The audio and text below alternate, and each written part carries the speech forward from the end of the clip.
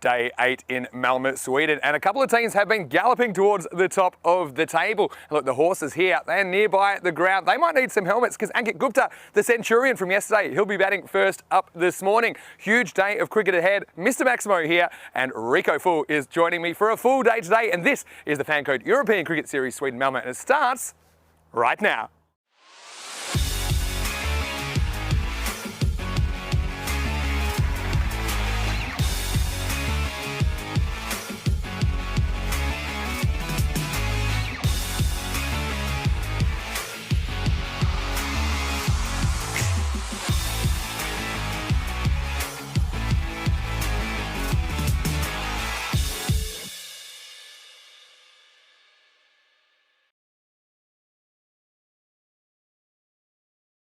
Good morning to you wherever you're watching around the world, and welcome to a huge day in European cricket. 4 T10s coming to you from Malmo in the south of Sweden as this FanCode European Cricket Series adventure continues. And this is a really interesting clash this morning, matches 29 and 30. It's Malmöhus versus Gothenburg City. Now Gothenburg City, they impressed with 2 wins on the opening day against Landskrona. They had the day off yesterday, and that was a day where Malmöhus found some form, especially in the first game as they racked up 171 runs. So I think it'll be a bit of a challenge for Gothenburg City to stay undefeated, and we're going to have the coin toss for match 29 right now, the first match of the day. Rob Kemming, the match referee, is with 2 captains. Let's get ready for the coin toss. It's tails. It's tails. Your call. Tail. Tails is called. It is tails. What would you like to do, Abuzar? We're gonna bowl first. Well, Gothenburg City have won the toss and they've sent in Malmöhus. That's an interesting decision for me, especially because 24 hours ago, it was Malmöhus that racked up that 170 plus score. And look, that was on the back of a century from Ankit Gupta. What an innings that was. It was really destructive off the spinners, hitting straight down the ground, bringing up his century off 30 balls. And look, it'll be a handful for Gothenburg City to remain undefeated because of some of the talent. They've got Patanayak, they've got Malhotra, they've got Gupta in the top 3. Even Tara has been in form, but hasn't had too many opportunities so far for Malmöhus in this series.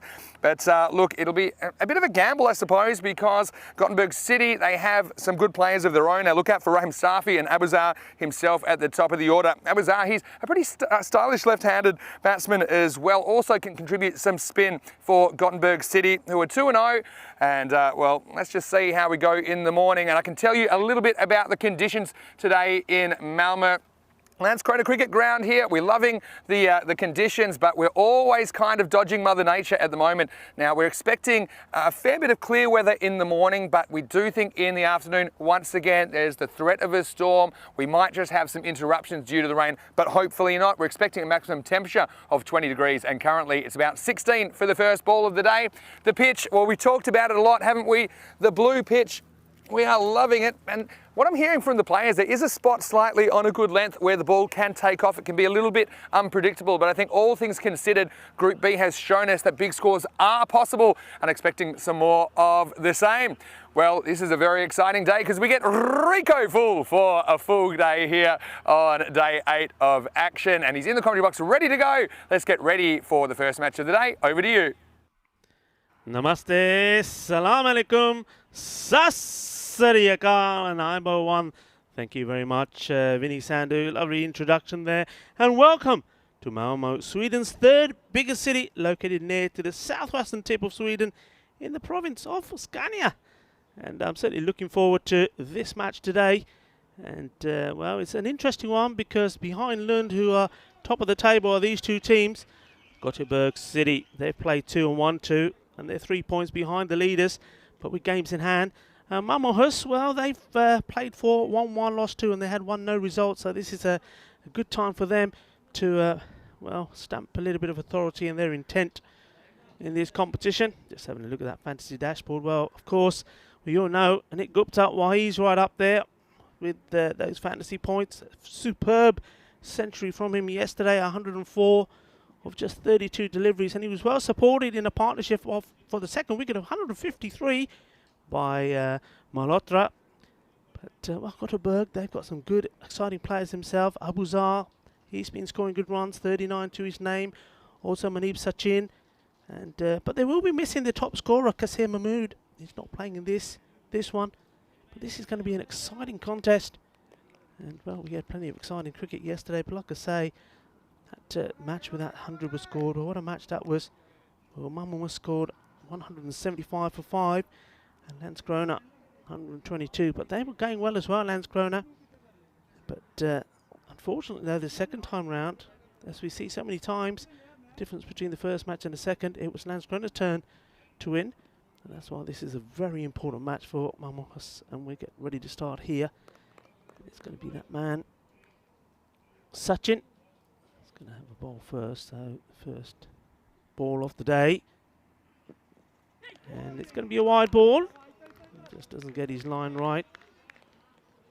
Well, blue is the colour, but it's cricket is the game here.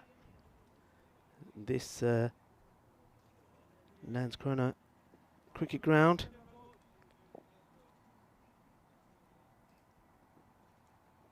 Curran again, this time again down the leg side. It's going to be another wide, just not controlling the swing. What a beautiful, lovely setting this is in Malmo. It's known as the most friendliest city in Sweden. In fact, it was voted the most friendliest city in Sweden in 2016, and I think, well, as we see this delivery, can he get it right this time? Again, it's drifting towards the legs, it's flicked away, and even on this soggy, damp outfield, that Kookaburra is going to race away to the boundary. So the first legal delivery of the day goes for 4 runs, and that's a nicely played shot. Took that away. Good timing.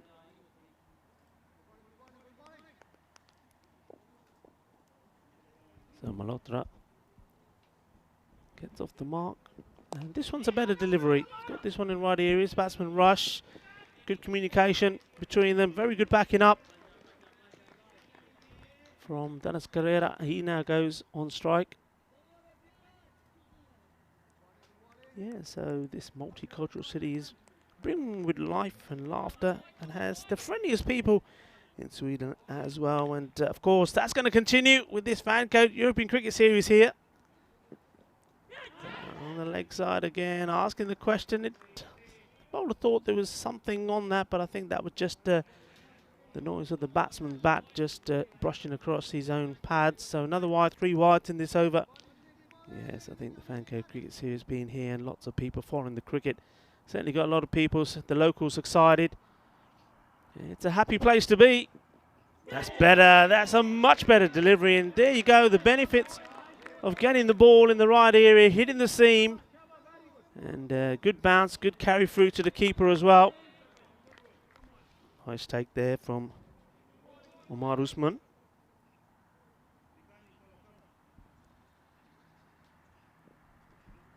But this time he's got him.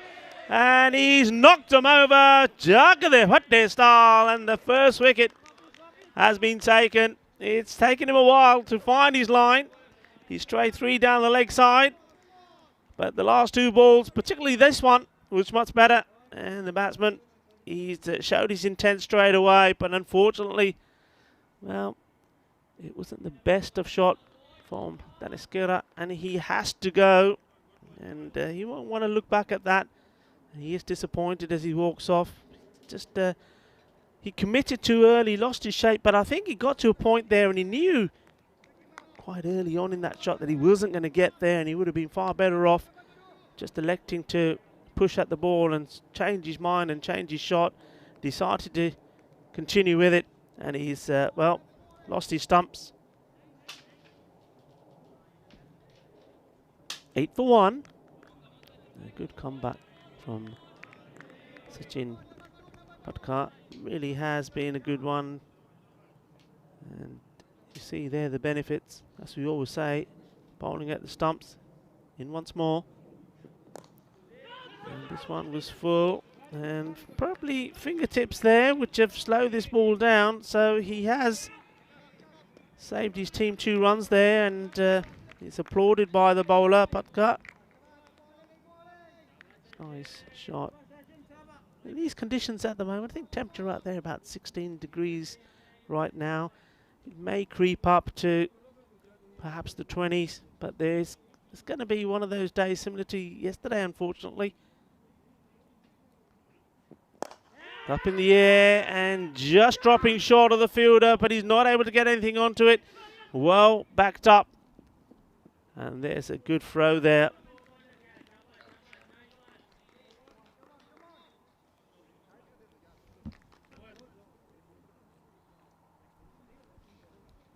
It's always good that fielders backing each other up. The end of the first over, so it's 12 for 1, but they have got rid of the dangerous batsman early.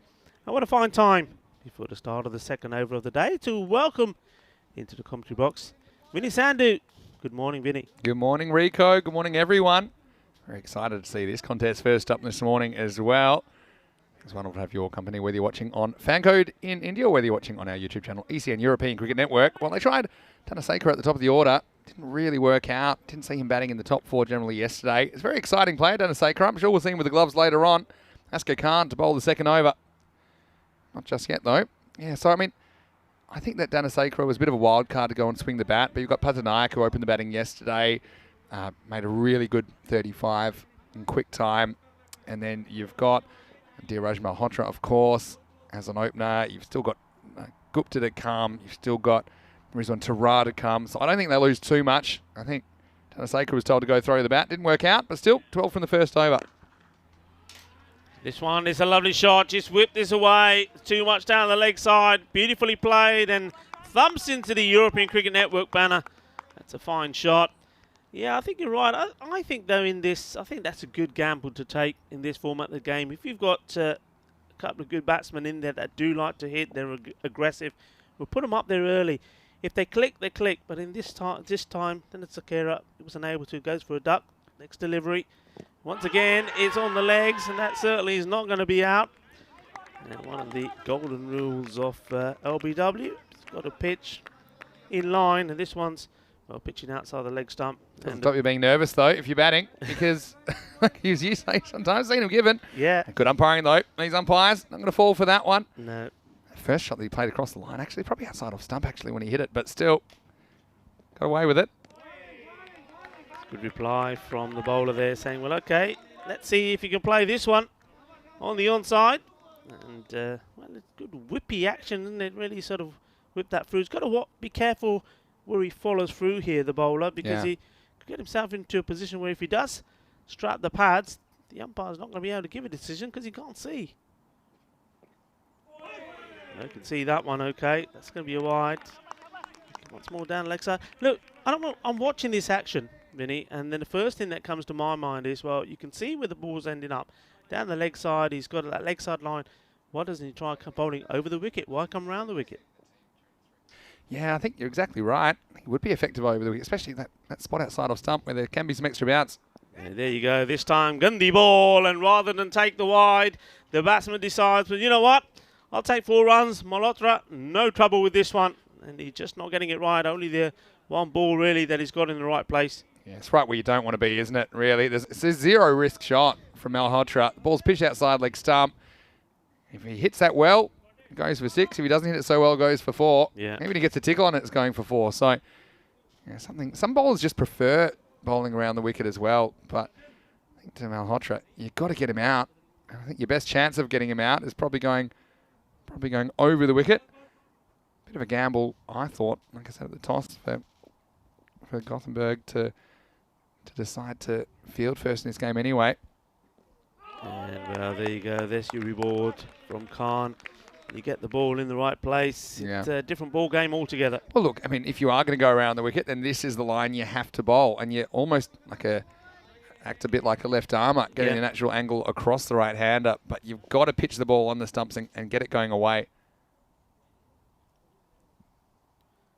Khan in once more. And he does the same thing again. So that's a lot better. And I think you've nailed it there, Vinny. I think if you're coming around the wicket, what you're trying to create is the effect of the line that the left-hander bowls. And he's, well, the last 2 balls shows just that.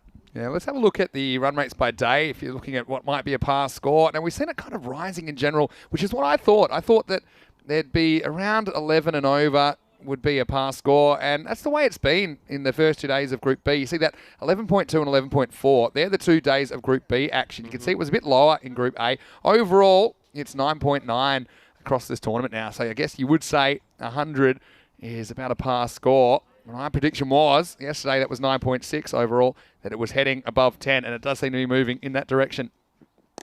21 for 1 wicket as the third over. The last of the power play comes to start, and it is Patkar to continue. Yeah, so I mean, it's always interesting to see how these teams stack up against those figures as well, as far as the run rates that they're scoring at and the run rates that they're allowing. Here's Patkar again bowling out. He's asking the question, and well, for me, I think there was a good bit of movement, and then there's another appeal, but I think the batsman was in.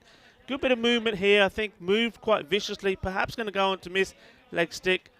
We'll see it again here in the replay. It's going well down the leg side, I think. You can see the movement as well. He's a long way down, hits him high, but I was worried about the run out there because that was a bit closer than I think was comfortable. We saw Patanaik very effective in the power play. He's got a bit longer here, about 5 more balls. You have a look at these Group B figures. We'll come back to these in a second.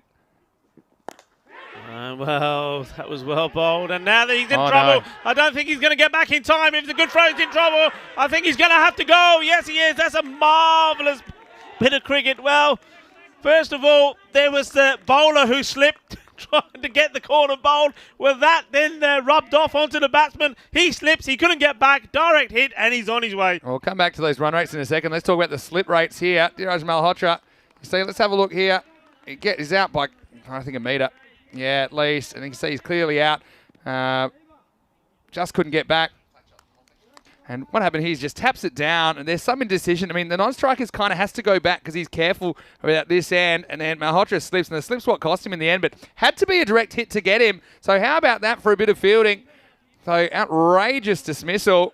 And when you decide to send a team in, you need some of that magic. And that was Mahib Shaheen that hit the stumps from downtown, just like that. It's the second wicket, and it's 22 for 2 in the third over. Yeah, that was great work. And from the moment that ball got into his hands and he eyed up the throw, he was never going to miss.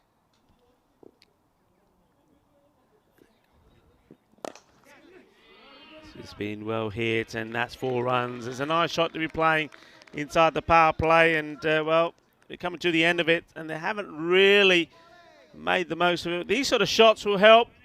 Lofting that over the top, 4 runs, nicely played. Not bad for your first ball, is it? Okay, going back to these run rates, I'm going to try and get it in because it's just action's happening so quick. But have a look at these scoring rates in Group B. You see that most of them in double digits, and you see Malmo, who's 13.1 they've been going at, conceding 12.5 though. As far as Gothenburg City, they're scoring 112 per 10 overs, giving up 98. So you see there's a lot of 100 plus kind of scores in there. And we have seen a bit more batting heavy teams in Group B. Oh, this is beautiful. Balle, balle, balle. That is the first Maximo of the day, and it's come from the man who was a centurion yesterday. What a beautiful shot this is. Well, he's still in the mood. He's still in the groove. Yeah, the big easy makes it look easy, doesn't he, here? Ankit Gupta. And watch out, Karina. I hope you're prepared up there, because that one's almost taken out the camera, I think. Ankit Gupta. He's a man that you need to get, because if he's there for any length of time, he's going to be destructive. And you can see the way he does it. Has a nice, easy free swing of the bat. He doesn't even seem to be hitting the ball that hard. He just strokes it. And that was a beautiful straight hit for 6. First one of the day. Yeah, classy. Really was classy. I mean, the 4 on the offside was nice, but that was lovely. I said they had to make the most of the power play. Where's he going to put this one? It's on his legs, and the bowler again getting carried away. It's going down the leg side. That will be the end of the over. So despite losing 2 wickets, well, a couple of nice shots there means that this little flurry takes them to 32 for 2 end of the power play. Yeah, middle over is going to be crucial. And one of the things about Gupta yesterday, he was really brutal on spin. He had about 5 overs in a row yesterday where they bowled spin at him, and anything that bounced, he seemed to just put over the ropes with ease. He hit 11 sixes in that innings, and so it was really nothing too sloggy about it. That's dangerous, and so they're going to stick with seam now. And Patanaik, he's a man as well. We saw he wasn't afraid to go over the top yesterday, although there will be 5 outfielders now, and it's going to be Rahim Safi to bowl the 4th over. Likely to see Rahim Safi opening the batting for Gothenburg City in the second half of this game. Right now he's got the ball in his hand. Here he is bowling to Patanaik. It's well bowled. It's a good start. One of the things that the Gothenburg City bowlers have been guilty of is just not getting the line right consistently, even though they have picked up those 2 wickets. But you have to say, though they have lost 2 wickets, Malmohurst, I think they've gifted those wickets away. Certainly the first one wasn't the best of shots, and then the run out. It's well bowled and good bit of pace. And any youngsters watching or anybody that's learning the trade here, I'm liking the action here of Safi. I like the way not just that he's delivering the ball, but the follow through. Quite often I say that a lot of bowlers, particularly young bowlers, there's one thing they don't really work on is the follow through. Watch here now, delivers the ball and slightly slipped on that occasion, but he always follows through and follows through sort of along the edge of the strip there, so he doesn't go into the danger area, doesn't get into the umpire's bad books. Sort of almost like he's imagining he's running to the first slip, and I honestly do believe that really does help your line. Yeah, I think so. The angle of run-up is crucial. So he's been tight so far. And this time he goes for the toe cruncher, and he's been dug out well. This is a fine bit of bowling. Well, look, and Gupta came in and played some dashing shots. And this one couldn't do too much with this, and it's all because of the length. I mean, there's a good example. Pitch the ball up right on the toes. Well, other than get a single, you're not going to be able to do too much else with it. Safi once more. And this one as well, a little bit edgy. Well, it's a good edge because it could go all the way. It just slows up and allows the fielder to get to it. So take a single. Yeah, this is one of the things yesterday that allowed Gupta to thrive, is there was a bit of a sameness about the spin that was bowled to him. I think he thrives on length. You see the way he hits really sweetly down the ground. And I think what we're seeing here from Safi is pretty good. He's trying to get up in the block hole, almost treat it like the end of the innings. And so, again, one mistake from Gupta can be all over. And you've got to frustrate him. He wants to hit runs. He wants to score quickly. Yep. Patanaik on strike now, though. Bit of width there. Straight to the fielder. Once more, no run. Once again, it's not the worst ball, is it? Because the full tosses, if they're low, they can be difficult to get away. Well, good morning to all of our viewers, and it's wonderful to be with you this morning. It is Vinny Sander here, Mr. Maximo, along with Rico Full. Rico, how did you feel this morning getting out of bed? New country, every day this guy. He's everywhere in European cricket, and I guess you'd be loving the action. And so far the weather's held out, and hopefully we get our 4 games in today, despite the threat of rain throughout the day. Yeah, the forecast is very similar to what we had yesterday. The afternoon looks like it's going to be, there's certainly going to be some showers, but, you know, perhaps just like yesterday, I mean, there may not be the full 10 overs, but we're going to try and get all these games in. But certainly at the moment, it seems fine, and there's not too much of a wind, so we may be lucky. Yeah. I mean, the forecast here really, it is just exactly what it is. And let us know where you're watching around the world. We always love that. Put it in the live chat, ECN European Cricket Network. And we'd love to say hello to you on the air as we get ready for the 5th over.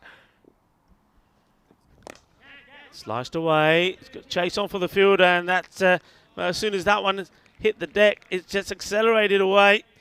And acceleration, well, that's the word that the batting team, Malmohurst, will be thinking about now. We're approaching the halfway stage of the match, and they really want to get going. And this man, the captain, Anik Gupta, he certainly doesn't like hanging around. Scored a magnificent century yesterday, just needing 32 deliveries to do it. 104 he scored. Brought up his 130 balls, one of the quickest we've seen. Shaheen with the ball. Ball's a good one. Slightly shorter, outside the off. He's attempting him to cut again. I think one thing that the plan here would be from the Gothenburg bowlers is not to pitch up, because pitched up, he loves it. He hits it straight and he hits it big. Yeah, that's right. But I think this is the thing with Gupta. You know, you got to have a plan to him. I think that was the thing yesterday. It seemed like they didn't really have a plan. They were just kind of waiting for him to make a mistake, and he didn't, basically. So I think so far they've got a bit of a plan to bowl pace to him and just try and frustrate him a little bit. It's a better delivery, tucked him up a little bit, but he did well to get back onto it. Now they're thinking about two. Well, there was a slight hesitation. He's going to have to be careful. He's going to be gone.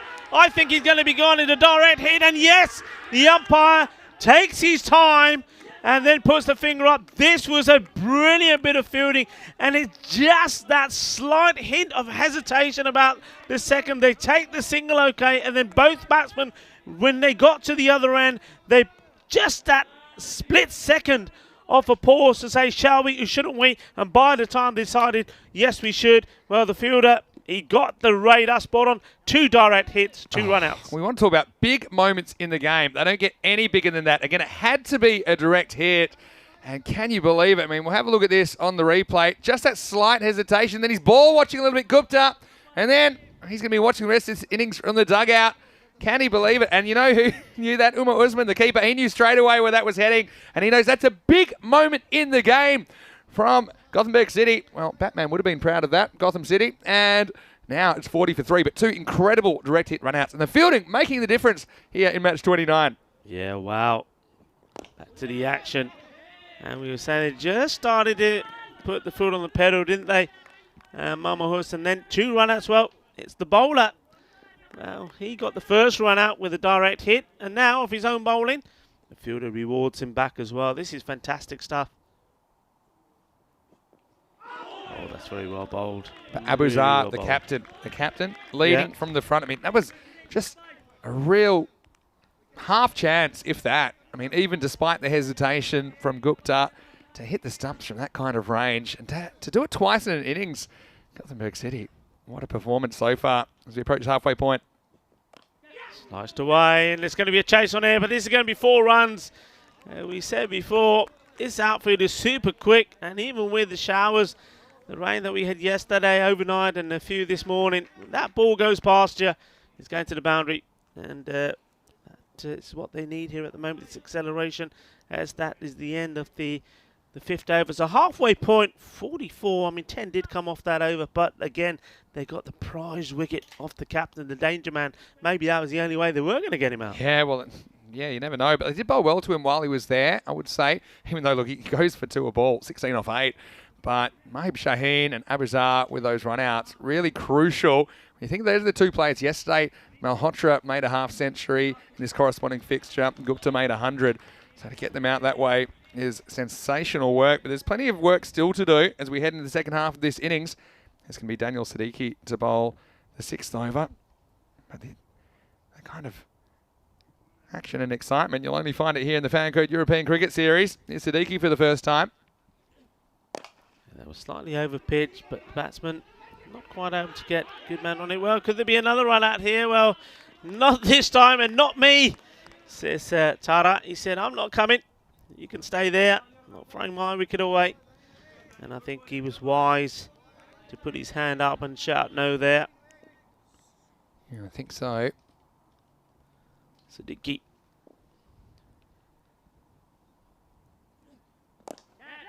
Hit up in the air and shouts a catch. The fielder, I think he's made the right call here. I think he could have committed.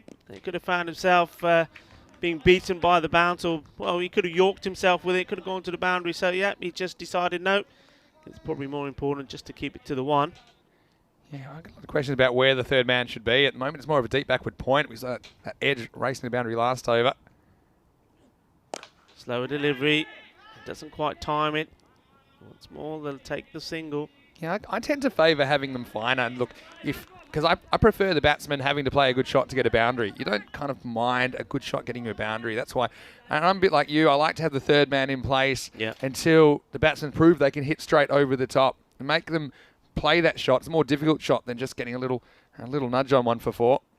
Oh, this was well bowled. Much better delivery. Good variation in the line from the bowler here. Siddiqui's pinpointed outside the off stump a few balls, and that one he's darted right into the batsman. Rizwan Tara, who's facing at the moment, he's no slouch with the bat, and he's coming off a half-century on Sunday in the Swedish domestic T20. Also, he was their leading 6-hitter in the ECS in Malmo in 2020.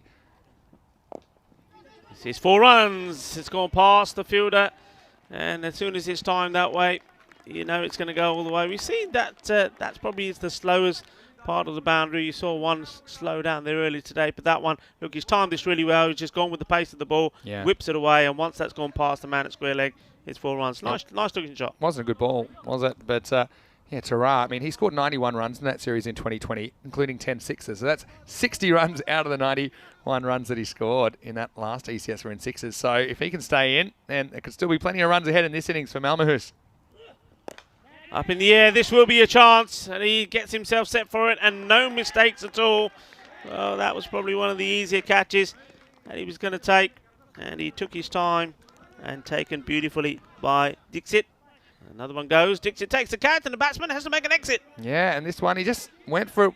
Length wasn't really there to play that shot. The bat turned in his hand. He just sliced it up. Well, Tara, he won't be hitting any more Maximos in this innings. He's got to go. And a few problems for Malmahus at the end of the 6th over. They're 51 for 4. Well, look now, I think it's a lot on Sambit Patanayak in the last 4 overs. And we know that he can bat really, really quickly. And now he's going to have to rely on Kuram Shazad, who's coming to the crease, to provide a bit of support. I mean, if they get 10s from here, it takes them to 91. I still feel like you need 2 a ball to get up to that 100. 2 a ball from here gets them to 99. So at least to force a chase of 100. But at the moment, it looks like the Gothenburg City, the gamble to field first, seems to be paying off. But it's been all on the back of some outstanding fielding. Taking the chances, it's so important. Just think about if you miss these catches, or if you don't take these run-outs, there's every chance these batsmen get away and they score 130, 140 or even more. But because of the fielding so far of Gothenburg City, they're in a great position with 51 for 4, the score after 6 overs. Yes, certainly yes. And change of bowler here now. So Ashkar Khan coming on to bowl. But Vinny, how important this match is, because both these teams in the tables, it's only just 1 point separating them. And it's the team that Gothenburg City that are above. If they win this one, then when these teams go at it again right after this match, Malmahus, no matter what happens, cannot go beyond them. So huge, huge match. And Malmahus as well, they'd like to win this, or at least win one of these matches to keep the pressure on Landskrona, who are just behind them in 4th place at the moment. Yeah, you called it. I mean, it seems like this action's happening so fast to think that Malmahus, after today's matches, would have played 6 matches with only 2 to go. And you're exactly right. It's a great observation. It'll be really tough for Malmahus to make the top 2 if they lose both these matches this morning. So, very interesting observation by Rico Fall. Here's Ashkar Khan. Scramble through and take the single. And one thing that Gothenburg have done is they've continued to take wickets regularly. If you have a look at basically every over other than the 4th, a wicket has gone down, and that's why they've not allowed Malmahus to accelerate.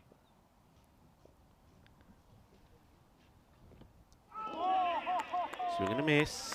It's good bowling. It's that in-between length, and with the angle it's a bit awkward, isn't it? And he's thinking about going across the line, but it's a little bit too full to play this shot, I think. See, it's probably just top of the pad high. That might be one that Patanak's better going kind of through the line over the offside. We know he's got that in his arsenal. So interesting point in the game here. Gets hold of this. He'll just get it over the fielder. Now they should be looking to come back and take the 2. And they do it comfortably in the end. Yeah, once again, that was an awkward kind of length. So Patanak maybe a bit fortunate to get it over the infield. Whereas Ashad Ali doing the fielding. And they're at deep square leg. Well, you know, it's handed to Ashkar Khan. He got it wrong a little bit earlier, where he just got a bit too outside the leg stump, who was put away by Malhotra. But for the most part, his line's been really good and his length to match. This one's been whipped away, and this should go all the way. The umpire just check in, and there's the signal from square leg to say, yep, put him up. And he does. Says Carreras Mas. And, well, the second Maximo of this match, and it was effortless, really. Well, of course. As soon as I said that he's got it right lately, he's been outside the off stump. This one wasn't, though. He's saying he just gets a free swing of the bat. It's all about the timing. And Patanayak timed that one perfectly. Important runs here, because if Patanayak goes now, you have a feeling that maybe they end up somewhere in the 80s. But if he stays there, I still think that 100 plus is on. He hasn't really gotten going to potential yet, but he's a powerful striker of the ball. Askar's got to get back outside that off stump. Here he comes. And he does, and it's a good delivery. It's a good way to finish his spell. And a shout out to the umpires there as well. I mean, the umpire who now makes his way to square leg. Well, no, is not Shah Rukh Khan, as he would like me to call him.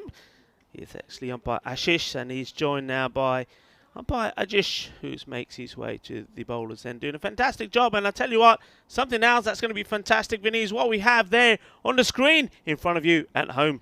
Yeah, under 5 weeks now to the first European Cricket Championship. Join us for 4 weeks of cricketing action. International T10 action. 15 countries will go head-to-head. And you were calling it Cartamania because it is a sensational venue, the Cardamom Cricket Oval. And this is how we'll be getting there. Doesn't this look like we'll be travelling in style? That'll be like the Rockstar bus. Whoa. And thanks to Mateus for their support of European cricket as the official bus partner of the European Cricket Championship. It's a wide ball, but look, I'm loving that. I'm hoping good, there's a drum set in there Yeah, somewhere. I was going to say, I'm going to start putting my requests in for what we want in the bus. I'm going to want maybe a jacuzzi. What else can we get in there? A jacuzzi's probably a bit dangerous if they have to break quickly. Yeah, may get a bar in there just for after hours. What do you think? We can sleep in there probably as well. Maybe we'll have to. Tell you what, I think if there's a bar in there, we probably will be sleeping in there. That's well bowled, pitched up and going across the line and just getting away with it there. But I've been impressed with Safi's bowling. This is his second over. His first one was a good one, wasn't it? It was that over number 4. He's just very tidy. Yeah. He's not picked up a wicket, but you know what? I think if you can get 2 tidy overs in, and look, it looks like here he could finish with under 10 coming from his 2, and that's a massive plus for the captain. Once more, right up there, not giving any space to the batsman to manoeuvre with. That's not the best of throws from the fielder, and I think that's what the wicketkeeper, Mal Usman, is saying. He said, come on, guys, it's been a good performance.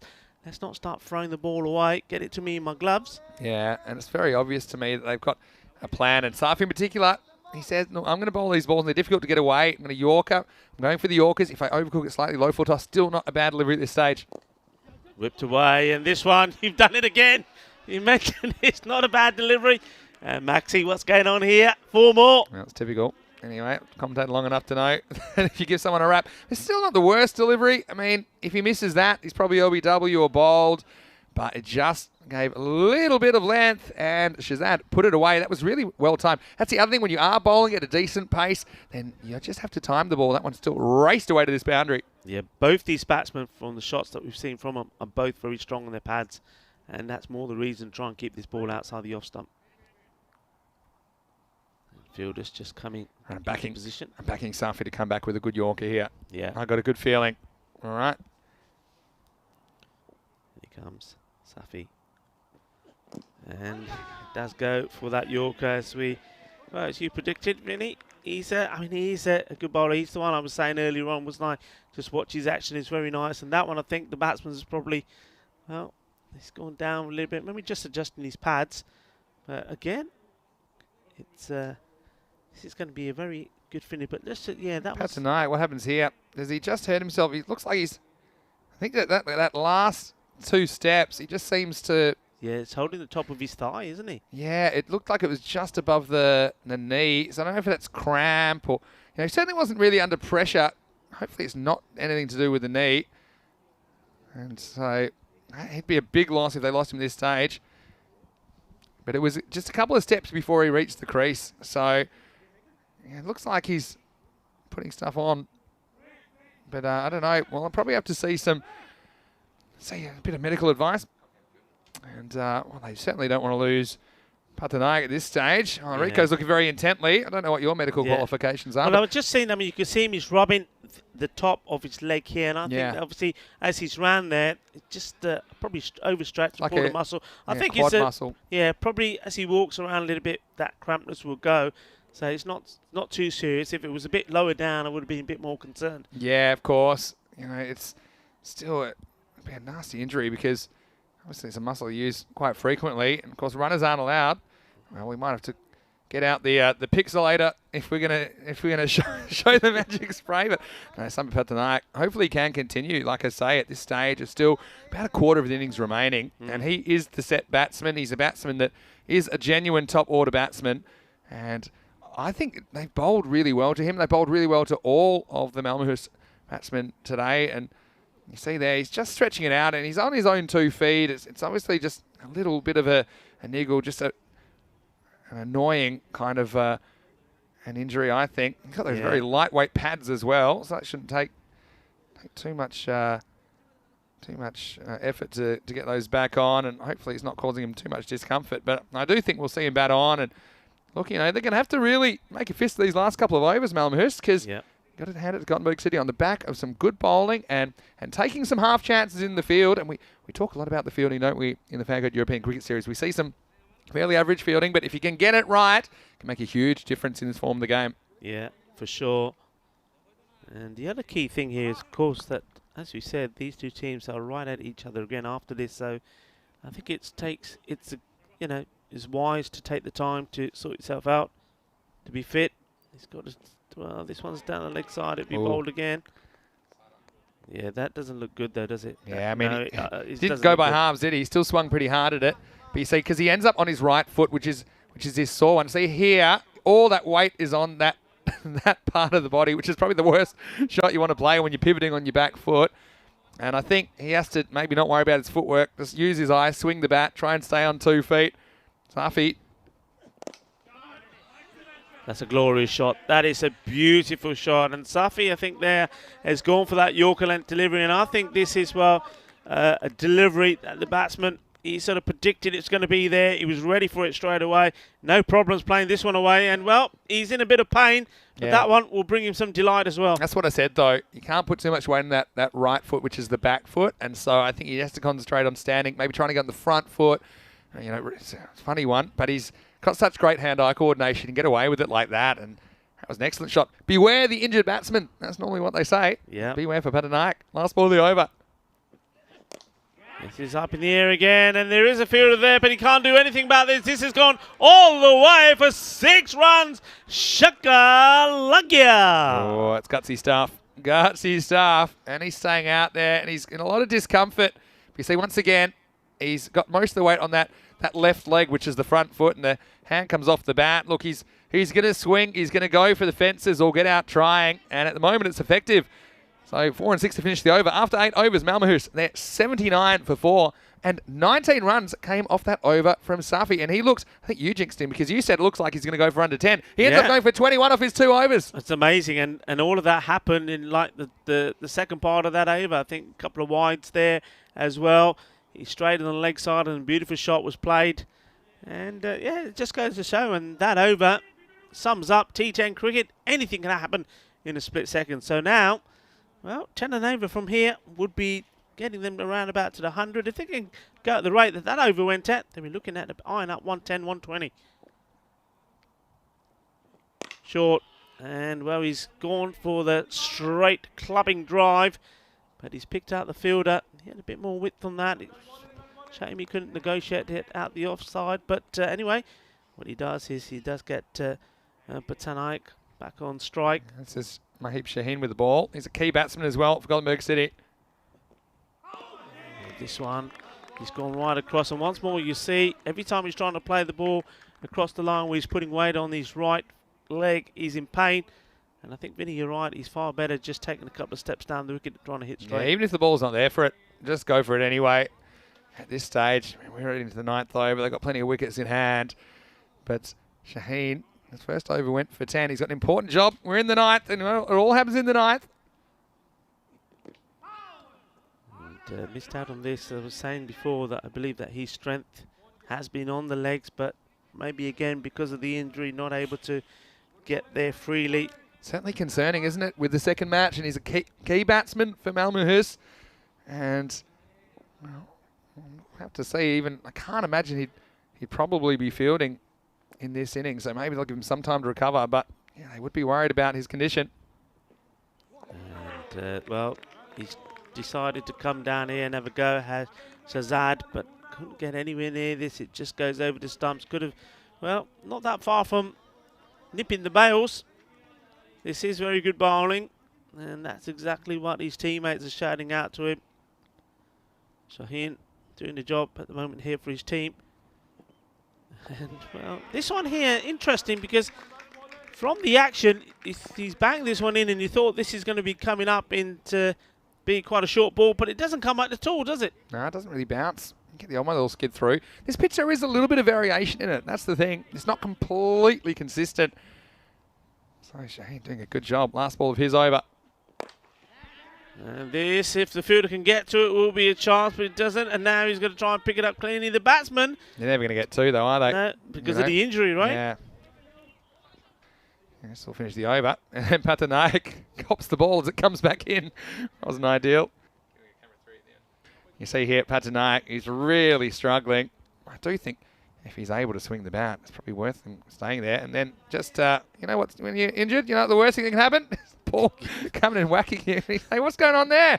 Anyway, pays to watch the ball. End of the ninth over. It's 82 for 4. Yeah, what a splendid over that was. Just 3 runs coming off it. And, well, he's got his team right back in here. And we were talking, well, if they could go at the rate as they went about of Safi's over, they could be around, get past 100 even. But now, 82 is the 100 is going to take some getting. And the new bowler gets ready to come in. It's Siddiqui, and Siddiqui bowled pretty well, didn't he? His first one. Well, this one's gone the distance. That is huge. Seis Guerreras. Well, that one's ended up in the VIP section. Fortunately, there's nobody in there. So I can't afford it. Nobody spilt their drinks in there, but this was a lovely shot. Oh. This was the... well, he's taken out the club and he's absolutely whacked it. He's taking out the long handle there. Look at that beautiful Scorno flag in the background, flapping away. That one absolutely raced out of here. What a great shot. And let's not underestimate the contribution here from Karam Shahzad, who's come in at a difficult time in the innings.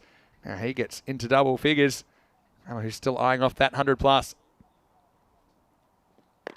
This one's shorter. Just held it back slightly as well now. See, with 2 fit batsmen, I think there he'll be scrambling and trying to take the 2 on. Yeah.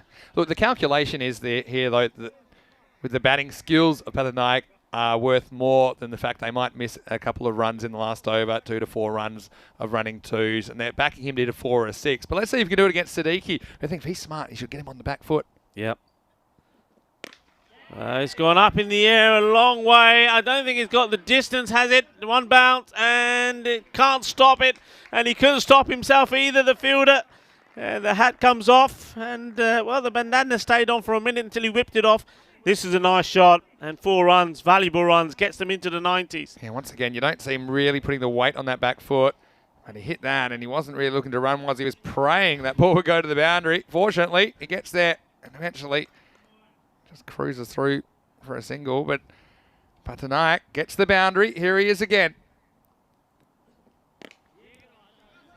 Nicely played shot. Just a single, they're saying it will be just a single with the injured Patanaik just strolling to the other end. Yeah, he's moved into the 30s now. That's one of the most difficult 30s we'll probably ever make in this form of the game. He's certainly spent a lot more energy in this innings than his 35 that he made yesterday when he came out and absolutely whacked it in the power play. Big couple of deliveries here to finish the innings. Shahzad on strike. Siddiqui go for a slow ball. This will be a no ball, and it'd be one of those that probably goes to the boundary as well. It does. So, well, went for the slow one. It went all wrong. It's going to be valuable runs, and all of a sudden with a free hit coming up here as well. The 100 is definitely on. Oof. And, well, this is going to be a warning here also. It's received the bowler. No intent there from the bowler, but no. A slippery ball. This one really had the potential to hurt the batsman, and in the end it really hurts the bowler, Siddiqui. Goes for 5 essentially, and the ball will be re-bowled. And what's more, it's a free hit. So Shahzad doing well to get some bat on that. Still 2 deliveries to come. Free hit time, 99 the score. It looks like they're going to bring up the 3 figures here.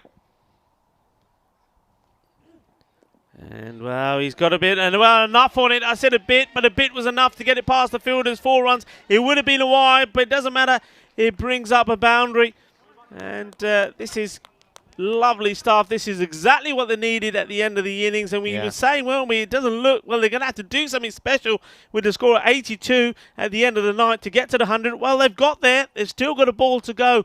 What a lovely partnership this is. It's over 51 partnership this. They came together with the score on 51. Yeah, that brings up the 50 partnership, actually. If you're going to hit a potential wide, hit to the boundary. All right, strap yourself in. Last ball. It won't be. Oh, remember that with shades of, I know you're thinking Yeah, of I know. Always Khan. How do we? I mean, we're just so geared up here. Yeah, I know that You we're say thinking it, of we think it. Bulgaria when I said last ball of the over, last ball of the power play. I think I said it 6 balls in a row, and there were 6 wides in a row. Well, sorry about that, Daniel. I'll let you have this one to yourself. But now they've got just above that par score. And played to the fielder will be 1, and that will be the end of it. The end of the innings, 53-run partnership put on by Patanai. He certainly had to go through the pain barrier, and very, very well supported there by Shahzad in the end. They got themselves to a score, so they've put on the board 105 runs, so 106 is going to be the target. And, well, it's a very interesting cricket there today, and the first half of this innings was all about the fielding, and I'm certainly looking forward to seeing those 2 runners again because they were top class. Well, that was a huge, that was the story of the first half of the innings, really. And if you're playing a team like Malmo, you've got some really damaging batsmen that they're able to make big scores, and we saw that yesterday. And we saw the gamble, down to Saker up the top of the order. He may stay there when you consider Patanaik is in pretty bad shape, and the way he was walking around there, you couldn't see him necessarily making the 11 for the second match of the day. And, well, they had to get Malhotra, and this is how they got him. Look at this. That is a direct hit. And that was the first of 2 really important pieces of fielding, hitting the pegs, and it's sent back really the 2 form batsmen for Malmahus. Yeah, very good. I mean, look, the interesting point there, see, look at this. Well, this was the other run out. Direct hit, and this was the big one. Fantastic work from the captain there. Pick up and throw. Abu Zar, who was absolutely delighted, the wicketkeeper were, because they knew that that was the man, the centurion from yesterday, that they had to get out. Then after that, it was just the wickets kept falling. They weren't able to put on a partnership. Every batsman came out, played some runs, but then were losing a wicket. And we went through a phase, other than 2 overs in the first 6, there was a wicket going in each one, so they weren't able to get a partnership going. But then those 2 men there at the end came together, Patanai and Shahzad, and even though Patanai was injured, he carried on hitting ball, and almost another injury here as well. And those after the 7th over, where the score was 60 for 4, 45 runs were scored in those 3 overs, and one of those overs, a very good one from Shaheen, only went for 3 runs. So, well, 2 bowlers, Safi was one of them, and the bowler bowling there right at the death as well. They went for, well, 43 runs in the 2, and that is what's helped Malmahus get to a score of 105 for 4. It's certainly, I mean, I would say that on this pitch, probably 110, based on what I saw yesterday. I would say it's a good average score. You're looking to get 120, but so they've got a bowl out of the skin to protect it as we have a look at that scorecard. So you can see there at the beginning, not much happening, but it was all down to that partnership. As I said, 50-plus partnership towards the end there, and Patan Kai and also Shahzad doing the job for their team. And after that run out of Gupta, they really did need to. In the bowling department, I think all the bowlers, you see there, the 5 used, all of them bowled good, decent deliveries. The only problem was that in every over, there was a couple of bad ones as well.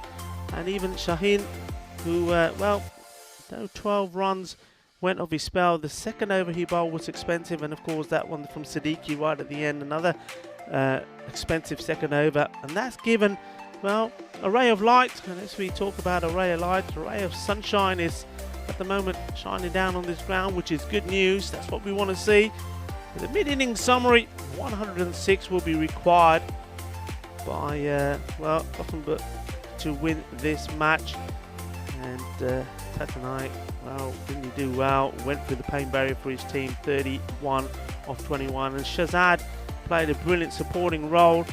And well, it just makes you think, doesn't it, when these 2 clash together again after this match, if some of the big names can get together, no wonder they can go on to score big scores like they did against Landskrona yesterday, 175. But well, they're 70 short of that here today. Will it be enough? Well, join me, Rico Full and Mr. Maximo in about, well, just under 10 minutes time when this match resumes. Match number 29 And well, can Gotham City come back strong here and win this match and keep, more importantly, their unbeaten run going in this series? So far, they've won 2 out of 2. This is their third match and they're taking on Malmo. Well, join us 10 minutes time and we will come back to the conclusion of this match.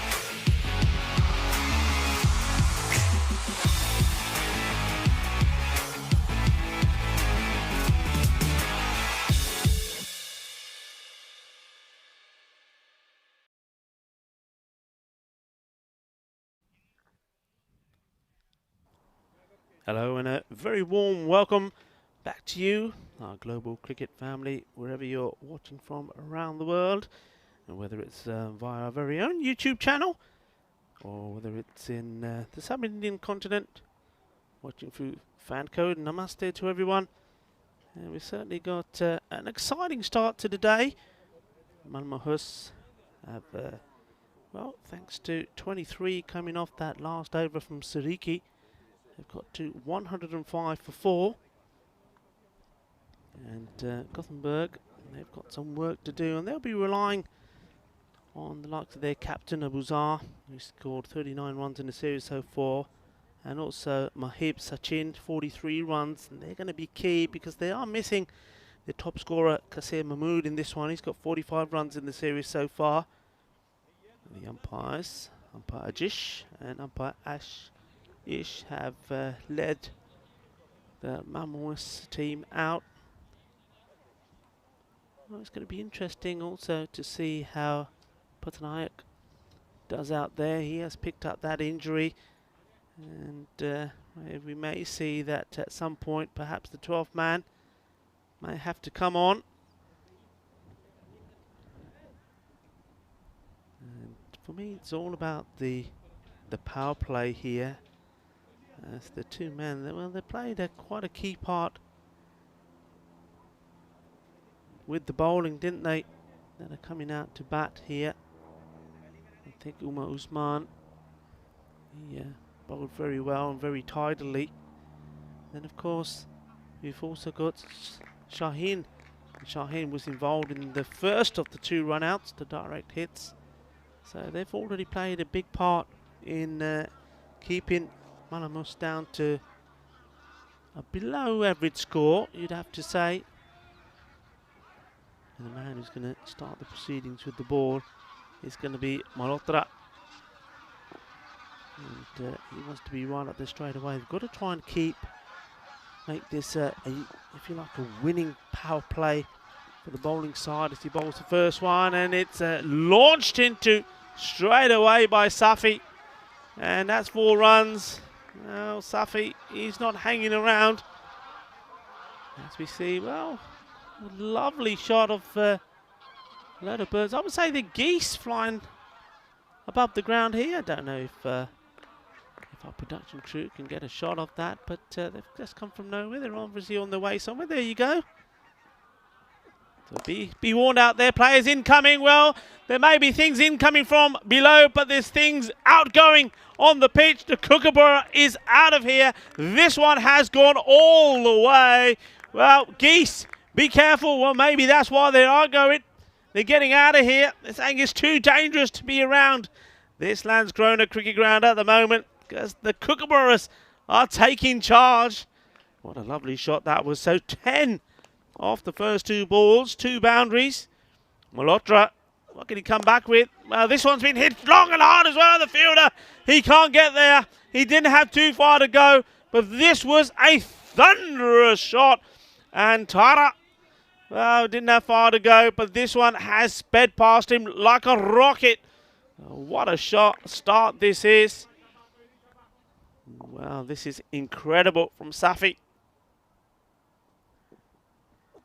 Short again. Balle.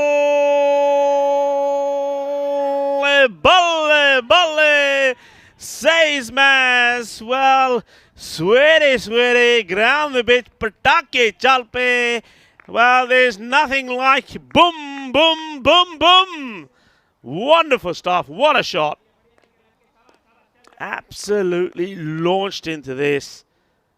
Well, this is incredible stuff. Really is. Safi.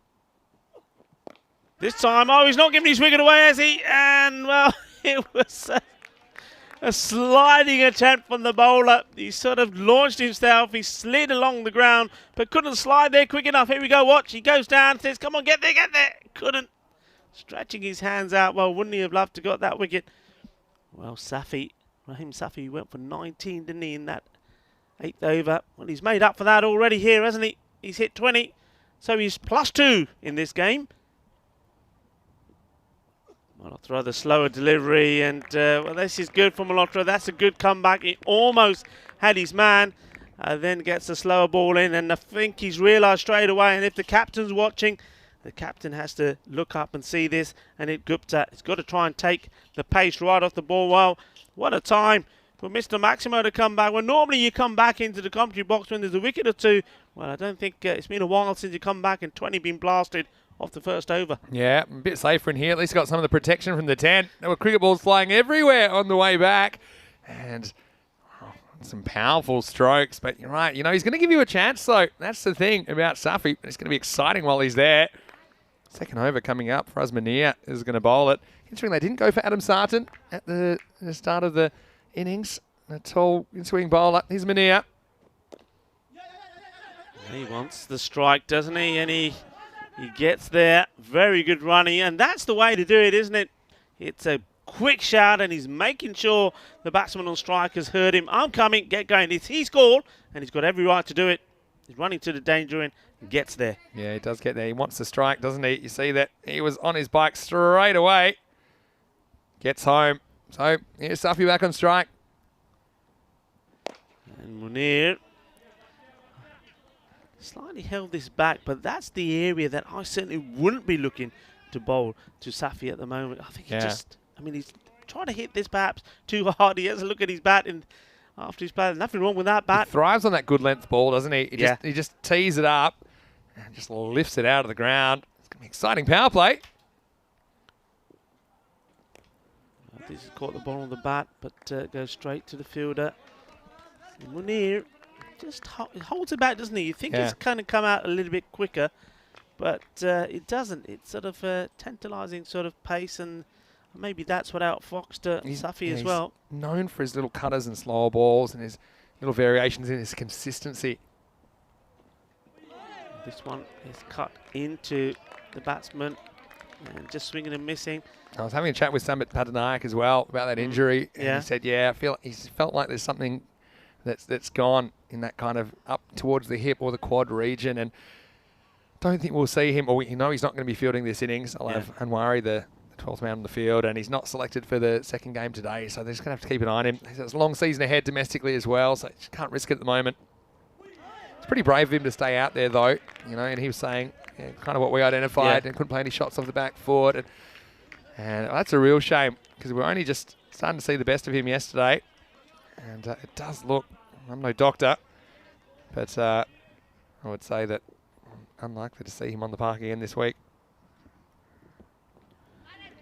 Oh, well, he's bowled really well, hasn't he? When you think the first over went for 20, and Munir has come here and he's kept the ball right, and then the last ball with just 2 coming off the over, he's let himself down, putting it down the leg side. So he still, though, will be content on finishing well. Just got to keep the ball in the off stump.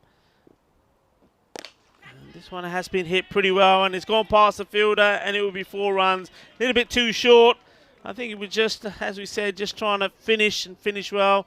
It ended up dropping his shoulder too quickly, ends up really short, and finally the batsman on this occasion is able to get it. So Shaheen also gets a boundary to his name, but in general, though, just 7 coming off that over. He's done pretty well. 27 it is after 2 without loss. Yeah, let's have a look at where we are in the tournament. This is match 29 that we're looking at the moment. We already know which teams have gone through from Group A. Ariana Keefe, Ariana CC, Malmo and Jönköping have qualified for the quarterfinals on Friday. Unfortunately, the Helsingborg Royals were eliminated, and so the top 4 from Group B will go through to the quarterfinals. And one team will be eliminated after match 40. We have quarterfinals on Friday. You can be our QFF. And then on Saturday, we have finals day. We'll see who will be the champion of this Malmo tournament. And the champion of this tournament actually will face off against the Stockholm champion, Albies Army, for European Cricket League qualification. So they'll have a big prize on the line later this year when the 2 ECS winners from this year play off. Here is Adam Sarton to bowl the 3rd over. Well bowled, doesn't give the batsman too much room, and after that explosive start, after hitting boundaries, Safi, the last couple of balls just ending up 2 singles, and now hit Shaheen, who goes back on strike. Shaheen himself played and missed at a few in that last over, and was able to get the boundary off the last delivery, but Adam will not be giving him anything too short. And there you go, pitched right up, gets a little bit of inside edge to it. They do take the single. He does swing the ball in quite significantly, Adam Sarton. So he's one bowler that I don't mind going around the wicket because then he can straighten the ball down the line, a bit like a left armer normally brings the ball back in. And I know that his 10-year-old son, Casper, is always watching when Adam's bowling. And he'll be watching his dad. He's around the wicket now. Can he get the big wicket? This one's played. He's trying to get it past the fielder. And, well, I think the fielder had to get down there. He had to get dirty. He had to get the slide in because I think trying to chase it and run after it, you're not going to catch it. 4 runs, and I think, well, the bowler there, Sarton, will be a bit disappointed that the fielder didn't get the effort in earlier before the ball went past him, but that's a nice shot. He pierced the gap pretty well. It was a good shot. This one is played away, and it was pretty high, but I think the batsman has come out into this. I think we probably found if the batsman stayed in his crease, it probably would have been okay. So no ball called. You see, he's on his way here. Yeah, see, for me, this is probably still a no ball. I know he's come out of his crease, but I couldn't see it coming down that far. But I guess can put the umpire off calling it when you do get out of your crease. And, well, he's on his way. And that was nice and straightforward. I think the batsman for the non-striker there for a moment thought that, oh, was that a bump ball? And the umpire said, no, you got to go. So the first wicket goes. And it's going to be Shaheen. I won't mind that too much, Gotham City, because Safi's still there. He's the one who's got the fireworks up his sleeves. But at least Sarton getting a wicket. And well, his son is watching at home.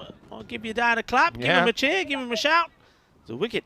It's a weird one, wasn't it? Because it seemed like it almost got dug out. Yeah. But you'll see here, it just bounces, hits the kind of bottom of the bat and just hung in the air a long time. So it was an important catch as well, taken by Usman Safi. So it wasn't the wicket of Raheem Safi. He's safely at non-strikers in at the moment, but still an important one. Yeah. Just a steady up for Malmo. It's 34 for 1. 1 ball left in the power play. Yeah, when you think the start that was made, that first over, they've kept their nerve very well, have Malmohus.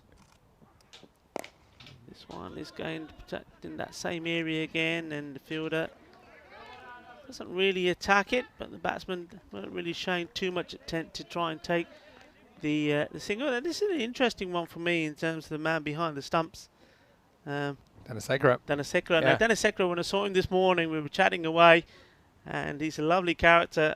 And he said to me, he said, I've had my injection this morning. He's second.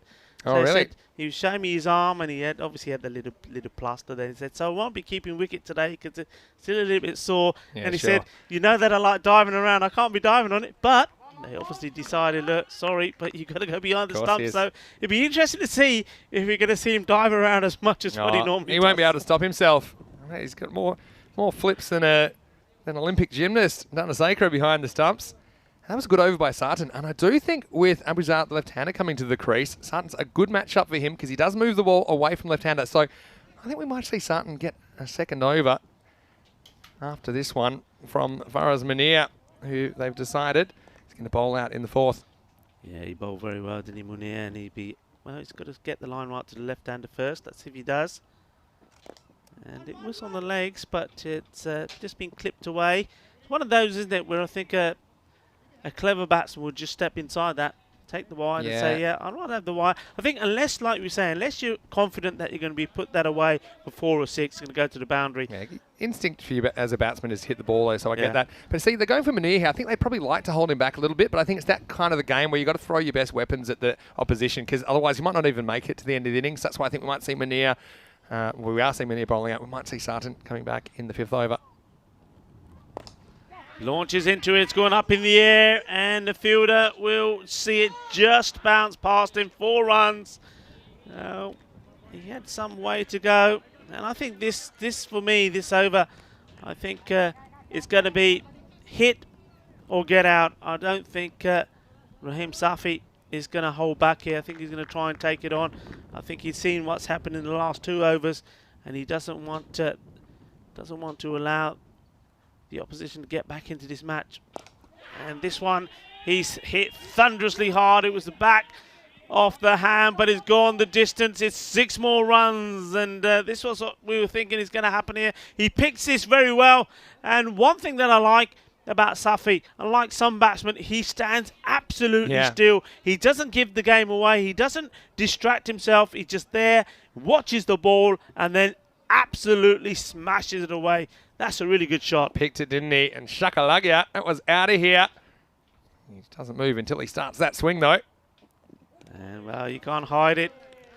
Or can he? Well, maybe he did manage to hide it. This one, for me, I thought I was going to see the Looked umpire's wide. hands go up. But it's the way the batsman played it as well. Yeah, I think it's probably okay.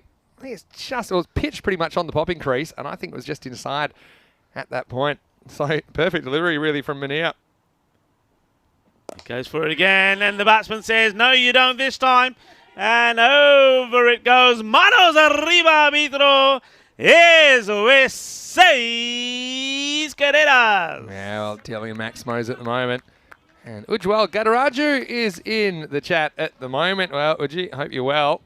And, of course, Ujwal was commentating with Rico in those 7 T20 internationals in Germany last week. And thought you did a great job, Ujwal. And it's another one. Balle, balle, balle. Kinna, Buddha, Shaka. Well, it's Shaka time. And he's going Calypso crazy. He's going crazy. And Manir just gives him length. And he feasts on it, doesn't he, Safi? You say he does stay very still, but when he makes his mind up to swing and he's calculated where that ball is, he goes really quickly through that shot, and he has been on fire so far into the fourth over. It's 58 for one. What a big 4 overs already. Safi's 49 of only 15 balls. So a very good morning to all of our viewers. It's Vinny Sander here, Mr. Maximo, along with Rico Full. Hello to Ujwal, who's watching in the chat. But as well as everyone in the live chat, we do appreciate your contributions. And Ujwal himself, it's not often you get injured commentating, but you said that you were telling me yesterday that Ujwal is recovering. Yeah. So what's going on with that? Yeah, what did you do to him? The stallion is down. Well, nothing that I did to him. He decided he wanted to have a bit of a bowl in the nets as we go back live to the action. And this one's been smashed away. It was a full toss on the legs. And while the boundaries continue, the fireworks around this ground continue. They just can't get the ball in the right areas. And this from the captain, Abuzar, was a tremendous strike. Well, this looks like it's going to end in a hurry unless Malmo can find a way to stop the flow of these runs, and there's boundaries galore at the moment. But yeah, Ujwa, hope you're doing well. Well, he decided to have a bowl, and then he pulled a muscle, and after about, well, he didn't complete the over. And he could be here, actually, because you know he is a stallion. He plays for the Stallions. And yeah, as you pointed out, there's quite a few horses around here as well. Horses next door. Oh, that's a better delivery, Yeah. and that's the movement you said that Adam can get. Yeah, and look, it was a gutsy shot from Abuzar at the ball before. He took on the fielder. A deep backward square, went straight over his head, though. Got enough of it. I think at this stage you kind of play on instinct, but Gothenburg City are looking the goods at the moment. They're going at a crazy run rate. This one's on the legs again, and fielder is running across, but he can't do anything about it. You just got to get the ball in the right areas. I think that slot, any decent left-hander is going to put these away. Any ball that pitches out leg stumps probably spells trouble because there's not the threat of the LBW. Most left-handers, as soon as they see it out there, they say, thank you very much. And that wasn't even off the middle of the bat, but using the pace of the bowler. And Cat Sutton come up with a bit of magic, and his team need it at this stage. Malmo's in serious trouble. Better delivery on the off stump, and it forces that semi-defensive prod from Abuzar. He's scoring at a good rate as well, isn't he? He's 13 off 6. This is the difference, and even maybe you would think about coming around the wicket and nipping it away from the left-hander. But now, I mean, if you don't get Safi, then you got big, big problems. This man is 49 off only 15 balls. What a destructive display we've seen so far from the Gothenburg City opener. And here he is with a chance to bring up his half-century. And he's going to do it in typical style. Balle, balle, balle. Ginna bada shaka. Both badaiyan batsman nu Rahim Safi. Apni 50 bana liya. Shakke mare 6, chokke mare 4. And this is just awesome batting. It really is fabulous to watch. And well, talking about well, making a good appearance on the big stage. Well, this certainly is, well, I bet you're enjoying it at home because we're loving it here. And this is what T10 is about. It's a frenzy of action-packed entertainment. And it's coming to you live here from Sweden in Malmo. Yeah, well, that's his 6 Maximo, 4 4s as well. But to me, this is a little bit of Gupta yesterday where he just feasts on the length and the bowlers haven't made the adjustment. You need to bowl more balls in the block hole to Safi. At the moment, there haven't been enough. And this one, he sliced it, and the wicketkeeper is our friend. He takes a catch. He doesn't get the diving because he's got a sore arm, and that is big. But has it come too late? I mean, you'd think so. When Danasekara saying, well, that one was swirling around. Well, maybe it's just a side effect from the vaccination this morning because I've seen it looked fairly elementary. Like normally, you would see a little cartwheel at the end, but he look after that left arm. But what an innings from Rahim Safi. Unbelievable display of hitting, and he becomes the second wicket to fall. At the halfway point, it's 75 for 2. That run rate, it's 15 and over. Yeah, I mean, it's amazing. I mean, they're literally, from here on in, I mean, even a run of ball will get them the victory. Yeah. But he's set his team up. He's done his part. I always say, and I'm a firm believer of this, Vinny, that in this format, if you've got batsmen that can crash the ball around, no point them leaving them at number 7, number 8, number 9. Bring one of them up into the power play. Get 'em up. Because if they perform, all right, sometimes you need a bit of luck. If they perform, they can change the match. Rajput's going to bowl for Malmo over number 6. And it's down the leg side this time, though. They have put the fielder in the right area. Wasn't the best of deliveries. Got away with that, but does get a single. So, look, the ball they got Safi on, though, look, it was Fuller. It wasn't quite in the block hole, but he was just hanging back. He wasn't rushing forward, and he wanted a ball on a length. They were the balls he kept hitting for 6. Yeah. Now, when you get Fuller, you get in the block hole. We saw it, actually, the way they bowled to Gupta. It was pretty clever. They bowled a lot of balls in the block hole. It frustrates batsmen, and it's a higher degree of difficulty because you've got less information. You've got less time to consciously see the ball bounce if it bounces closer to you or right up in the block hole. Yeah. And you see that little error of judgment resulted in the skied cat. So that's something I need to think about for next time. Rajput. This is played to the fielder. It's well bowled. And the new batsman, Usman, looking to get off the mark. And he joins his captain out there, Abuzar. Yeah, let's talk about how they get back into this match, if there is a way back into this match. And look, you need to have a really tight over to push it above a runner ball. At the moment, it's slightly above a runner ball, but you need to kind of get up to that 8 or 9 and over. This is driven away nicely. I mean, the batsmen are aware of the situation as well. Their only way they can get in trouble is with a bunch of dot balls or some sort of collapse on plenty of wickets. And we have seen games lost from this situation, but I think cool heads will prevail for Gothenburg City, especially with the captain there. Bizarre. He seems content to just work the good balls for 1 and try and hit the bad balls for 4 or 6. Rajput. And he's gone for this one, Fuller. Now, it's going to be a wiper. Look, you can see what he's trying to do here. I think he's sensing that if you can get that ball full on the middle stump, that the captain Abuzar is still going to try and play the same shot. Yeah. He just strayed the line slightly. I mean, it's worth trying that again. LBW candidate. You've got to pitch it on the stumps and hit him in front of the stumps. Tries again, and, well, that's okay. No run again. Just a single. So tidy at the moment from Rajput. Yeah, but I would say, okay, if that's what you're trying to do, if you're going to miss towards the offside, it's still a good delivery. If you miss towards the leg side or miss to the left, then it's going to be a wide, or even worse, it'll get smashed away to the boundary or over it. What do you think of the field, though? The man on the offside on the boundary, is he required there? Because that's where they're going to go. Here's your answer. Well, that one's bounced straight off the golf cart. Hope we got that insured. But yeah, it's interesting. I mean, I think that's not bad if your plan is to bowl on the off stump. But if the plan is to bowl on the stumps or out, I suppose you don't want to bowl outside the leg stump, but to open up that leg side shot, you probably need an extra person back on the leg side on the boundary. That golf cart, what's that made of? Because that was bounced straight back. Must have come off the tyre. Azam Khalil there, doing a great job as well. I think he's got his golf cart licence and he's driving all sorts of supplies around this ground. And this time, ooh, and I think this came off the bat, you know. There was definitely sound there. And look, you see that. He's got the ball outside the off stump. And he's not a strong player out there. There's the touch. It was a straightforward regulation catch. It gets built. And how important a bit of action is that in this match at the moment. That one, if that one was taken, they're probably back in the match. But look, see, it's an awkward one. He doesn't know to catch it fingers down or fingers up. It pretty much hits him in the chest. And these can be awkward because you can't. You don't have that long to react. That was he had to either make a decision to bend his knees and catch it, fingers pointing up, or get out of the way and try and catch it, maybe fingers pointing to the side. So that's a big let off, and 82 for 2 after 6 overs. Rajput was actually a pretty good over for him, all things considered, I think. But looks like Gothenburg City are running away with this match 29.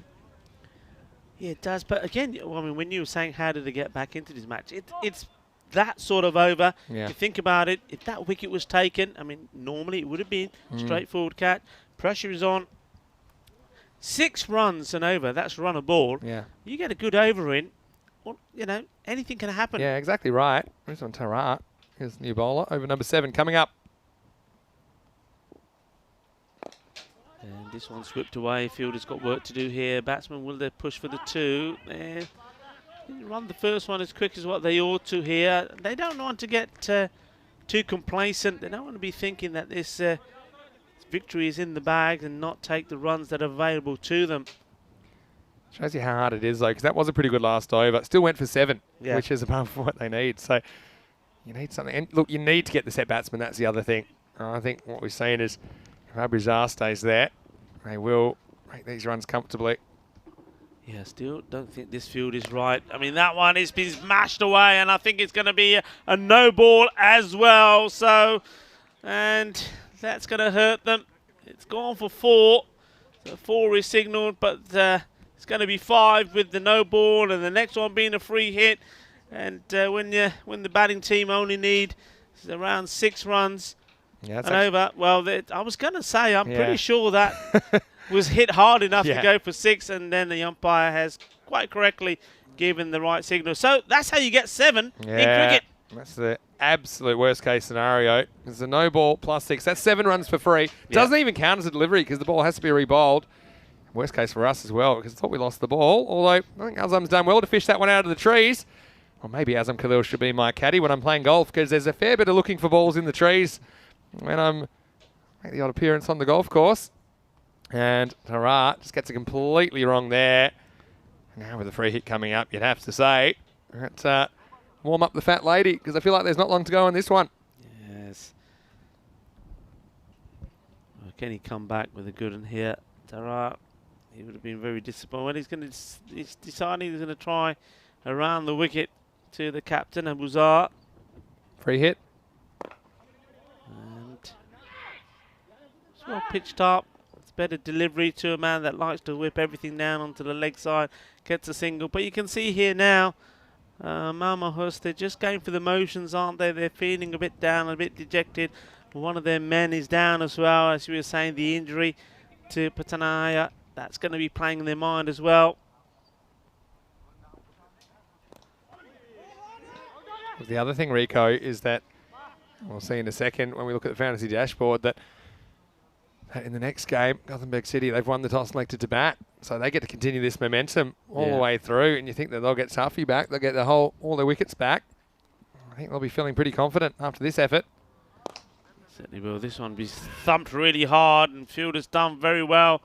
He had to keep an eye on the ball. It was bobbling towards him. Shazad, good work from him, keeps it to 1. Yeah, it might have been Rajput down there, actually, I think. It's just the other side of us. But it's a good bit of solid fielding. That was hit hard.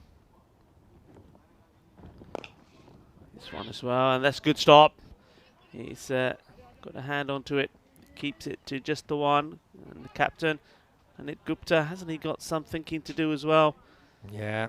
I mean, look, anything can happen. We could see the exact same scenario and teams reversed in the next game. You know, because both of these teams have some really destructive batting options. And this one's going the distance, I feel, and it has. And Gupta put himself on the boundary, but he sees it sail over him. It's yet another 6 in this innings, and they've been flowing all over the ground. And that is the 9th one. And this time it's come off the bat of Umar Usman. And it was effortless, really. It's just timing. Really is sweet timing. The over comes to an end. The 100 is brought up with that 6 as well. Well, it's 99 now, so 99 for 2, and they're almost home. Yeah, it looks like this one doesn't have too long to go, and this is what's coming up in match 30 in around about 35 minutes' time. You see that this time Gothenburg City, they won the toss, elected to bat first, so they will have the chance to set the target. And Rahim Safi, will he open the batting again? How long can he last? Rahib Shaheen as well. Abuzar, we've seen quite a few of their batsmen firing in this innings, but Malmo Hus, they have some good batsmen of their own. Dhanasekara, maybe he'll fire at the top of the order. Malhotra, Gupta, Ashraf, plenty to look forward to coming up in the second match. And we have seen before, a bit like yesterday, things can change very quickly. And Malmo Hus, they were the very dominant ones in the first match yesterday before they slipped up and lost the second game to Lance Corona. Yeah, you're absolutely right. And we've seen that so many times, haven't we, on our travels? But what an emphatic display, though, again, from Gotham City, because we saw them win twice against the home side Landskrona in, really close games. They weren't as one-sided as this one. And then winning here against Malmo Hus, they're maintaining their 100% record, 3 out of 3. smashed away, and it can only be another 6. And quite fittingly, in a match that borders some real power hitting, it's finished in rapid time, and it's a 6 that finishes it off. So Gothenburg City have won this one emphatically. The first match today, match number 29. Malmo Hus, well, the only thing is, the only favour that Gothenburg have done for them is give them a little bit more time to regroup and rethink before they come out for this contest the second time round. Yeah, I think so. And look, the general buzz around the ground was that if Safi stayed in for any length of time, that this game could be over early. And he did contribute a half century. And that really got them on their way in such quick time as well. 55 off 17 balls. That's over 3 a ball that he was travelling at. And they were really motoring, weren't they? They were kind of going 15, 16 and over. And despite the loss of a couple of wickets along the way, they were able to just cruise to victory. And they did it in style with a Maximo. And well, the golf cart was out there. We're all ready. Needed a bit of a push start. They've done a Sakura. Maybe that's why his arm hurts. He's been giving the golf cart a push start. You see the Skone flag in the background. And it wasn't just the birds flying away early, as Safi was incredibly powerful in the power play. Malhotra thinking he might be able to get to that one. And also, you see the potential of Shaheen as well, that boundary, but he fell for only 6. He was the first wicket for Sarton, who did come up with a couple of wickets, but ultimately, Rico, it was just a Maximo fest in the first match of the day as Gothenburg City cruised to victory in about 3/4 of the innings. Yeah, I mean, it was just an onslaught, really, wasn't it? The first over game for 20, that of Malhotra. And then the same batsman did the same thing to Munir when that fourth one went for 23. And there was that straightforward catch that went down. But by that time, I think the damage had been done. And I was also very impressed with the supporting knock play there by Abuzar. I think he batted really well as well. And, well, they're a team that I think can go on to pile on a lot of runs and put on a lot of misery to a lot of bowling attacks, because I think they're one of those teams that got strong batsmen, good batsmen, orthodox batsmen, power hitting batsmen, and then a good left-hander up in the order in your team. Well, that causes a lot of troubles for many teams. As you see, this one-sided battle, thanks to that great quick-fire knock from Rahim Safi, and then the captain himself, 27 on 14 deliveries. Abuzar making sure no mistakes, winning this one with plenty of balls to go, 16 balls to go, and that's a very comfortable victory. Yeah, look, they hit 10 sixes in that innings that was only 7.2 overs. That's 10 sixes in 44 deliveries, probably 45 if you include the no ball.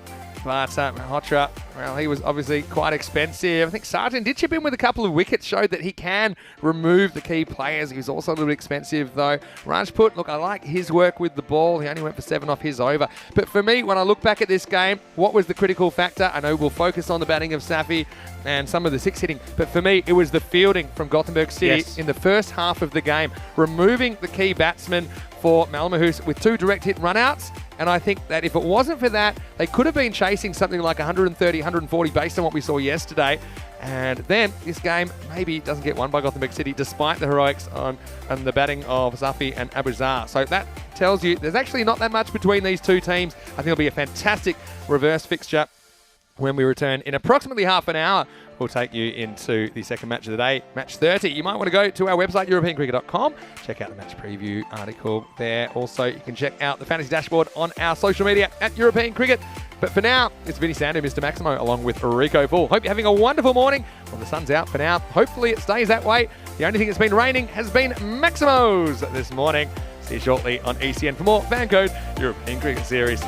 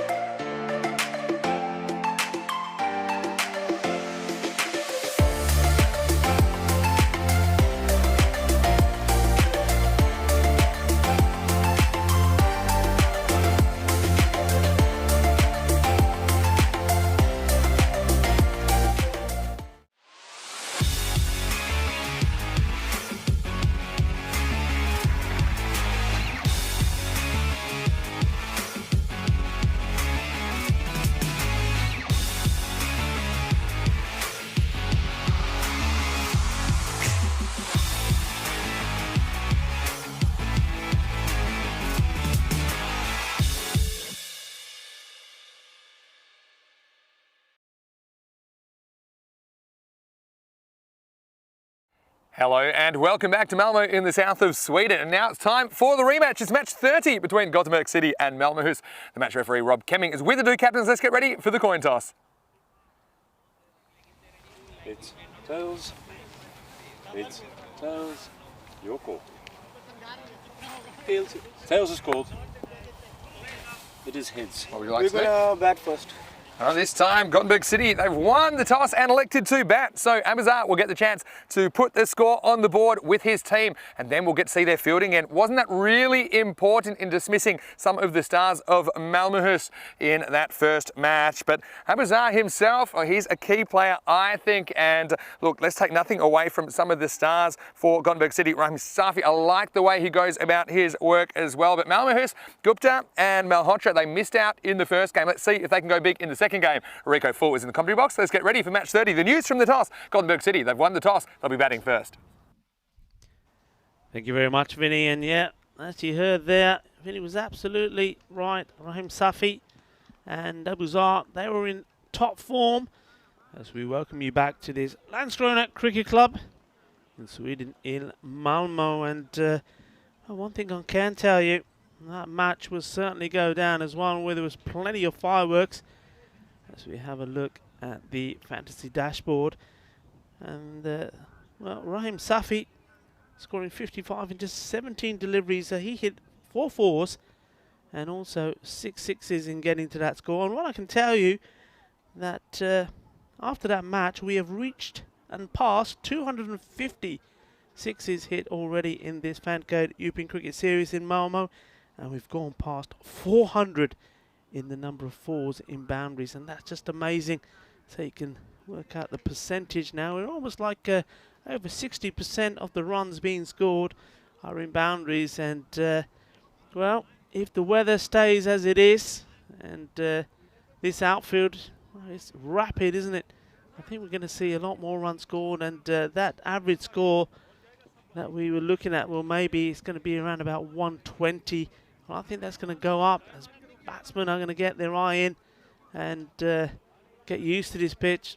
And that will be the worry here for me in this match, in this replay, because Gothenburg was certainly flowing with the runs, and Malmohus couldn't find a way to stop the flow of them. And they've got to try to find a way here, because it's going to be, well, that man who hit all the runs, hit 20 off the first over the last time round. He's facing up, but there's a change in tactics here. It's going to be Nas Madi to bowl first. So what they're doing here, which I think is a good idea, is to take the pace right off the ball to Rahim Safi. Let's see if it pays off. Short, and it thunderously hit hard. Well, it was too short. I like the idea, I like the thought, but Safi just continues from where he left off. Bang! 6 runs, 6 carreras.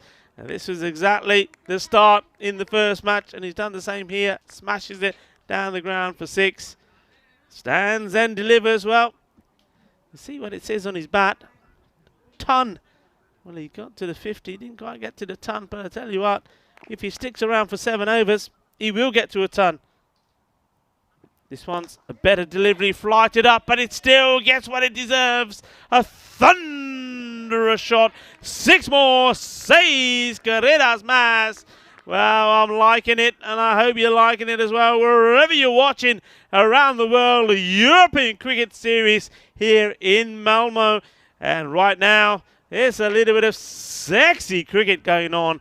That's a lovely shot. It's always a risk. I know the thinking is there, and I know why it's there. We're in the power play. Only 2 men allowed back, and if you pitch up, it's going to smash it. And when you've got nobody on the boundary, even like that one, it's still going to go to 6. This is on the legs, and he's gone across the line, and he misses out on it. Be disappointed here, Safi. You'll know that all you need is bat onto ball here, and if it passes the fielder, it's going to be more runs, but he's not able to get that one. So a dot ball, relief. Madi in once more. Safi crunches it down the ground. 1 bounce, 4 runs. And it's one of those, isn't it? It's all very well taking the pace off the ball. I think that's a good idea, but inside the power play, you can't put the men where you know these shots are going to play. Now, what's he going to do? He's going to make a change here. I think you've got to go. If that is the line your bowler's going to bowl, then I think you've got to have the 2 men straight. Yeah, pitch it up, take the pace of it, but the 2 men have to be straight. Well, they've done that here now, so long on and long off on the boundary. Everybody else in or on the ring. And this one, it's a little bit shorter. You can see Safi there is not as confident playing the shots on the leg side. This one was short, and whereas other batsmen would have put this one away, there's 2 shorter balls that Safi's missed out on. This is sliced in the air, and there's the wicket. So it does pay off in the end. And got the field right, got the line right, and Safi slices it, catch taken, huge wicket. He does get 16 on the board. But the wicket goes down off the dangerous Rahim Safi, who blasted 55 of just 17 balls in the first match between these two. But they've got rid of him. But they've got a few more wickets, though, they need to take. We'll see now that it's going to be Abu Zar, the captain, who makes his way out. And this time, unlike the last match, when Mr. Maximo joined me in the commentary position, it was 20 and runs flowing and no wickets. But this time, it is a wicket. Welcome back, sir. Yeah, thanks very much. And yeah, the change of pace seemed to work. It's a happy Matty. And it was a pretty expensive start to the over. But I think if you said to Malmo Hoos, look, would you take 16 for 1 after 1 over and have Safi in the shed, they absolutely would take that every time. So we've seen how things can change from one match to another in these double headers. Now it's up to Adam Sarton to continue the good work. He'll be bowling the first ball to Shaheen. It's going to miss. And it's up to Shaheen, who didn't really fire in the last game, to come up with a bit of an innings here, especially now Safi has departed. Yeah, good start from Adam Sarton. You said that when he gets the ball in the right areas in that corridor outside the off stump, he does get the ball to swing in a bit. He comes once more. And this one's hit hard, and well, the fielder had to do better there. That was not good from Malhotra. He'll be disappointed with this. I mean, look, he could have perhaps attacked it to make it into a catch. He decided not to, but look there. He moved away from this ball, dare I say it. And yeah, I know the ball is hard. Started the luggage and the up, but Chokka the stop karna penda. 4 runs, he's let his team down there. Yeah, well, got time to make up for it though. And Sarton did take 2 wickets in the last game. Can he break through here? Almost. And well, he doesn't know where this one's gone, does he? He's just kind of chopped it on down the wicket. Sarton in his follow through. Look, he just chops it onto both pads, and he runs, and he kicks it back at the bowler, and then he had to retreat quickly. New batsman, Abu Zar at the non-striker's end. And the left-hander didn't he bat well in the last match. Malmo's looking to strike back after that loss in the first match of the day. It's the full toss, the filthy one from Sarton, and it's going to be out of here. Maximo! That was a good shot by Mahib Shaheen. Went through the line. The result is 6 runs. Yeah, this is a delightful shot, and very little bat lift, and it was power this, because he's played it off the back foot as well. That's nicely struck, and with Safi going early, this is an opportunity for Shaheen to play some shots.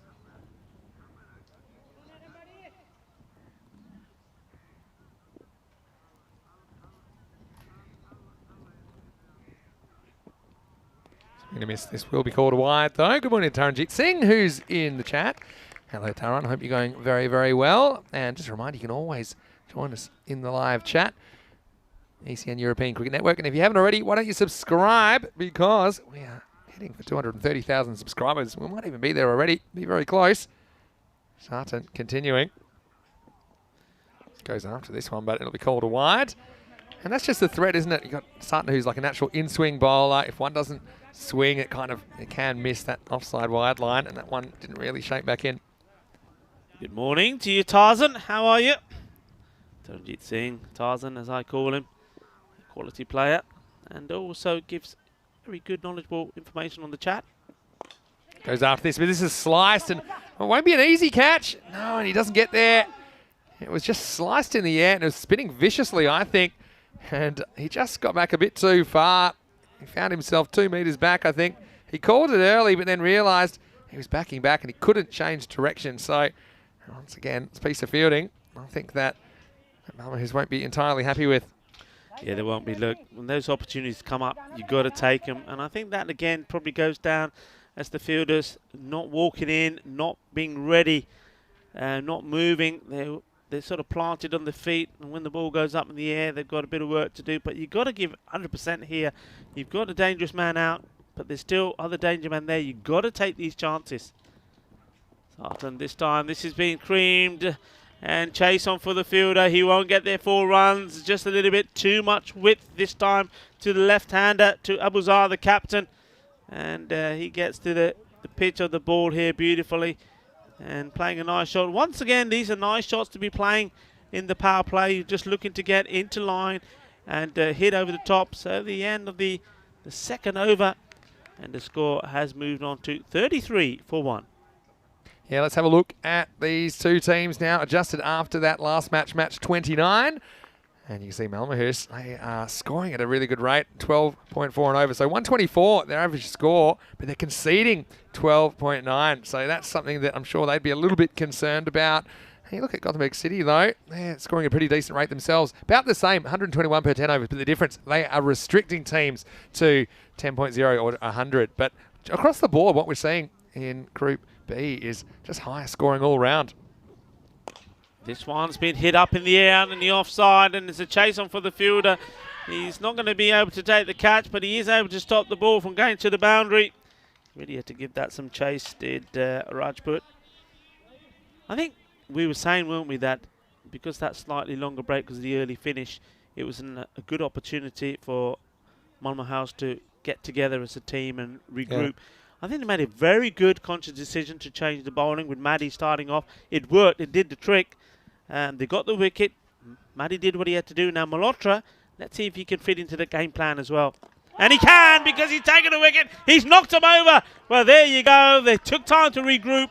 And, well, so far, all the new things they've introduced into this match have worked. Yeah, and Shaheen, he's the man who missed out in the last game. And with his start, you thought he might go on with it. But Malhotra gets it outside the off stump, so it's always a risk trying to swing this ball away to the leg side. It was a little inside edge.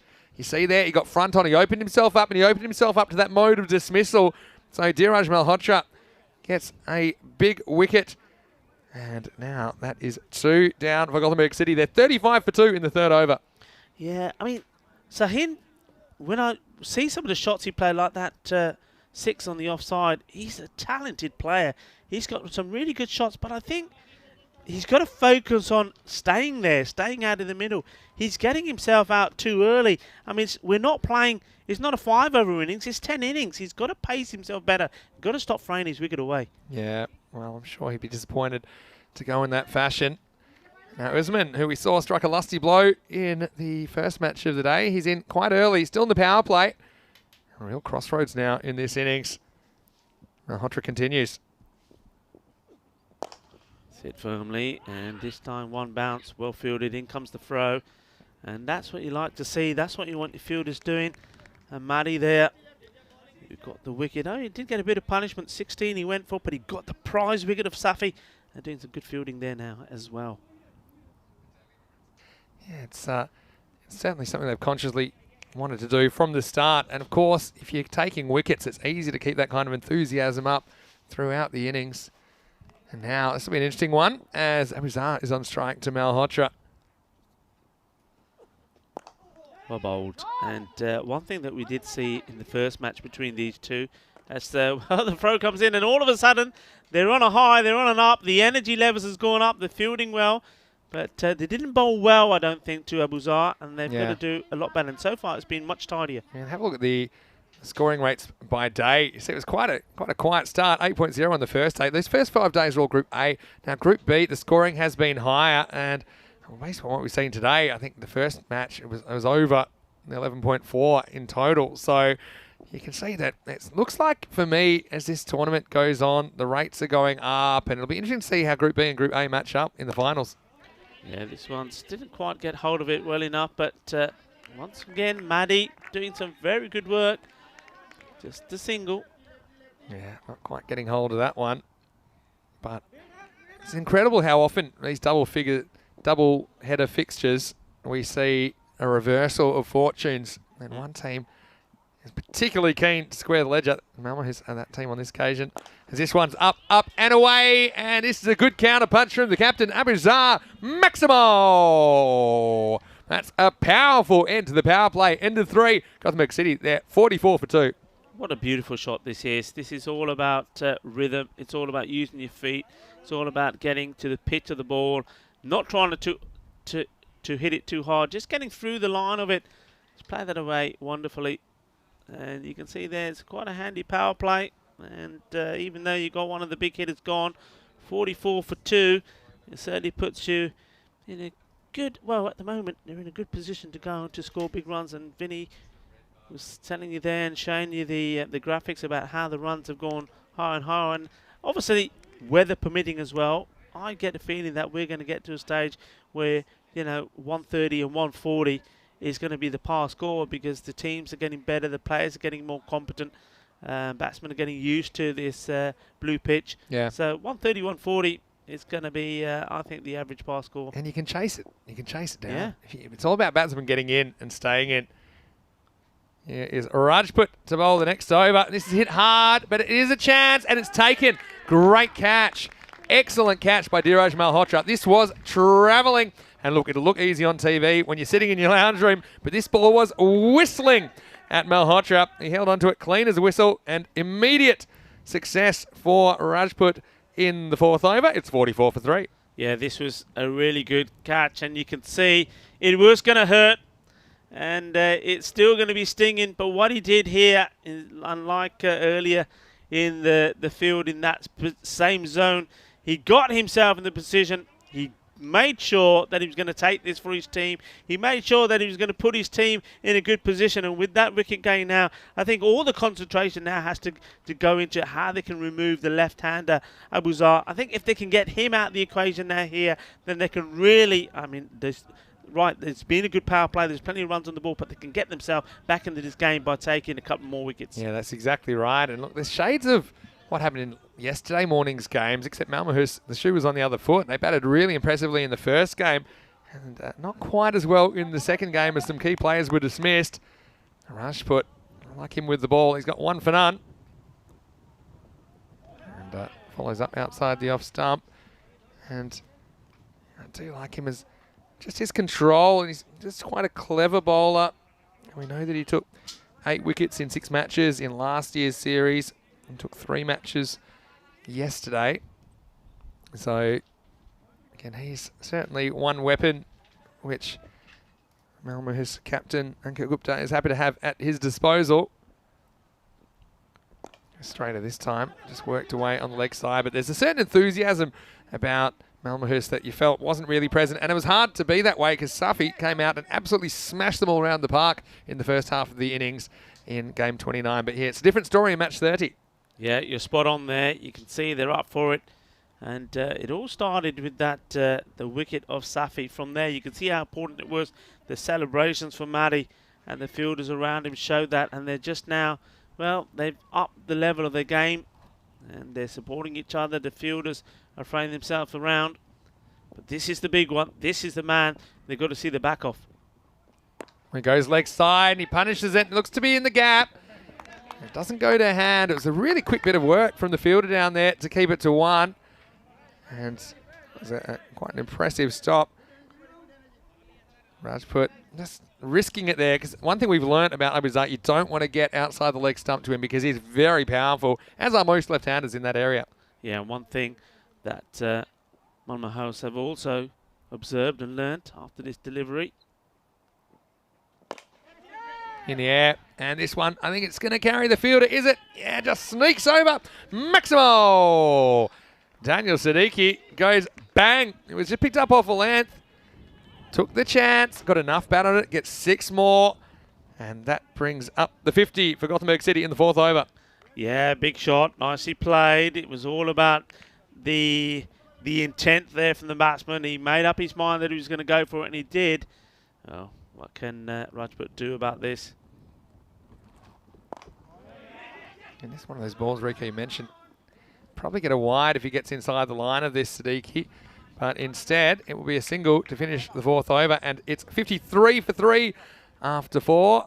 As we say, a very good morning to all of our viewers, whether you're watching on FanCode in India or whether you're watching on our YouTube channel, ECN European Cricket Network. It's wonderful to have your company. Now, one thing I liked about that over is we didn't see any extras, and this is important, I think, and we've actually got some information, what I call the avoidables. I'm always talking about the avoidables. So why don't we have a look at some information in this tournament, and these are avoidables per 10 overs, so over the course of an innings, who's giving the most runs away? You see Yonchiping, they kind of fell out of favour in that group A on the back of just giving too many runs away.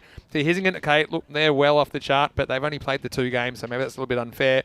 But you have a look at these numbers, and let's have a look at these 2 teams. Malmo, they're not giving too many away. See, 5.7, that's right up there amongst the best, and Gothenburg City there. They're giving away 8. So that extra couple of runs, again, across the whole tournament can make a difference. Swing and a miss, and natural angle going across the right-hander, causing a few problems. And this is Usman Safi getting his chance with the ball in the 5th. And a good spot to be, I think. Making the batsman reach. You don't often see a lot of foot movement. That time the batsman tried to get that back foot back and across, but couldn't catch up with it. Siddiqui on strike. I think he wants to go large. Actually, this time he's a bit more careful, and he takes the single. And now this will be left-hander as Abusar, the captain, is on strike. And he's been starved a little bit of the strike, Rico, over the last couple of overs, but when he has been facing, he's been looking pretty good. Yeah, but that's why I think he was keen to get there. One of the things I was going to talk about when you're talking about learning, and one thing that Malmo House have learned is how to set the field now to the left-hander. There is nobody, as we were saying before, on the offside boundary. They've got the extra man there on the leg side. And, well, one was almost there because that's where the shots will be playing. So they've got the square leg in, they've got the mid-wicket in, because they know that that's where he's going to look to attack and play his shots. And the only cover they've got is the long on, an extra cover there on the offside. So quite an orthodox field. And this time he just drops a bat on it and takes a single. I think the captain also realising that they've made a pretty good start. The bowling team, Malmo House, is coming back at them strong, and one thing they can't be doing is just try to rely on just hitting boundaries. They've got to take all the runs that they can get here, and that was a good ball. He respected it, and did what all good batsmen do, just getting a touch on it and taking the single. Yeah, well, acrobatic attempt to field from Safi, not particularly effective. But yeah, just curbing the boundaries. You feel the longer they can do that, the big shot's going to come, the chance will come. Will they take it? Siddiqui on strike once again. He goes after this one. Once again, the angle doing the job. End of a pretty good over from Usman Safi. It only goes for 2 runs, so 5 overs down, 55 for 3. And that's just the kind of over that you want when things are getting away. And look, the way they've come back into this match, they have taken the wickets, that's one thing. But what they have done the last couple of overs, they've curbed the runs. The over scores 16, 17, 11, 9, and then just 2 in that 5th over from Usman Safi. Yeah, that was a very impressive over. And remember, you can check out all the stats on our website, European Cricket Network. As you can see the scorecard as it stands at the moment there on your screens. And one of the things that I was able to look at last night, I was trying to catch up with what's happened here, is how well the 2 Ariana teams have done in Group A. And as the bowler gets ready to mark up his run, I can tell you that in the batting, it's Rustrala Sultan from Ariana CC. He's 176 runs. He's leading the way with the bat, and followed by Rafiq from Malmo. He's on 164. First ball here to the left-hander, and it's played out and beautifully played. What I was saying about the field that they've set to him, they've got the extra cover out, and they've got the man and long off, but he was able to dissect them beautifully here. This was a lovely shot. This was all about placement. And Abusar, the captain, well, he's still there, and he's trying to get his team to put a score on to give them and keep their unbeaten record going. This one was on the legs, and he's clipped it away. He's looking for 2. They think about it and decide not to in the end. And maybe if they went quick enough, they were able to. And going back to the batting, and then Ihsan Shazid, he is on 150. So those 3 batsmen, Sultan, Rafiq and Shazid, have all passed the 150 mark. Now, with the bowling, and this links nicely actually to the graphic you had about giving runs away and how they've contained teams. Well, Ariana CC, they're hardly given any extras away. As we see this delivery for Anwari. It's gone up in the air and it's big. Bully.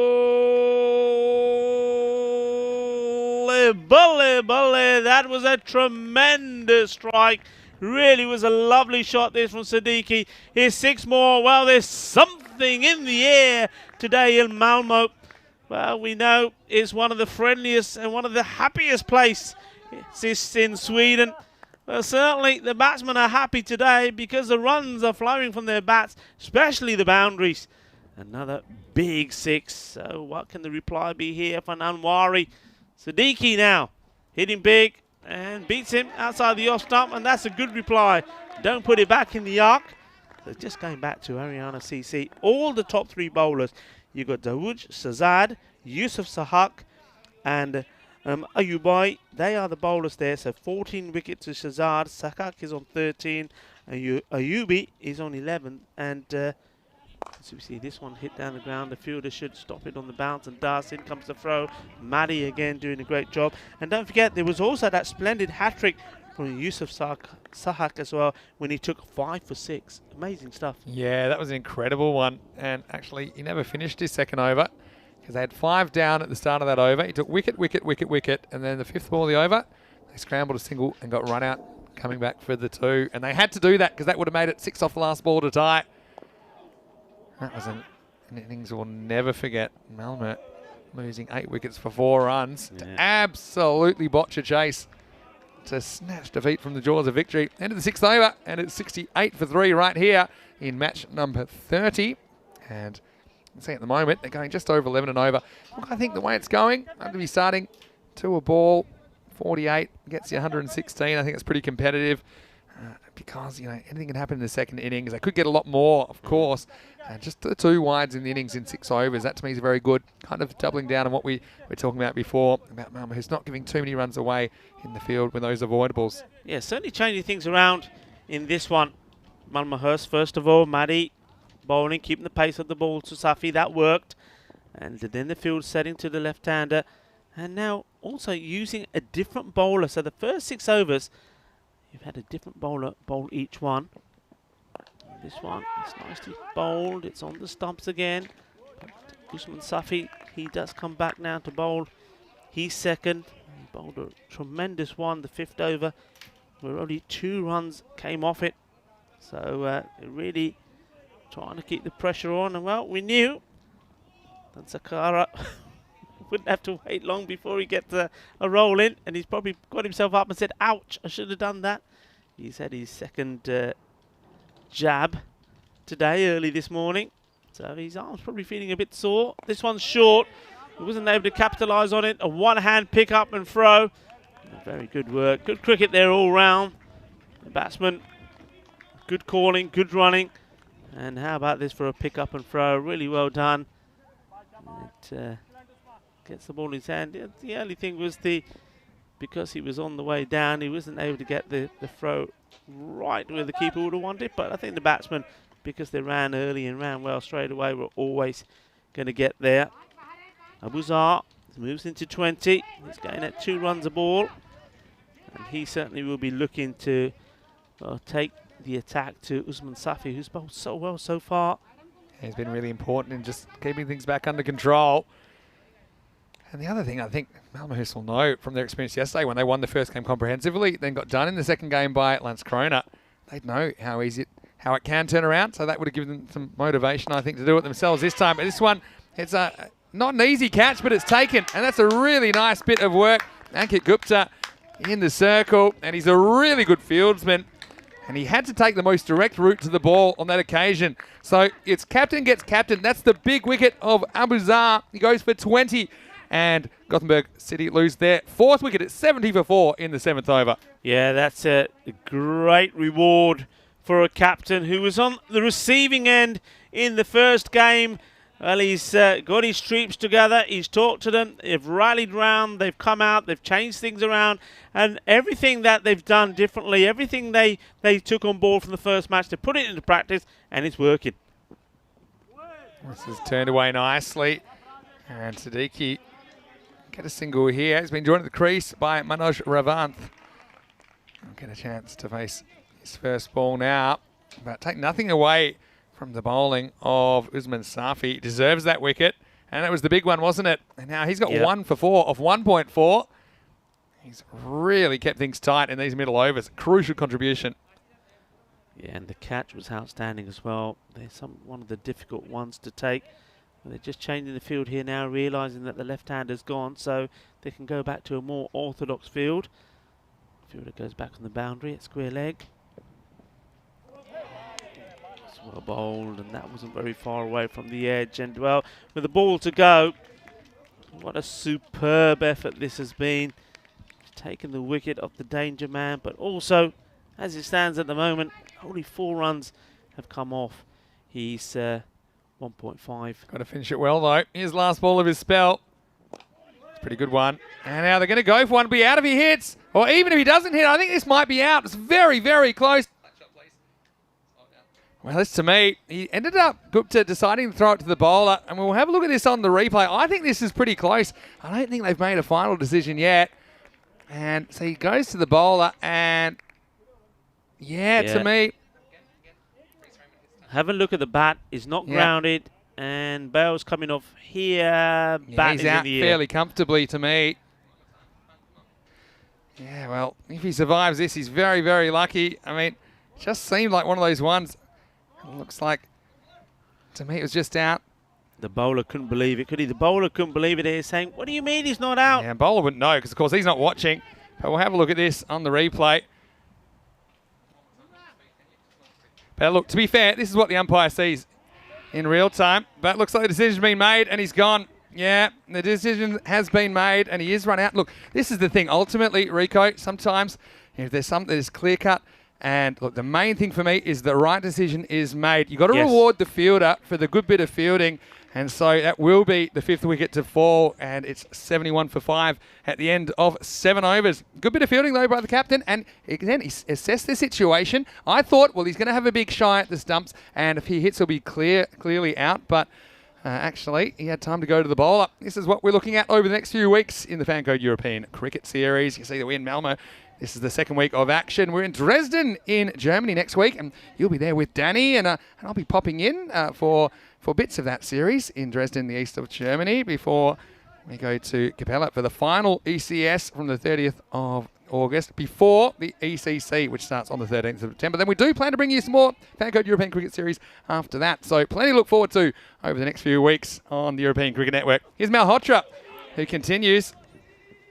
And once again, we've talked about the importance of fielding this morning, haven't we? Yep. In Gothenburg City, they got some really important wickets with good fielding, and now Malmo are doing the same. And that was an excellent piece of fielding by the captain, Ankit Gupta, to go with his catch. And he was the man who was the victim of a very good piece of fielding, that direct hit run out from his opposite number, Abuzar, this morning. So the captain-on-captain battle has been a little bit fascinating to me. Malhotra hitches up, and this is going to be a one-hopper. But yeah, you can't really say enough about the fielding and its importance on influencing the matches this morning. Yeah, big time it's been. And what I like there as well in that decision, the umpires, they took their time, they spoke, they were in communication with the 3rd umpire as Malhotra comes in again. And a swing and a miss. And eventually, like you said, they got to the right decision. And also, well, I think a big shout out to one of our partners as well, Spring Productions. And of course, the on-site team, Martins, Karina and Chris Taps, and of course their work also does support the work of the umpires. So great work there, guys and girls. Goes after this, but gets none of it. Sliced up, should be a wicket, and it is. So the wickets continue to fall. This time it's Pucker that goes. Malhotra gets a second. And the wheels are falling off this innings very quickly. Gothenburg City, they lose a 6th wicket. It's 73 for 6. Yeah, well, this one, just a nice, easy catch. All he had to do was get himself in line with it. And well, he might have had an injection in his hand, Dansakara, but he was still going to celebrate that one. And he knows, of course, as all of those guys out there know from the Malmo team, this has been a fantastic comeback because, well, they really took some punishment from Gothenburg in that first match. And though this match is far from over, we haven't even got to the halfway point yet. If they can come back strong here with a victory, well, not only will they believe that it's been a sensational turnaround from what happened in that first match, but it just keeps them in the right place in the table as well. Yeah, we talked about that. They won't be able to surpass Gothenburg City if they lose this match.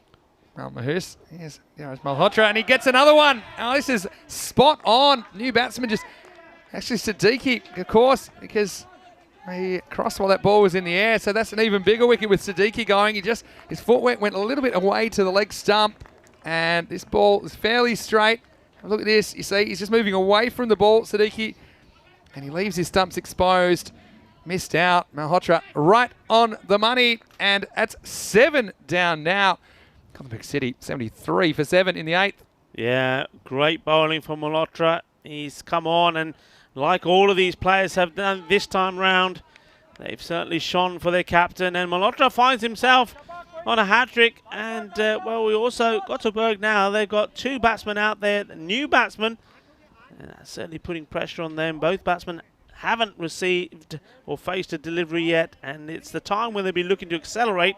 And it's not the ideal situation, is it? They've lost 4 wickets for 3 runs in the space of 8 deliveries. So you can see how this has all changed. For me, I go back to Usman Safi and his 2 overs, and he's built the pressure. Yes. Now that Dheeraj Malhotra is cashing in on it as well. Now, this is the last ball of his spell. We've seen 2 hat-tricks. One of them turned out to be a double hat-trick in this series, and they were pretty special. This will be special for Malhotra as he comes in with his hat-trick ball.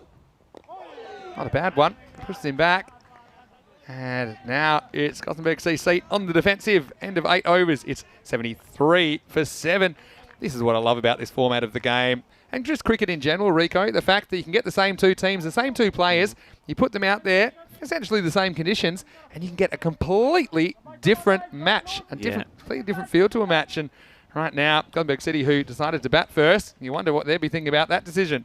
Yeah, I mean, look, I think when you think about it, for me, it was the right decision. You've got Malmo House were sort of down in the dumps, weren't they? They were reeling after that defeat, and they were probably thinking, we've got to go there, do it again. But I will say, how important was that longer break that they had? How important was it that we were able to regroup, have a think, and come out? Because I think if it went down to 10 overs, and they were cut right back out there again within 10, would they have applied and adopted those changes? I don't know. It's a good point you make.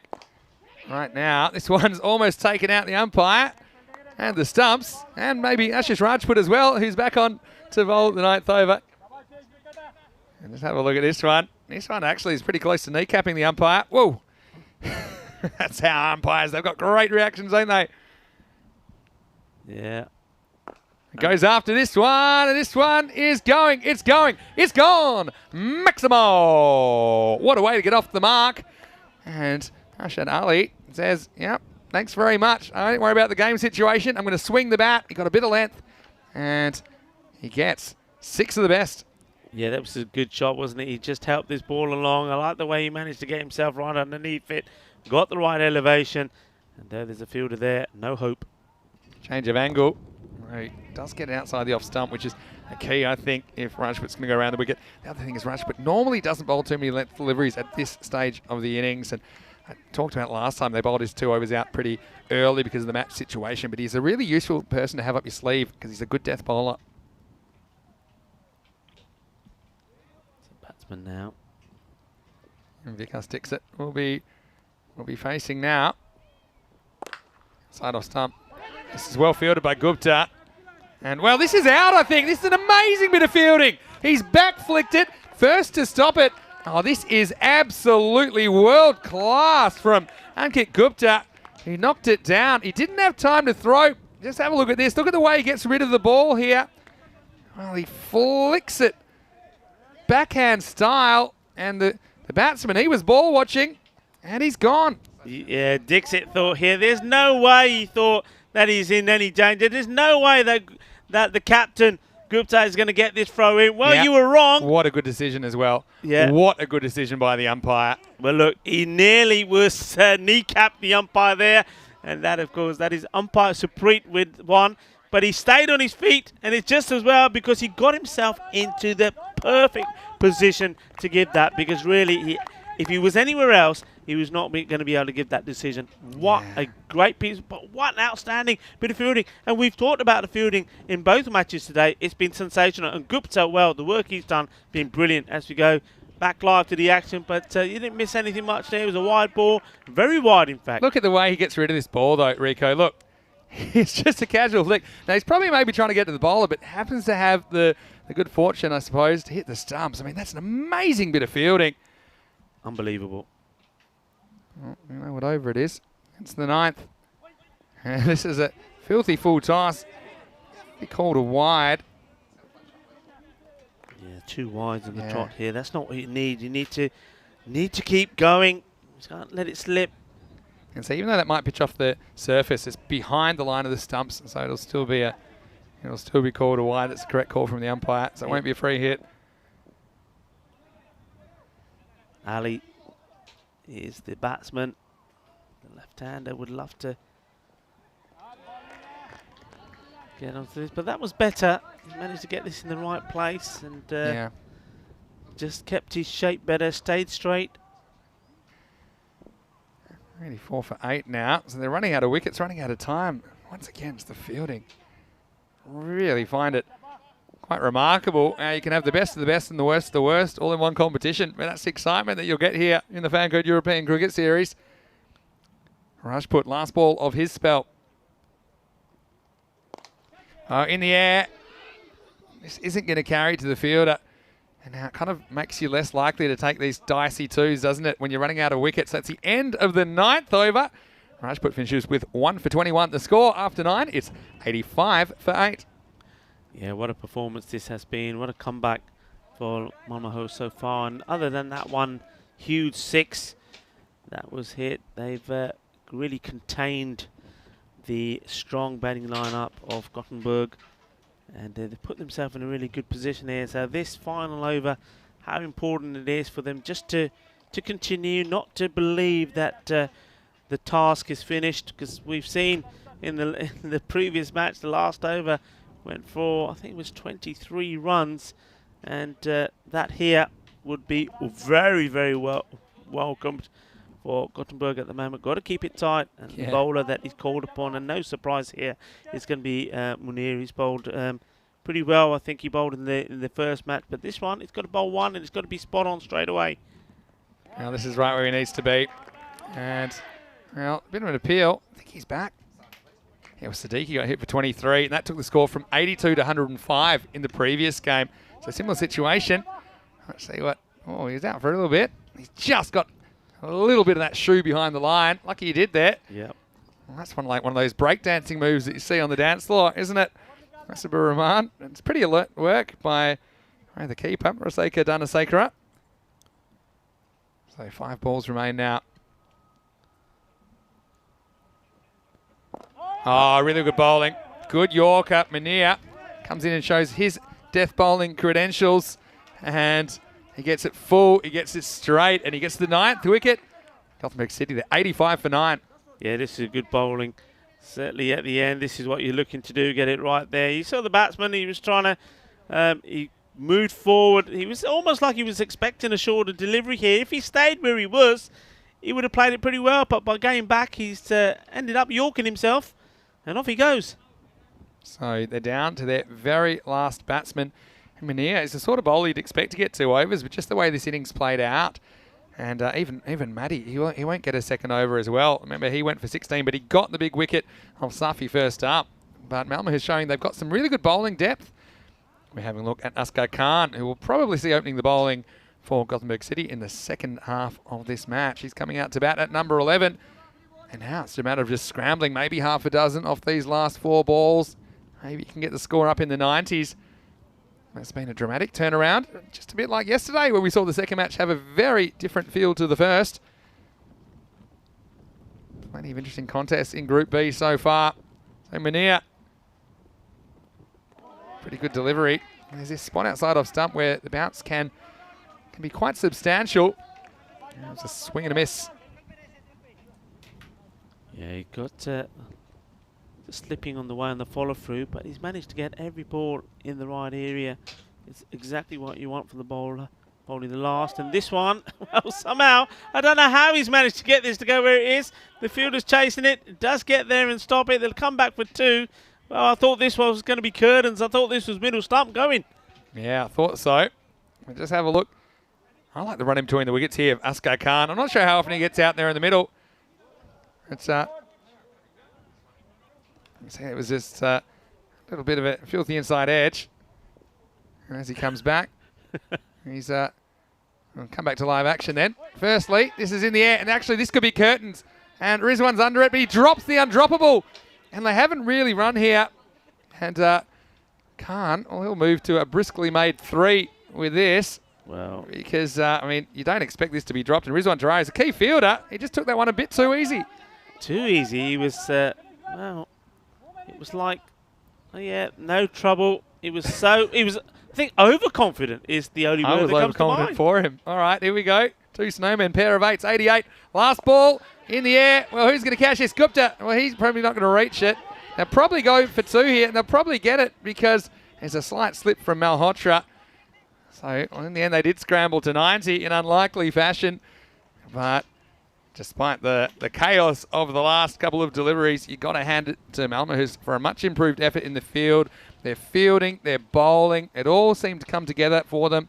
They took the key batsman, and actually no Gothenburg City batsman past 20 in that innings. They didn't give too many runs away with the ball either. Ultimately, Gothenburg City, they've got the defence on their hands now, but they have the runs on the board. 90 the score in the first half of match 30 of this FanCode European Cricket Series. Yeah, I mean, they're probably questioning the decision the captain made, and maybe there was 1 or 2 fielders there thinking, no, we knew this was going to go well when Safi started, the way he started the last match, smashing the ball all over the place. But it did work. They did get it, and it was the spin of Maddy that got the wicket. He was there only to do one thing, and that was to get that man out, because we didn't see him again after that. But this one was half a chance, but what they did manage to do is just keep working away, trying to pick up those wickets, and that left one man out there. That's that one, that stung, and that was the captain, Abuzar. They needed a big performance from him again, and there were some boundaries, so the 6s column still keeps going up, as well as the 4s, and as well as the slides as well. This one was a great catch, and well, sometimes when the chips are down, the captain has to lead by example, and Ankit Gupta, did he not lead by example? First of all, taking that catch, it was a good catch. Then the throw for the run out, I think that was very key for him. He could have had a direct hit, decided to hold on to it, but that was an easier dismissal. But then we saw some moment of magic as well, and that was fantastic bowling again. He really did bowl really well. I think Malhotra, at one point, he was on a hat-trick. But this one, this was right at the umpire. Well, umpire Supreet survived that. And then he was in a great position for this one, with this work. Look at that, that's good umpiring for you.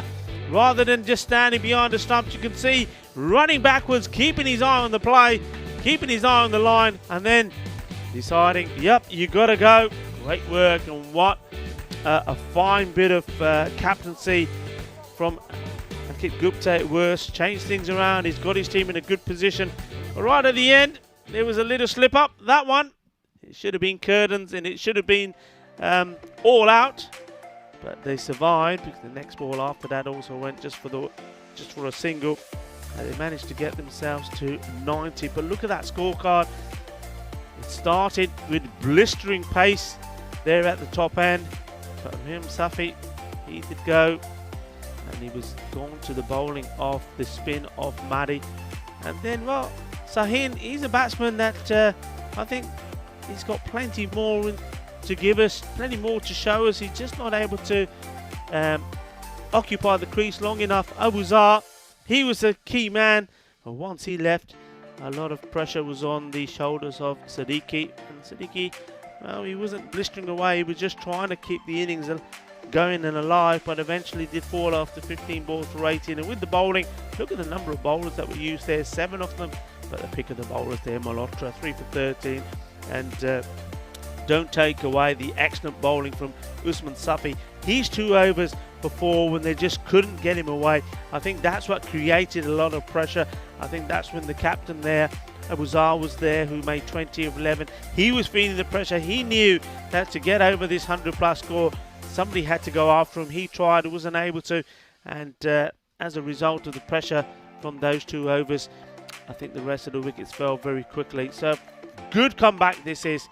And well, Gothenburg struggling, couldn't get to the 100 mark. And we were saying that I think you could say 120 is an average score on here. So Gothenburg finishing well below that, and they're a very strong batting team. So it's all set up for a thrilling finale between these 2 teams. They entertained us in the first match, match number 29, and now here in match number 30, they need to get to 91 Malmo house if they are to win this match and really keep their hopes alive in the group stages to make the quarterfinals.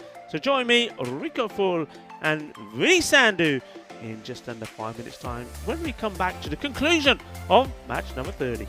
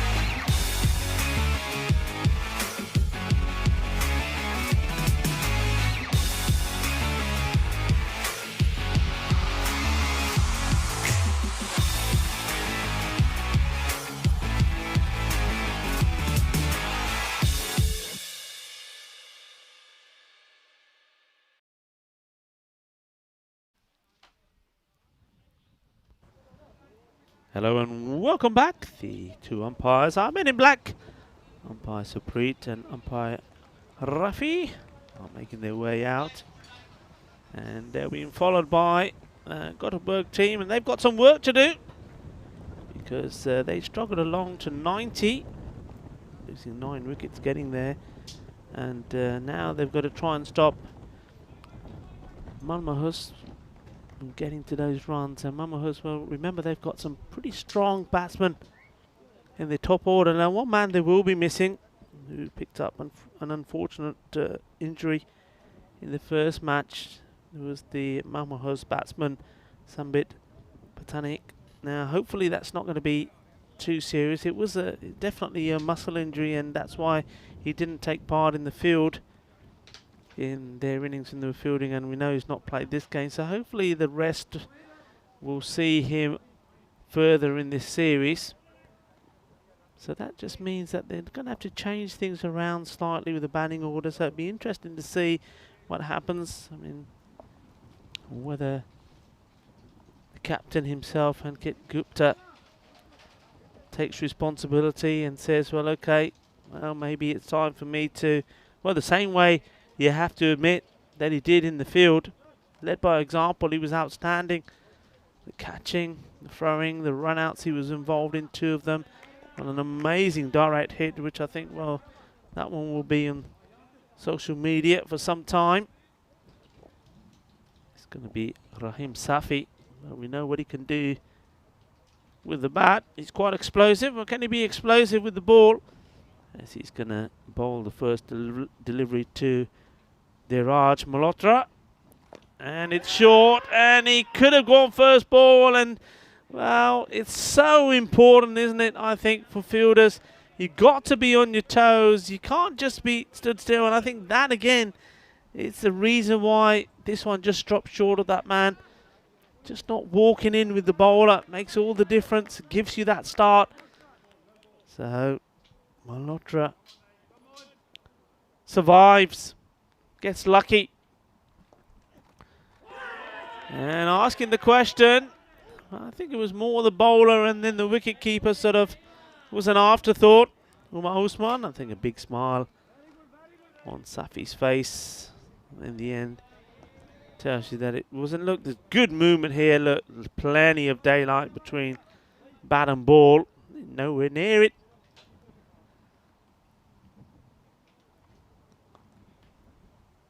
Tanasakura plays this one out. The offside, takes a single. This field, it's all geared towards Safi bowling in the right areas, getting the ball on the offside. It's very, very much an orthodox setting. Just the 3 men on the leg side, which includes the fine leg, backward square, mid on. And this one's going to be too wide, and again there was a, well, an unnecessary appeal. And our umpires are doing an outstanding job, and they're pure quality. They're not going to fall for this unnecessary appealing. Just trying to, I think that's just about trying to put the umpire off and not give the wide. You see it done a lot when the ball goes down the leg side. This one is just scooped up in the air, and once more it eludes everyone. That's on 2 occasions that Safi has managed to get the batsman to rush the shots. But again, the batsman's safe, and it was Malhotra on both occasions. So living dangerously. Safi now to Danasakura. That's too wide once more. It's not getting his radar right. It's not a big score. And on this pitch, and with this outfield that's really fast, you would expect that that's really a below par score. So you don't want to be giving any extras away. And at the moment, Safi, it's better, isn't it? This time he stays more upright. He does lose his footing a little bit with that follow through that I was talking about when I saw him bowl in the first match. Certainly a fiery character. Fiery with the bat and fiery with the ball as well.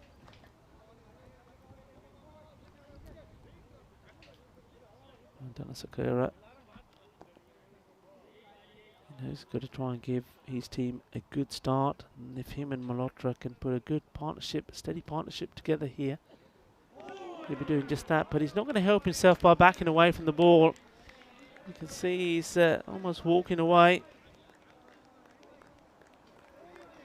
Walking away and not able to get bat onto ball. But 5 off the first. And that's courtesy, really, of the extras, the wide balls.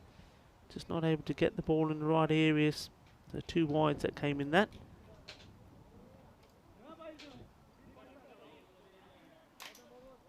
So, Rico full here, and of course I'm joined as ever by Vinny Sandhu, who's back in the commentary box. Thanks, Rico.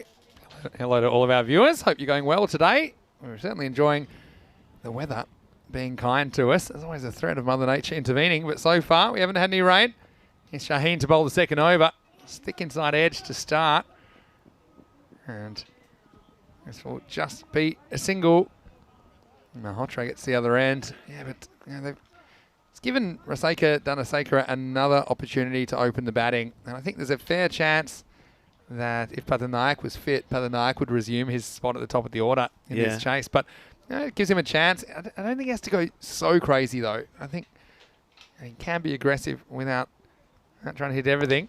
And that's exactly what he does here, and he's out. Wow, this one is an amazing return catch. Danasakara, he advanced on him, and he hit it pretty well. But Shaheen held onto a blinder. First wicket fall, 6 for 1. Well, what's up? Wasabi, that's what's up. This was spicy. Oh. What a catch this was. It's almost taking his hand off. And look, he was pretty quick to let go of it. Say, ouch, that hurt. Ooh. That one might have hit him in the end knuckle, like the first knuckle near the end of your hands, and it's just lodged in there between 2 or 3 fingers.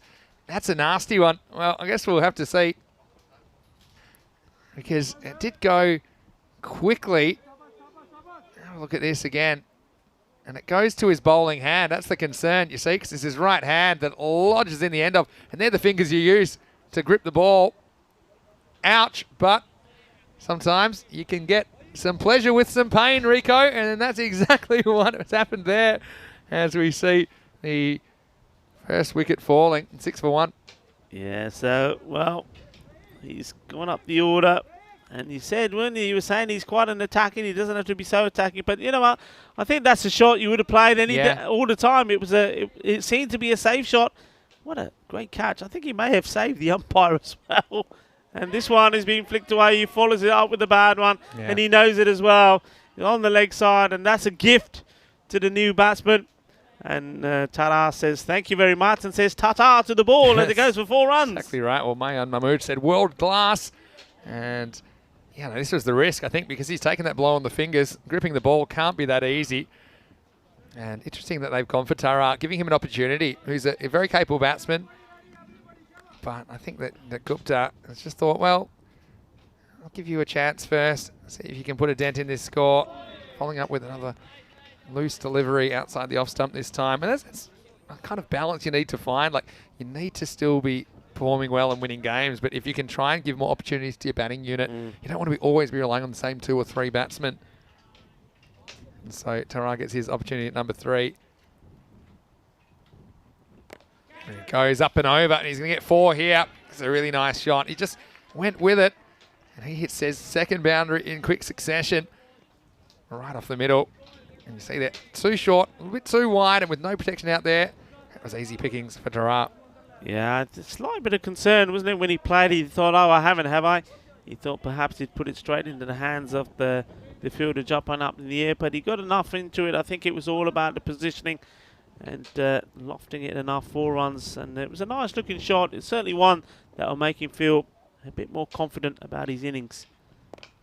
This time he just Goes to pull, but ball's not really there for it. Yeah, I'm not too critical of the shot by Danasakara. I think it was a pretty good cricket shot. It was just an incredible catch. I mean, out of 10 of those, you probably catch 1 if you're lucky. I mean, it just happened to just lodge in his fingers.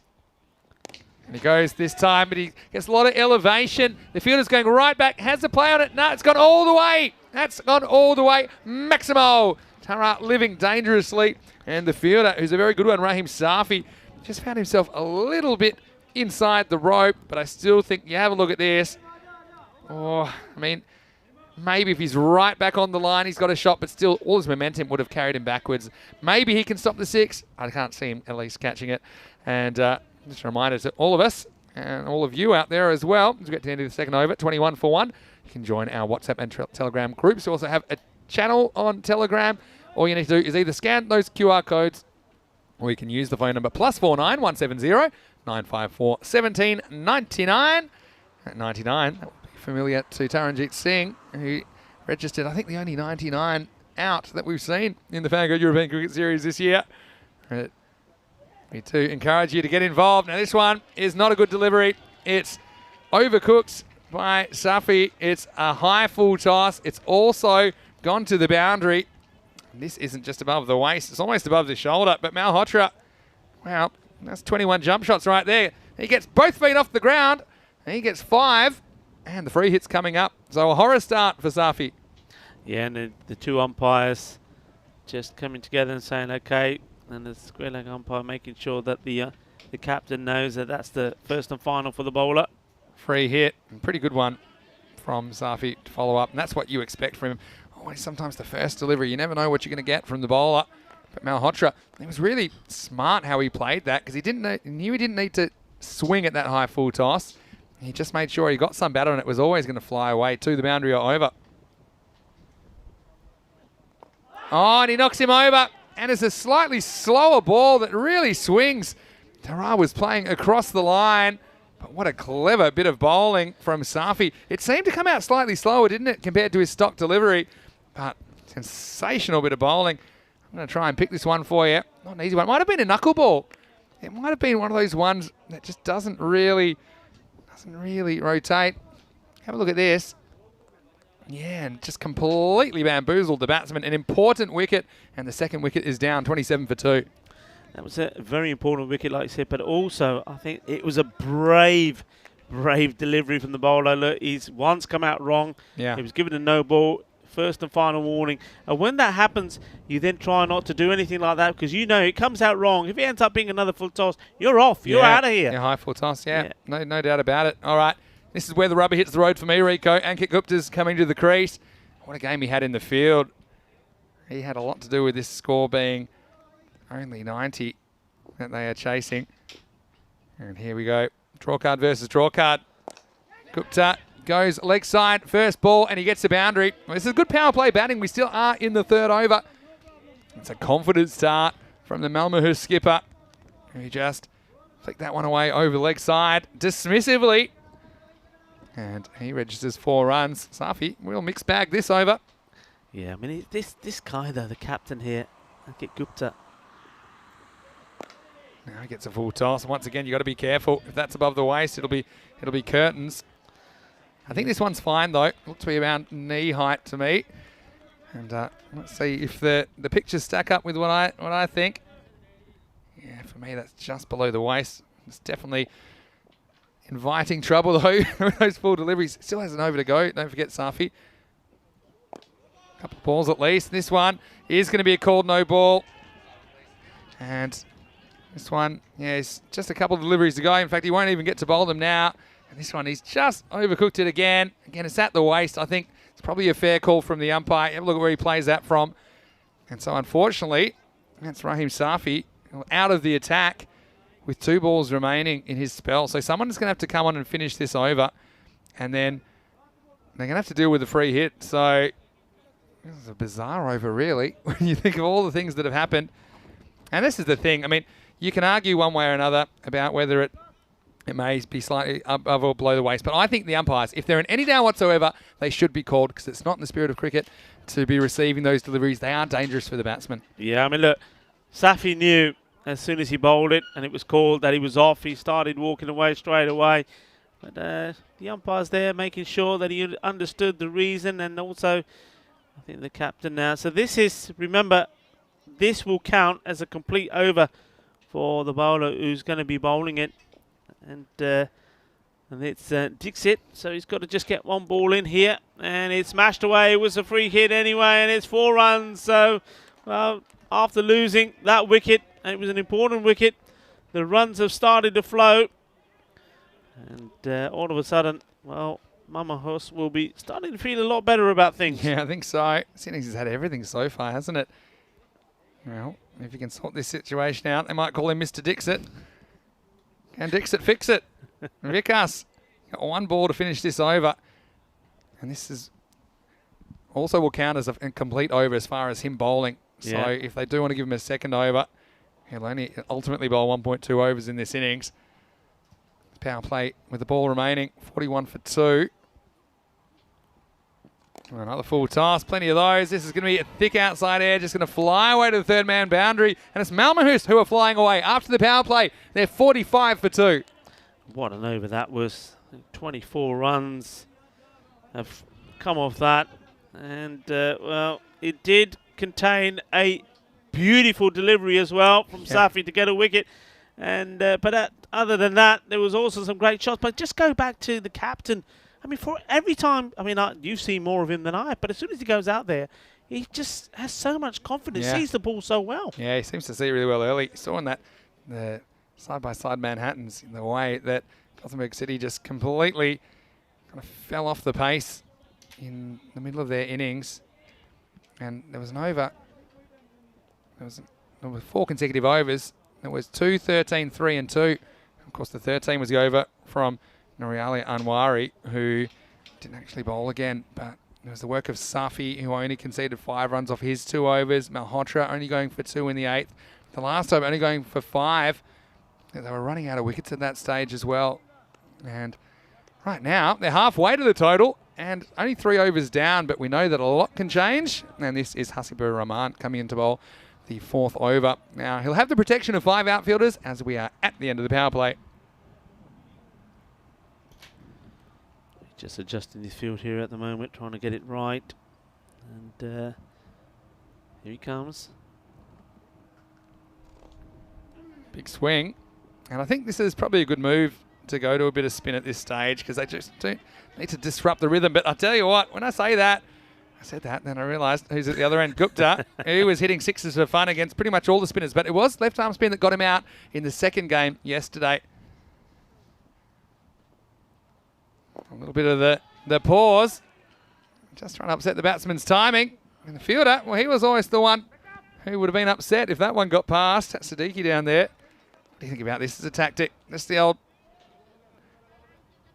pause in the action, Rico? Yeah, well, you don't see too much of it, do you? I know there was a lot of talk about this a few weeks ago, wasn't it, when it was done at an international level. Well, this is a mis-stumping for me, and almost got Gupta here. You have to be a good spinner to get him out. You see, he just lures him into the shot, completely misses it. Can't believe that went over the stumps, and I think the keeper was expecting it as well to maybe bowl the batsman. And now Gupta is a little bit more careful, 20% more careful. It was a clever bit of bowling. What we're seeing from Rahman, he's not afraid to try things. And yeah, one thing we saw yesterday, some of the spinners didn't bowl that creatively to Gupta. They bowled the same ball and they kept getting the same result. Oh, hot shot on strike. This time it's the pause again. And this is going to be whacked away over the offside into the gap. Beautiful bit of placement from the batsman, Dheeraj Malhotra. He's not afraid to go over the top.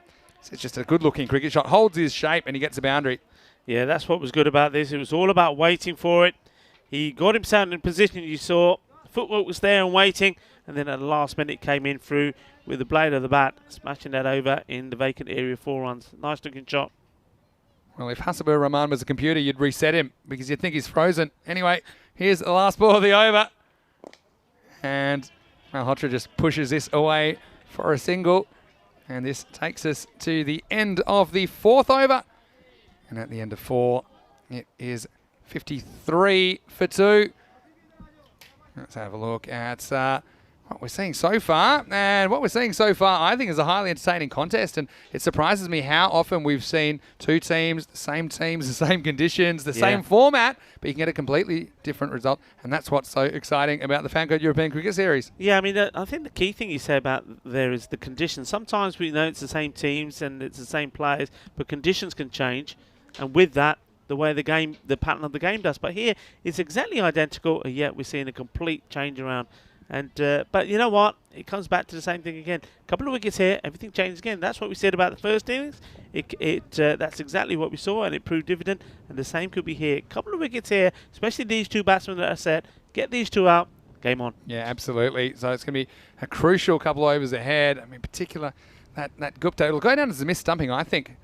A missed opportunity. Not an easy one for the keeper, but when you think about some of the fielding we have seen today, and this is another one where Gupta's really stretched. I feel like he was home here. He's already been run out once today. He'll be kicking himself if he runs himself out again. And this one, only had one stump to aim at.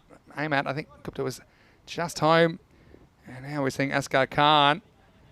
And this will be a good contest as well. One thing is, you know that Gupta will be after him. But this is just a good length. Doesn't really give him something he can get forward to. And that's what he wants to do, really. He wants to get a length that he can basically play forward to and just have a nice, easy swing. And he's got the power. He doesn't have to hit the ball very well. He hits the ball very correctly, Ankit Gupta. And that's why he's been so successful in this series. And you know that the bowlers, they don't have too much of a margin of error. Right now, it's Malhotra on strike. Just chops this one down. They're looking for a run. And now they'll get one because there's an overthrow. And, well, you don't mind that. I mean, you know you have to take wickets if you're going to come back into this game. So maybe they thought they had a chance to run out. Malhotra there was definitely touch and go, but no one could back up in time because that happened so quickly. Yeah. I mean, the key thing here is now for Khan, because what he does tend to stray sometimes on the leg. He can't afford to do that because I think you got batsman here, the captain. That's what he's waiting for. That's his stance. And it's well bowled. Yeah, that is well bowled. And look, this is one tactic, and if you can replicate this ball, then you can set a field for it. You can probably set a deep point, a third man, long off, because that's a very difficult ball for the right-hander to hit across. Yeah, look at this stage, Gothenburg actually ahead on the comparison, but then the innings completely went off the rails around now. This one I think is fine as well. Again, they'll judge this ball when it goes past the popping crease, not as it goes past the stumps. Yeah. So you see at the point where it goes past the crease, well, 50-50, but certainly a difficult ball for the batsman to contend with. Use the same line. This one's cracked out towards deep cover. It's an excellent piece of fielding. Wow, Shaba. Mahib Shaheen showing his value, and he's able to cut off this boundary. And these are the kind of stops, really, if Gothenburg CC are going to get back into this game, they need to be throwing themselves around like that. Sensational fielding. Also, it finishes the over at the end of 5. It's 58 for 2. Yeah, that was a great stop. And Shaheen, if you remember, was the one that started the rot in the first match. He got the first run out, so, well, he's certainly worth his weight in gold in the field. It's a wonderful job for them. Hello to Sharon Whitehouse in the chat. And she's saying she's watching from Port Elizabeth in South Africa. What a beautiful part of the world. Can't believe it was less than 2 years I was in South Africa before all the pandemic craziness. And I spent a bit of time there playing. And Sharon, it's great to have you with us today. This is a good first delivery from Ashad Ali. And yeah, wrist spin isn't necessarily easy on this surface when bowlers get it right. Watch that drift in and just turn away. That's a perfect delivery for the leg spinner. Perfect. The beauty. This time it's a little bit fuller. Allows Malhotra to drive. And once again, I like the captaincy from Abuzar. He's trying things. He's trying to break this partnership. These are the two that were so destructive in the first match yesterday when Malmo has put 171 on the board. Beats him for pace this time. Not too many get past Gupta. But it's wonderful to have you with us, Sharon. And let us know where you're watching from. I'm always interested. You can put it in the live chat, ECN European Cricket Network. Any questions or comments, please put them in there. We'd love to hear from you. Oh, this is once again good ball. You know, it's difficult in these European conditions, particularly Northern Europe, because there's often a bit of dampness around. It's tough for the leg spinners or the wrist spinners to avoid bowling bad balls. But we've seen some really good examples of bowlers that are able to bowl accurately. Probably jinxed him now. Low full toss, gets away with it. Now they might look for 2 here. And now with the fumble, they probably should have got 2 here.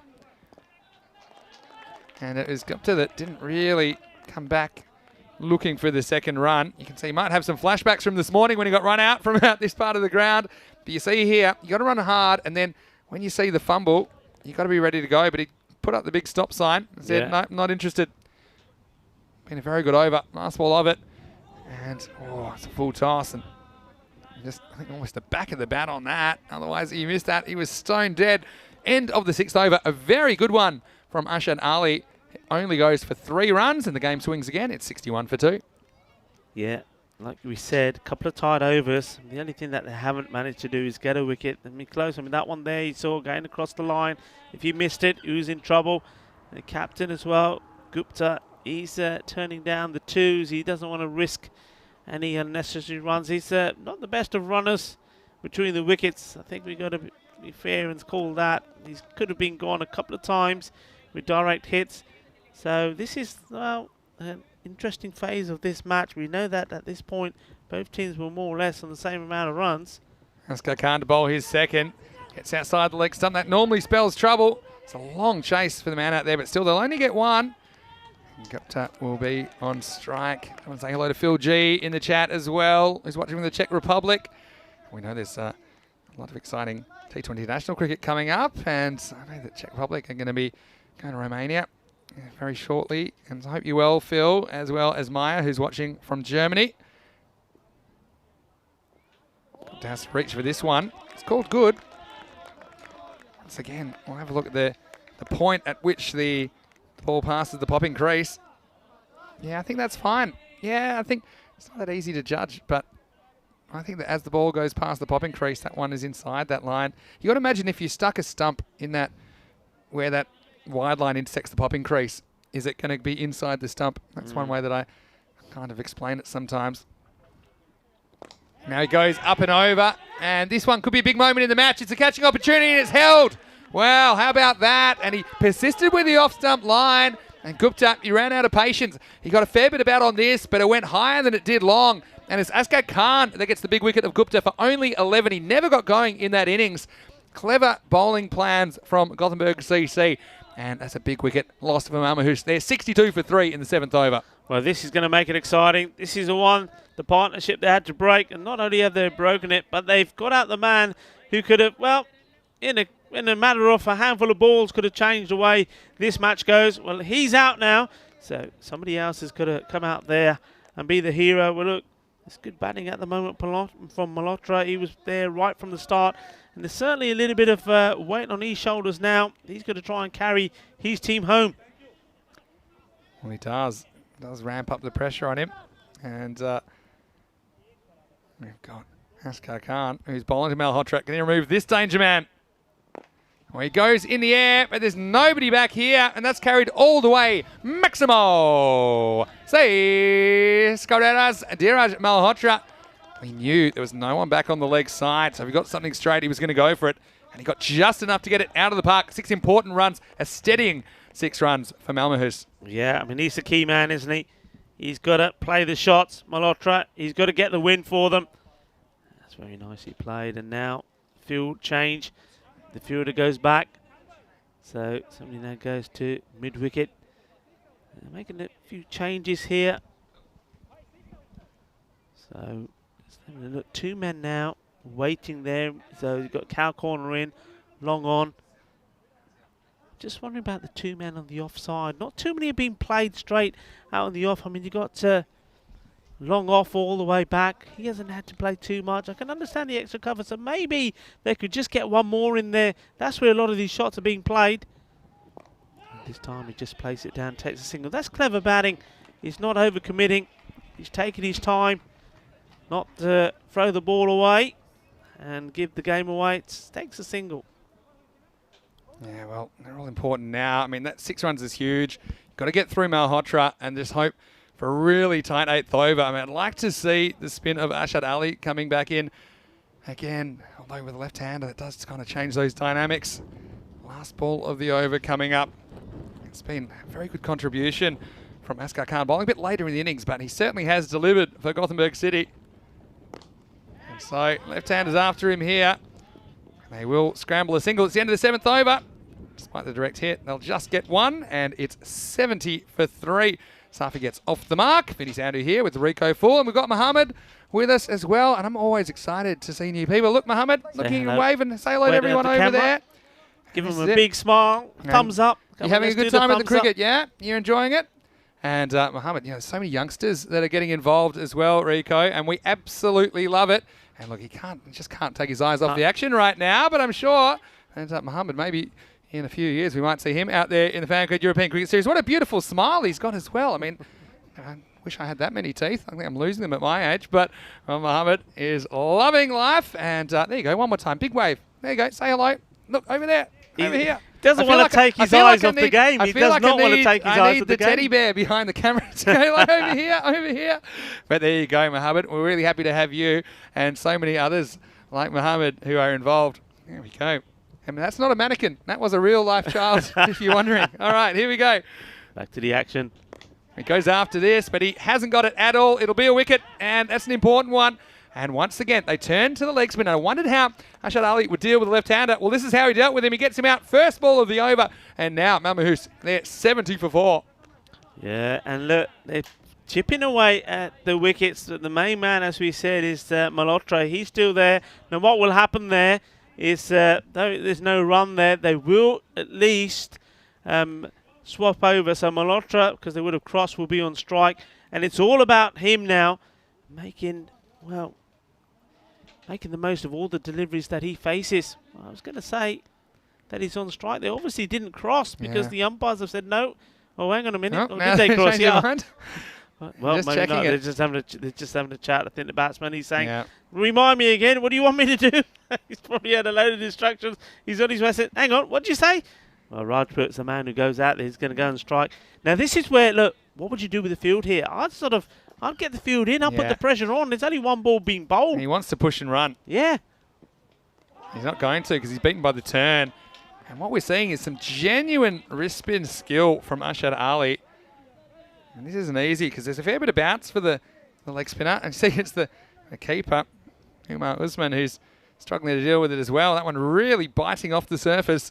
Yeah, he's got to get your feet into play here, haven't you? Otherwise you're going to be in trouble. Might have been a wrong one, actually. Clever bit of bowling.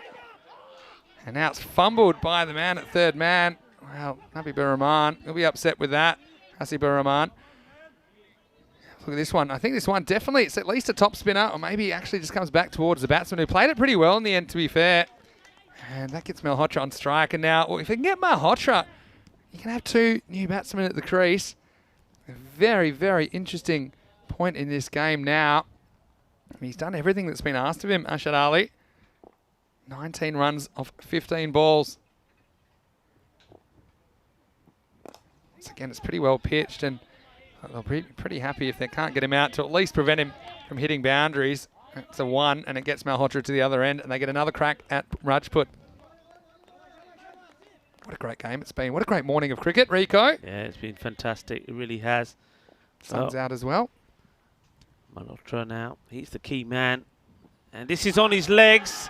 And, well, the finger has gone up. This one, the umpire has decided it was actually going to go on and hit the stump. This is a huge wicket. I'd like to see this again because I was thinking maybe it was going to go on and miss. Oh, that for me is not a good call. I have to say, I'm always pretty supportive of the umpires, but I think this is going to go on and miss that leg stick. Well, here's the thing. You're kind of guessing. This is the thing. It does hit him on the full. The issue here is then you have to assume the ball is just going to bounce and go straight on. And it does hit him on the full, I think, with that angle. Yeah, I'd have to say it's... You have a look here. If this was a normal bowler, imagine it's just a normal bowler. That's one you probably feel is maybe just slipping down the leg side, but it certainly makes for an exciting finish as it's the 5th wicket to fall. 73 for 5. And Ali, hasn't he been amazing? And he tries to slip this one through, but that's been able to get a single from this one. It's Matty, the new batsman. He'll retain the strike. 2 overs remain. I'll tell you what, I'm getting a bit of a tingle now. It's 74 for 5 after 8 overs. And coming up next, we have Hisingen versus Landskrona in the third match of the day. These two will play both of this afternoon's contest, matches 31 and 32. The news from the toss, Landskrona, the hosts, have won the toss and elected to bat first. And look, let's hope the weather stays good at the moment. There's plenty of blue sky. And Hisingen, they had their matches kind of heavily affected by rain yesterday. But look out for Landskrona. And they are batting first. Look, I love to see Waliat. I think he's a really great value. Saga Hanif's a really important player, the captain with the bat and the ball. Dalby's a very talented opener, and Kiani can do a bit of everything as well. Kiani's bowled and fielded well. I think he can get a little bit more with the bat. Amritanchu Singh has been a star for Landskrona with the ball. Hisingen's, though, missing a couple of key players. Srinivasan, he needs to step up as well. And Sridhar has had some good moments in the tournament as well as the all-round skills of Raja Mavuduru. That match is coming up, and it starts in around about 30 minutes' time right here on the European Cricket Network. Don't look away from here, though, Rico, because 2 overs left, 17 required, and really, for me now, this is anybody's game. Yeah, and they've called upon Shaheen to come on to bowl. They took a long time to make a decision who they wanted. 17 required of 12 deliveries. This is the 9th, and it all happens in the 9th. Which way is it going to go? Will it be one that goes in favour of the bowler or the batting side? Let me go back to that LBW. I don't want to be living in the past, but look, there's an argument. Maybe that pitches, it turns, and it hits the stumps. But that's the thing. The rule is you've got to consider that it's going to go straight on when it bounces. Yeah. And I don't mean straight on as in straight middle stump to middle stump. I mean straight on with the angle that the ball was coming in. So it's going to bounce, and then for me, that's probably just going past leg stump. Yeah. Even though no one really knows what's going to happen when the ball bounces. That's the thing. I think it's something about when batsmen hit on the full, umpires seem more likely to don't want to give them their marching orders. And really, that's a ball that Hottrable really should have hit anyway. But it's made for a spicy finish. 16 off 11 balls. And the bowler that's been charged with this important over is Mahib Shaheen. He's a bustling character. Once again, we'll see another single. And I mean, this is really important because however many you get off the 9th, you don't need off the 10th. And there is certainly extra pressure in that 10th over if you're batting. Even if you need 4, 5, 6, you know, you can get really, really tense. So I think it's a real opportunity. And I think this is smart from Shaheen. He's just saying to his man at cover point, just come up a little bit. Let's try and stop this single. And this is a good field for me as well. And I think he's captained very well, Abuzar, in this innings. He's got the third man in place. He doesn't want to give a boundary to an edge like that. He's going to try and leave the outfield gaps in more difficult to score places like deep cover. And so for that reason, this edge, which sometimes would see 4 runs, they only get 1. Well, this is nice and tidy so far. They need a boundary from somewhere. That certainly would take some of the pressure off. And, well, he's decided to leave this, and that's a mistake. And not right sure what the thinking is from the batsman. You've got to have a swing at this. He's wide. It's outside the off stump. Got to go for it. Yeah. Yeah. I mean, to be fair to the batsman, I think one's probably straight over the line. So, well, a lot of tight calls in this game. And wait, nothing too bad about this hit, but it's straight down the fielder who's dropped it. Oh, Manoj Ravant had an opportunity, and that would have been huge. Actually hit it really well there, Rajput, but he just picked out the fielder, but it was too hot for Ravant to hold on. It'll go down as a long single. Yeah, well, the key thing is, all right, he's dropped it, but he stopped the ball from going over the boundary. Yeah, that's true, I guess. And this one's pitched up, and this is going to be touch and go. It's back, but it's carrying the boundary. Maximo! Matty with the big Maximo, and he's been an important player in this game. He got the big start with the wicket of Safi, and now maybe a big finish as 6 come off that delivery. And once again, the game changes. Can you believe it? End of the over. Malmo, who's there? 84 for 5, now requiring 7 off the last over for a memorable victory. Yeah, that was a huge hit. I mean, the ball before it, the catch going down. Well, how important is that going to be? Of course, I mean, the batsman would still have been at that end because he would have crossed. So really, in theory, it only cost a 1 run. And maybe he could have done them a favour because as a result of that, Matty at the moment will be at the non-strikers end. And he seems to be the one that can give the ball a good old whack. Rajput here, well, he's got to stop trying to think about trying to get the wide. He's got to get bat onto ball. They've got to take the single. You've got a man at the other end that can hit the ball that well. Well, give him the strike. Give him as many balls as he can to try and get the winning runs that are required. 7 needed of 6 balls. This is going down to the wire. Absolutely going down to the wire. And it's going to be Sachin Patkar to bowl. And he hasn't bowled yet in this innings. He's quite a useful bowler. And now I think you do need to have these infielders in on the squeeze to try and prevent a single, or at least create a higher likelihood of a run out if they try and take it on. So 7 off the last over. Now as a batsman, I think you're just trying to score off as many balls as possible. Now they're going to come for 2. Good throw. He should be gone, and he will be gone.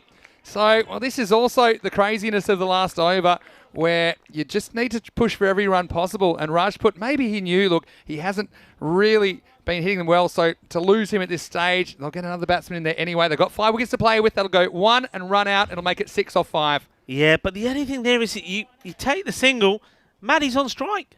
Yeah, that's leave true Matty, as well. leave him on strike. Let him deal with it. And well, look, he wasn't in the frame, was he? And like you said, that's just the pressure, isn't it? That's the pressure that's been created here when you go down to the final over. Yeah, it's an interesting one. I mean, do take your point with Matty being on strike, but I think, it had to be a really good throw to get him, and it was a really good throw. But if not, I think when you're this close to the target, the value of a 1 run, proportionally, it takes you so close to that target. When it's an extra 14%, if you like, towards the target if they can make it. So it does put a lot of pressure on the new batsman that will be on strike. Does anyone have the tingle as well?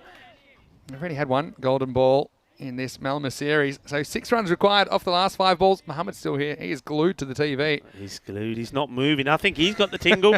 He's definitely got the tingle. Maybe he does. Here we go. Worry, the new batsman. He hits it hard. And where's this going? It's going through the fielders. Is it? No, it's not. It's been stopped, but they will get 2. Yeah.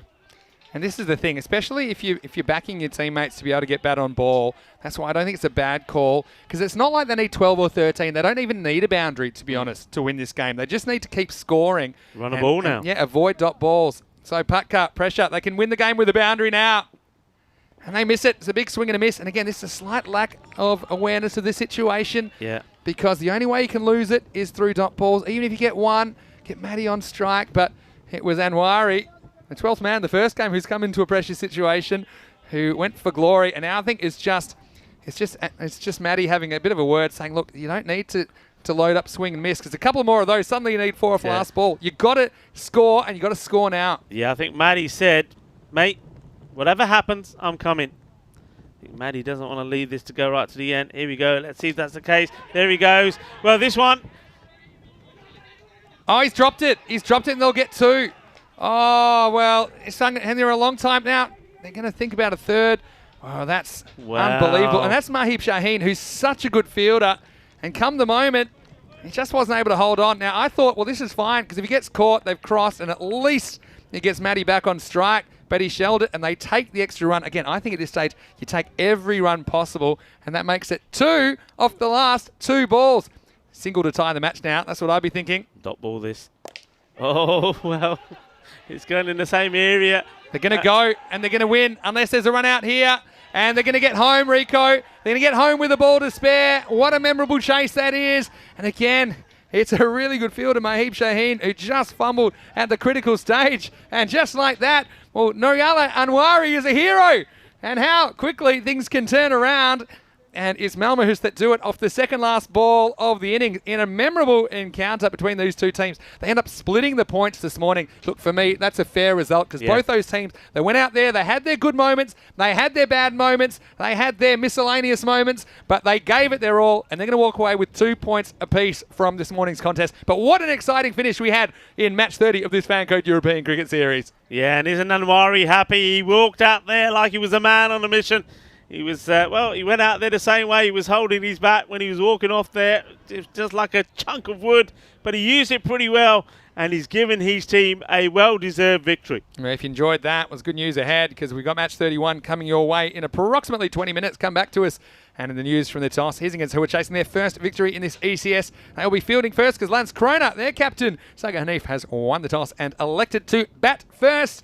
Right now, right here, we have been loving the action from Malmo, especially with this weather finding up. Hopefully there's some more interesting finishes ahead, and it certainly was an ECN classic. Now remember that was a crazy catch, and that was the same man we saw at the end, Mahib Shaheen. Well, he caught the tough one, he caught the impossible one, and dropped the fairly elementary one. But that's the pressure of T10 cricket, and that is the pressure of the FanCode European Cricket Series. Yeah, definitely loads of pressure in this one. Just got it over Man Safi there. And they were made to work hard, especially when all of the recognised batsmen kept getting themselves out. And it was only Malhotra who was sticking around doing the job there. And when you see that scorecard in front of your screen, you'll see that his contribution was massively valuable. I mean, in the context of the game, and he held things together. He played some pretty nice shots as well. This was a nice one, wasn't it? Straight down the ground. This one, well, that was easy peasy. That was the catch that's been taken. So the wicket going, and that was where the captain went. He needed to play a big shot. He felt the need to play a big shot, and then there's the LBW. Well, for me, I know umpires have been outstanding, but sometimes, like all of us, there are errors that come into play, and that one for me was one that was wrong. No doubt here this time. This was just a straightforward run out, but again, it's just pressure. Did that work in the favour? Well, this one certainly didn't work in the favour of the fielding side. But maybe his hands are still stinging from that corner bowled. Well, if you think pressure's not real, you think it's an intangible, then and that'll change your mind. Has Mahib Shaheen, probably his fingers will still stinging. I'm sure he'll be still stinging after that incredible finish. But look, in the end, I think it was a fair result. And we see the final score. It's 91 for 6, and they get there off 9.5 overs, winning off the penultimate ball of the innings. Only 5 extras in the innings. And Malhotra, he led the way, but he fell at a crucial point to a slightly dubious LBW decision, some would argue. But Tara, important with 14, and Gupta, who contributed 11, but he wasn't the same Gupta we saw smash 100 yesterday. He was about 40 or 50 off that many balls yesterday. Yeah. But then, look, the lower order, credit to Maddie and Anwari. They just held their nerve. And look, they took some of these dicey ones. Even Rajput, you know, the way he sacrificed himself looking for an extra run, and he had confidence that the lower order would be able to pick off those runs. It wasn't a situation where they needed a boundary. They just needed 1s and 2s when you need 7 off the last over. And I think they summed up the situation perfectly. So it's all about holding your nerve in a pressure situation. Well, Rico, for me, the pick of the bowls was Ashad Ali. 2 for 7 off 2 overs. He really showed some skill. He was used as a 6th bowler, but really, he was the man that brought Gothenburg City right back into this match. Yeah, his bowling was very good, and he had all the batsmen in trouble. We certainly had Gupta in trouble as well. That's why Gupta couldn't get going. They used him well, and he almost got them in a position where they were going to hold Malmo host to not getting those runs. Remember, there was only 7 that was required of the last, but it did go all the way down to the wire. Yeah, well, here we go, Mohammed. How did you enjoy that game? Was that exciting? Yeah, there you go, Mohammed. Now's the time. You can go have a look. Mohammed, here you go, look. Oh, come on, Rico, get behind the camera. Come on. Look, you're up there, Mohammed. Well, there we go, finally. There we go. Give everybody a big wave. Give everybody a big wave. Everyone wants to see all of your face. You're looking fantastic. Mohammed's enjoyed it. I've enjoyed it. So's Rico. And hopefully you can join us in around about 15 minutes' time as we'll come back for the second half. The sun's out. The weather's looking good. And I hope you're enjoying the action. Certainly plenty of it. And Mohammed, well, I tell you what, if all kids are as easy to look after as Mohammed, I'd easily do some babysitting in my free time. But until 15 minutes, we'll see you then. And Rico, we're going to have a bit of a break, maybe a bite to eat. We'll be back with more action. Hizigan versus the host Lankrona coming up this afternoon. You're watching the FanCode European Cricket Series, and you're watching the European Cricket Network.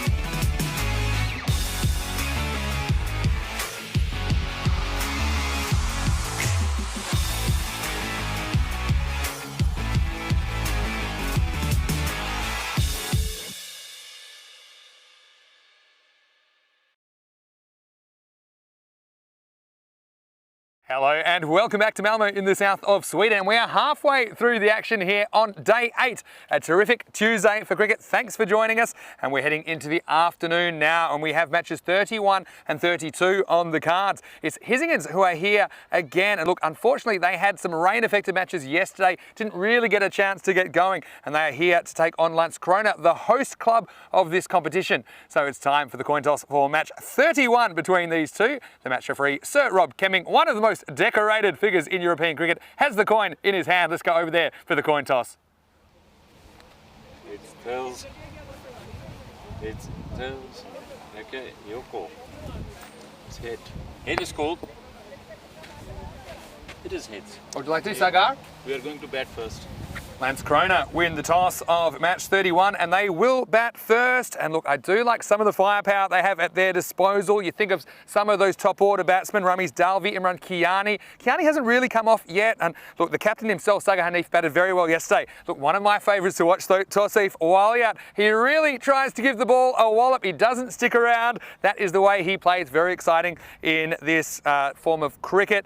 As far as Hisingers go, well, their captain, Gokul Srinivasan, he has a few issues on his hands. He doesn't have Chaitanya Kalari in the side today. Also no Sri Vakilanka. But watch out for Raja Mavuduru. He is a key all-rounder for Hisingers, who will be looking to put their first win on the board in this FanCode European Cricket Series. Rico Full, Mr. Bale Bale Bale himself, is in the commentary box as we get ready for the second half of the day. Over to you. Let's get ready for the first ball. Well, thank you very much, Vinny. And well, I'm pretty sure that Hisingen, one thing they'll be happy about at the moment is that the weather looks a lot better than it does, or than it was yesterday at this Landskrona cricket ground. You remember in match number 27 and also match number 28, which featured them yesterday against Lund. Well, unfortunately, the weather played its part in both, and I feel that they were the team that probably had the worst of it. So we have a look at the fantasy dashboard there, and you can see some very good performances we've seen from Kiani. He's right up there, the fantasy points, 355 points to his name. Also Singh. So whereas on the other side for Hisingen, really haven't got off to a good start at the moment. I mean, Sivasan, he was there, probably one of the best players yesterday, and Siddhar as well. But the sun is shining for them here. Got to do the work in the field, and I think that's where we saw the best of them yesterday. I think they bowled pretty tight lines, let themselves down in crucial moments sometimes with the catching, but the bowlers certainly did well, and I think the captain, he used the bowlers really well, did Srinivasan. And in that match, well, the first match, it was Lund who put 92 on the board, but then DLS came into play and the target was revised to 49 required of 5 overs for Hisingen, and they couldn't get there, so it was a victory by 15 runs for Lund. And the second time round, well, it got even worse. It was a match that went to 7 overs, and in 7 overs Lund put 106 on the board, and Hisingen once more got to just 38. And the other thing that Hisingen weren't able to do in the scores of 33 and 38 was hit a 6. So make a note of that. If it comes to their turn to bat, they do hit a 6, it'll be the first one of the series. So they'll be hoping to make a much better start. And they're calling upon Karma to bowl the first one. Well, there was a little bit of good, but a fair bit of bad karma yesterday for his team. And he'll be hoping that today, in this match number 31, they can change things around. Starts with the first ball, which gets a fair bit of bounce, comes through a little bit quicker than Kiani was expecting it to, I think, there. He does manage to get on top of it. No run scored. And a quick word from the captain to Karma. Probably just saying, look, okay, don't get too excited. Try to keep the ball a bit fuller, and he does. And well, if that's what the captain Srinivasan said to him, he certainly has done exactly that. That's a much better line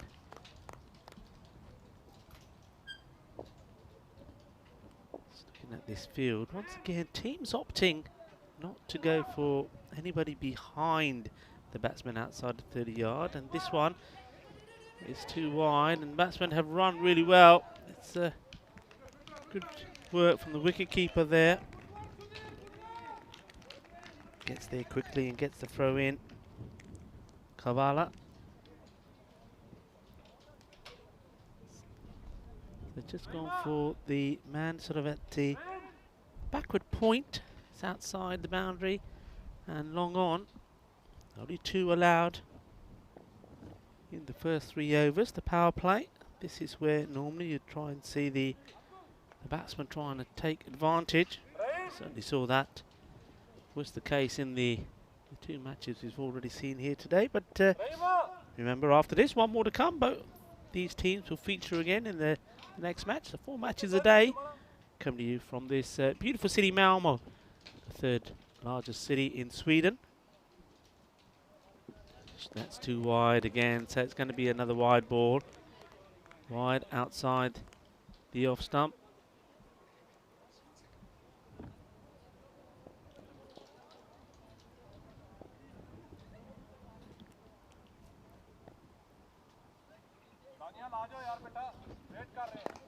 Better ball. This one just moving in. And that'll be the batsman. Just watching this one safely onto his bat.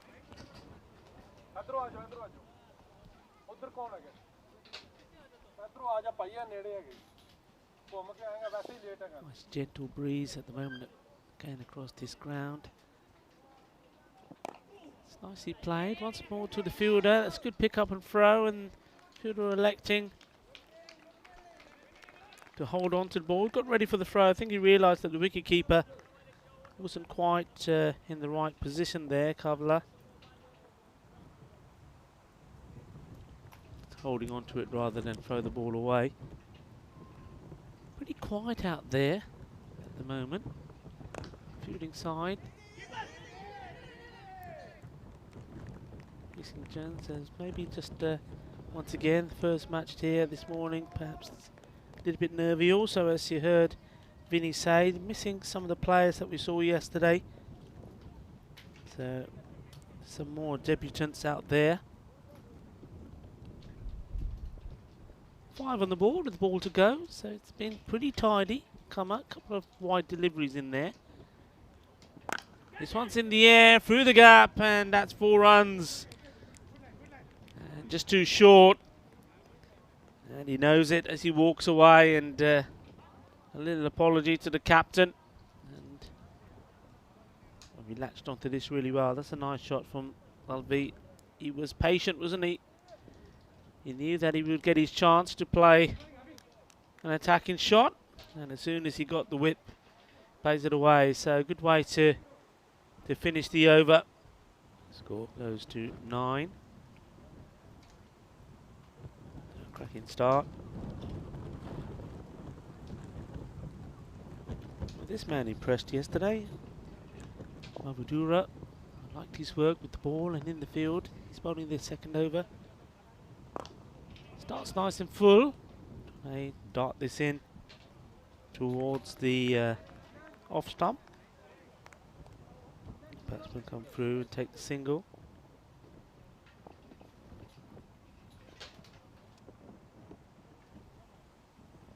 This one's hit well in the air, and the catch has been taken, and that's a really good catch.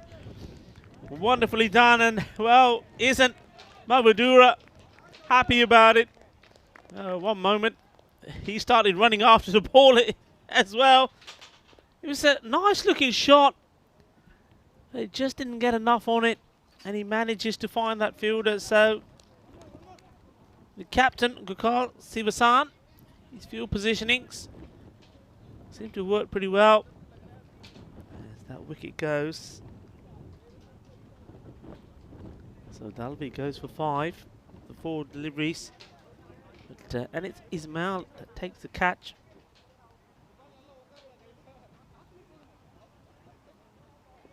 But again, you see, it's almost like after yesterday,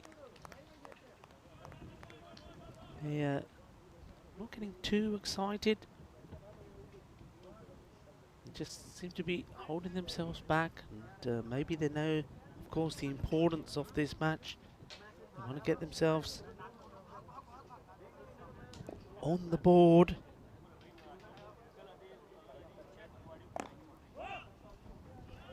Well, there should have been no run here, and the fielder, there was no pressure on him at all. The batsmen had just stayed where they were. Let's see if this one go under him. See again, shot played out. It's going straight to the fielder, and in the end, it's just done by the bounce of the ball. Maybe, well, I think in fairness there, though, lost his footing a little bit. Sees the ball go. His feet slide and the ball go past him. It's played out to the man at long on. Nice easy work.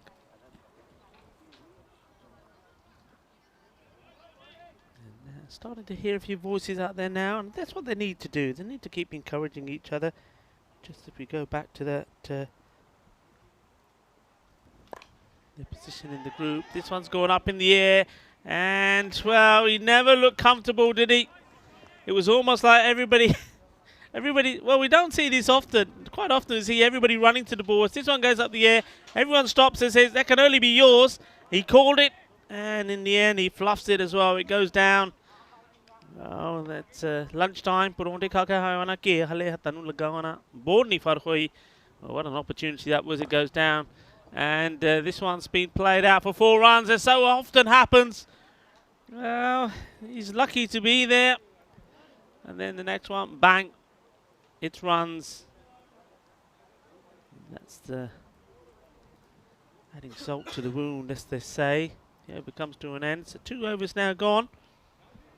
Well, this is interesting. I always like to have a look at this, the run rates, and well, right on cue.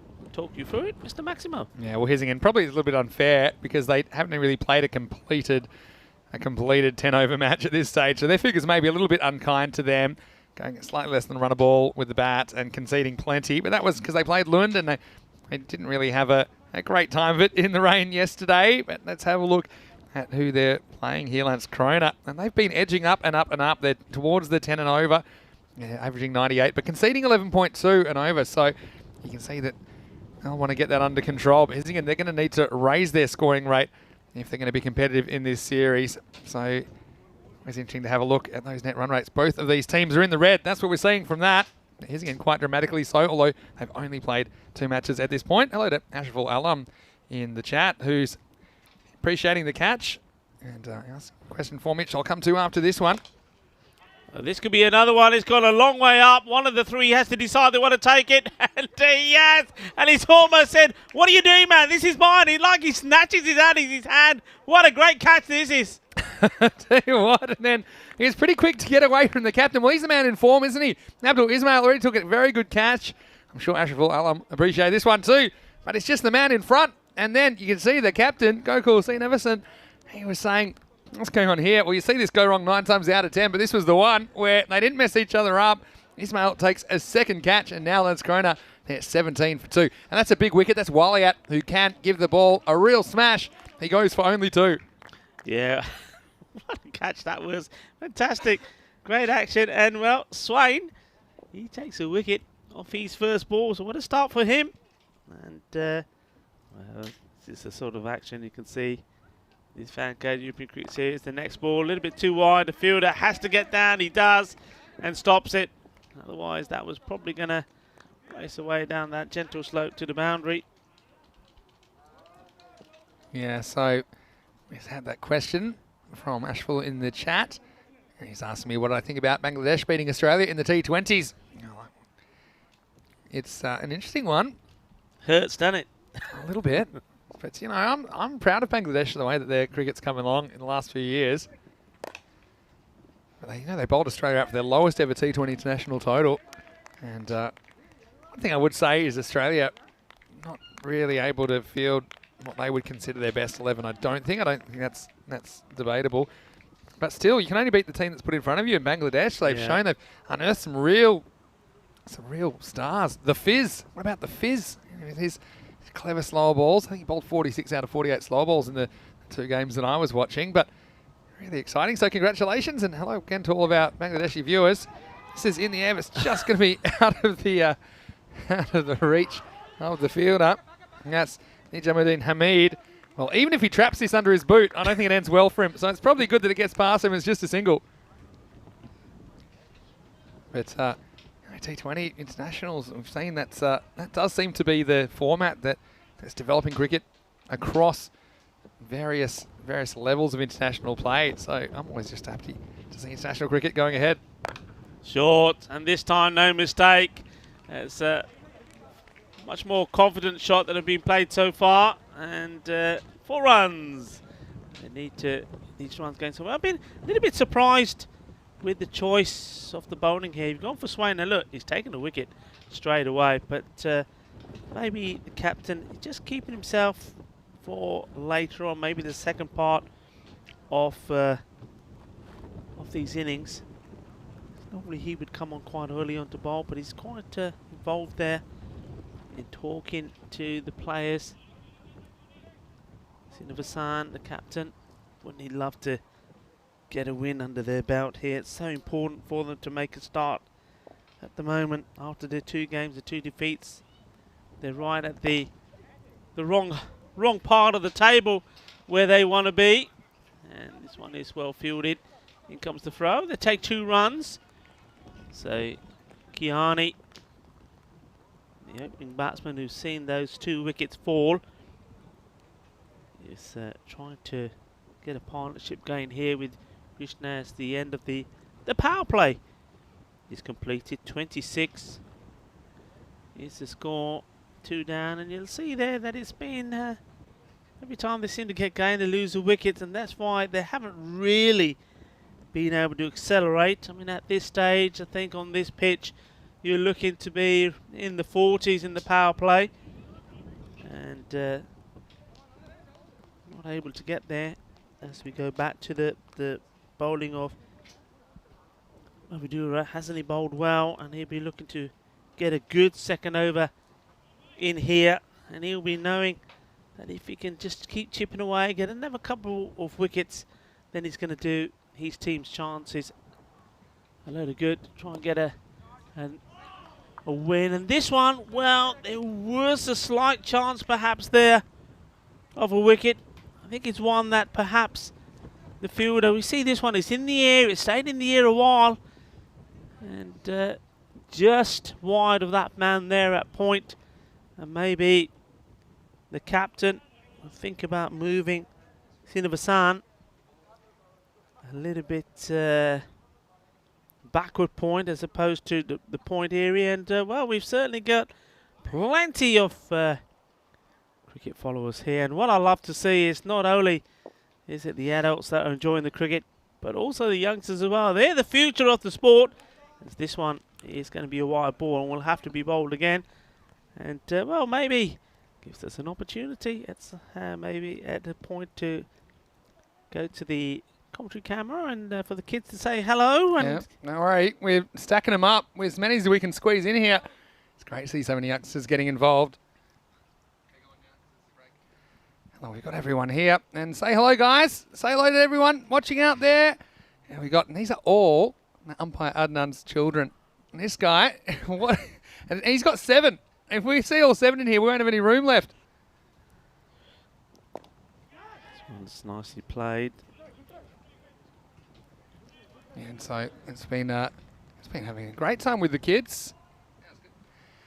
And well, I tell you what, they're pretty excited, and I'm pretty excited as well, because when we've been in Sweden, I don't think we've ever seen so many children really excited. So there you go, a big hello everyone. Say hello to the camera. There you go. So umpire Adnan, how many kids has he got, did you say? Oh, this one's an edge. It was an opportunity. He races away. The 4 runs goes right into the European cricket banner. And I think the keeper maybe a little bit slow reacting to this, Vinny. Bit harsh. I mean, I think that's flown away and it's past him. Does have a good jump at it, but I think that's very rarely getting caught. So Krishna getting a bit of luck. Mavaduru has the wicket, but gone for a few more than I think he wanted to. comes again. And again, opting to slightly short outside. They have very good running from the two batsmen. Good fielding, though, as well. Yeah. Because we've seen sometimes fielders not getting down and putting their body on the line. That was well done.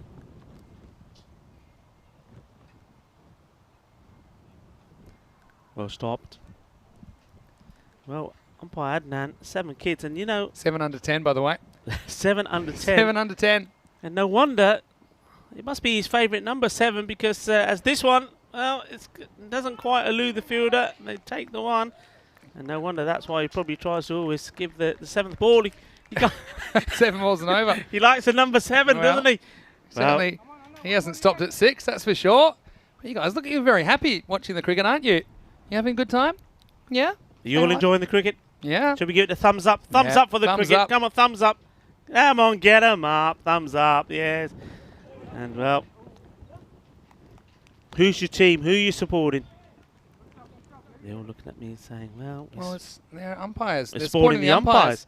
So we're supporting. So we're supporting the men in black. Come on, the men in black. We like the men in black. Yeah, I like that. And look, here we go. End of the over as well. And it's 39 for 2. Well, I don't need to go to the gym when I'm getting this kind of a workout. It's reminding me all about it. Yeah, so here we are. This is the whole family. It's a bit of a non-traditional family. It's 2 commentators and say hello to 4 everybody. of Give them someone a else's wave. kids right Give 'em a here. wave. There you go. Wave. Say hello. There you go. Hello. Oh, how cute as well. And you just wonder, you might have a few ECS future superstars here. Of course, there's a lot of women's cricket as well we've seen lately. We've seen some international cricket around Europe, and it's been very exciting. So we know that you guys will be famous now. You've been on TV, so it's been awesome. And you can also join in the live chat and let us know what you think. And we will always try and get back to you. And we've had some really good questions in the chat already today, so you can tag them at Vinny Sandhu or hashtag Ask the Commentators. Here we go, 5th overtime. It's Hamid coming into the attack. And like probably the last few deliveries that have been bowled, a little bit short. We haven't seen that full length, Yorker length delivery deployed here. That's what they need to do, try and get the ball a little bit fuller. And Isingen, they're right. Well, at the moment they're in 5th position. They're 2 points behind. Oh, that one's really popped up. 2 points behind Landskrona. So this is a very, very important game for them. And well, this one I think has just caught a little bit off the batsman. And there's some discussion going on here between I think the umpire just saying to the batsman, just is your helmet okay, make sure it gets checked. But yeah, that popped up from nowhere. Really did. But going back to that, yeah, get a victory here. And it puts them on level points with Landskrona. And then you go into the second contest between. This one's been whipped away. And it's not often that they're stopped in that part of the ground. And this one won't be stopped either. 4 more runs. And the kids here liking it. They're all giving it a clap. 4 runs were done. Good shot. And nice bit of timing. Delightfully done. And just once more the line. It's an important phase of the match. They've started well. They've got those early key wickets, and I think this is the point now where they've just got to keep doing the good job. And I think we're probably going to see after this over from Hamid, maybe we will see the captain come on. He's got to realise that if he can get a period of 4 overs in here with him and one other bowler that keeps it nice and tight, then they can try and restrict this score being under 100. Certainly would be a good achievement, and it's one that they can hopefully go out and get, especially if one of their batsmen can get in. Landskrona is the team they've got to get. I mean, it looks like at this stage, and there's still 2 days of group matches to go, of course.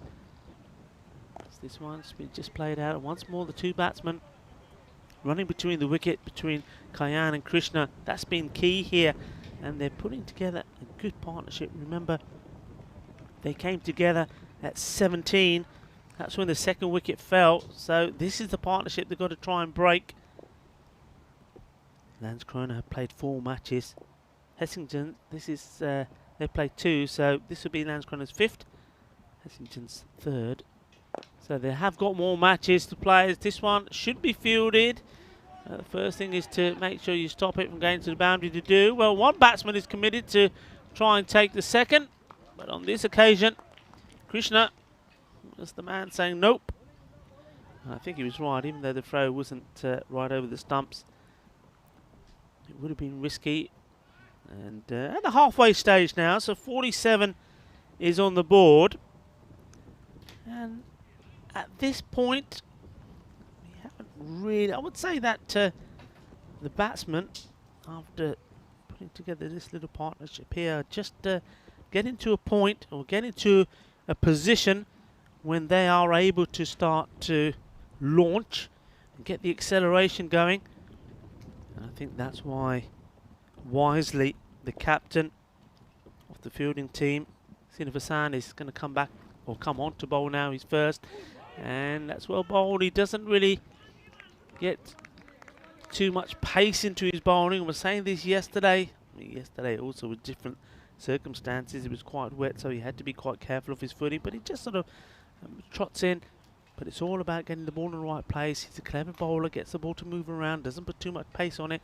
He's got to have his field in the right place. And I'm guessing he's got the two men long off, long on straight waiting, one on the offside. And then he's got the mid-wicket in play. Surprisingly, he's got the fine man is the man he's opted to go on the boundary. I thought maybe he would try to get one more in. I mean, if it was me, I'd have my long on exactly where he is, mid-wicket, but I would maybe get the mid-wicket to go a bit more towards square leg and get one more in there. That's where I think the ball will be going. I think fine leg at the pace that he's bowling is probably wasted, but he's obviously got a plan in mind. I mean, fine leg for me can be inside the ring and get another one out there. Give yourself some protection on the leg side. Krishna. This time it's on the off. It will be just a single. And once more, looking to turn the one into two. So they've done the rebuilding here. Kiana and Krishna. I think now they're at a point where they've got to say, right, okay, this is where the acceleration has to come in. Currently going at about 9 and over. This one's played out, so well, there's a busy man out there, isn't he? A lot of fielding. In comes the throw. Good running. They do take the 2, and good backing up by the fielders, alert to the fact that if the bowler, their captain, wasn't able to stop this, it could go on to take another. So everything to play for between these two teams. Hessington's, can they get their series up and running with a victory? That certainly would make things interesting. Was wound himself up for the big shot here, but wasn't able to get to the pitch of the ball. And some backing up required once more as these two batsmen. I'm liking this. It's one of the things that I know myself and Vinny talk about a lot. I like the fact the batsmen won the first one quick. Yeah. I like the fact that they turn, they show that they're ready to take the second if the opportunity's there. That puts pressure on the fielder. Could get a misfield and also could get a bad throw, and they take it. Yeah. I like it. Comes down to all being on the same page, I think. And he could be gone here, and he is. Well, I'm liking that. If we'll have a look at the square leg umpire, it's the fielder that gives it out first, and the umpire then puts his finger up. Let's have a look at it side on. I just quite see it so well with the work. I was nice to see the work of the keeper. It's always nice to get the wicketkeeper involved, but he did very well here. Took the ball nicely, Kavala, and then taken it off. It's quite tempting, isn't it, those ones, Vinny, for the wicketkeeper to snatch at him and go beyond the stumps, but he didn't do so. Good work. Yeah, that's what I was looking at, but Sudhir Cavalli took it well. He didn't rush it. That was the key. Have a look at this. Look, I'm not sure it was called a wide. I mean, have a look how wide it was. Probably should have been a wide if it wasn't called. And it was called a wide by the umpire. So you can be stumped off a wide. So as a batsman, that's something you do have to be careful of. And I think they'll easily trade the run for the wicket. And the score now is, after that one, is 54 for 3. Yeah, that was a good time to get a wicket, wasn't it? You need to break this partnership. And it's the captain, Srinivasan, who does it. I was saying that it's this point of the game, it's calling on him to come on, and right on cue he does, and he gets the wicket, he gets the breakthrough. And with this one, Could have gone anywhere. I think there's a little bit of bat on this. Otherwise, And it's high. it's worth considering. He could have quite easily played this onto his stumps as well. You watch this again. Yeah, Look, no pace on it. No, that's hitting the hip. Yep. That's higher than Cheech and Chong, that one. Well, he push it a bit further. Well, now he's gone outside the off stump. It's thumped, but fielder comes across, gets his body behind it. Not getting past me, he says, Cap. How do you think the Ismail Srinivasan relationship is going now after the after the earlier little hijinks they had? It's the end of the 6th over. It's 55 for 3 after 6. Pretty good over by the captain. That was a funny one for me. That'll end up on our social media at European Cricket for sure. And the captain, Srinivasan, had called it. And Abdul Ismail into the team said, no, I'm the man in form. And he just came and just picked his pocket, really, didn't he? But the main thing was that the ball was caught. And I think would have seen a slightly different reaction from the captain. He was already pretty irate. Maybe he's in his own fantasy team. But the main thing was, as far as Hissingans went, the ball was caught. And right now they've got Lance Corona right where they want them, but they do need to finish off. They can't let it get away in the last 4 overs. Kiani is still a threat. Yeah, absolutely. And he's got him, knocked him over. And well, it's certainly not a boogie fireball, but it does knock over the castle. But they chucked it there. And this is a crucial stage in this match here now. They're picking up the wickets. I mean, Imran Khan is still there. He started right from the beginning, and maybe he's going to bat all the way through what we saw Malhotra do. But at the moment, the wickets are falling at the other end. And this is a good response from Hissington. They haven't got too excited, Vinny. Have you noticed that? Yeah. You know, they've just tried to keep themselves calm, and they're refraining from getting too excited, too carried away when they take a wicket. They know how big a match this is. It was the same sort of shot and same sort of ball as the LB shot, which was just a little bit too high. But you see, this time, nothing wrong with the height. And it's a good bit of bowling. Zaman can't make an impact. And now, Hissington's on a bit of a losing streak in the ECS as well. And so they want to turn that around. That's going back into last year as well.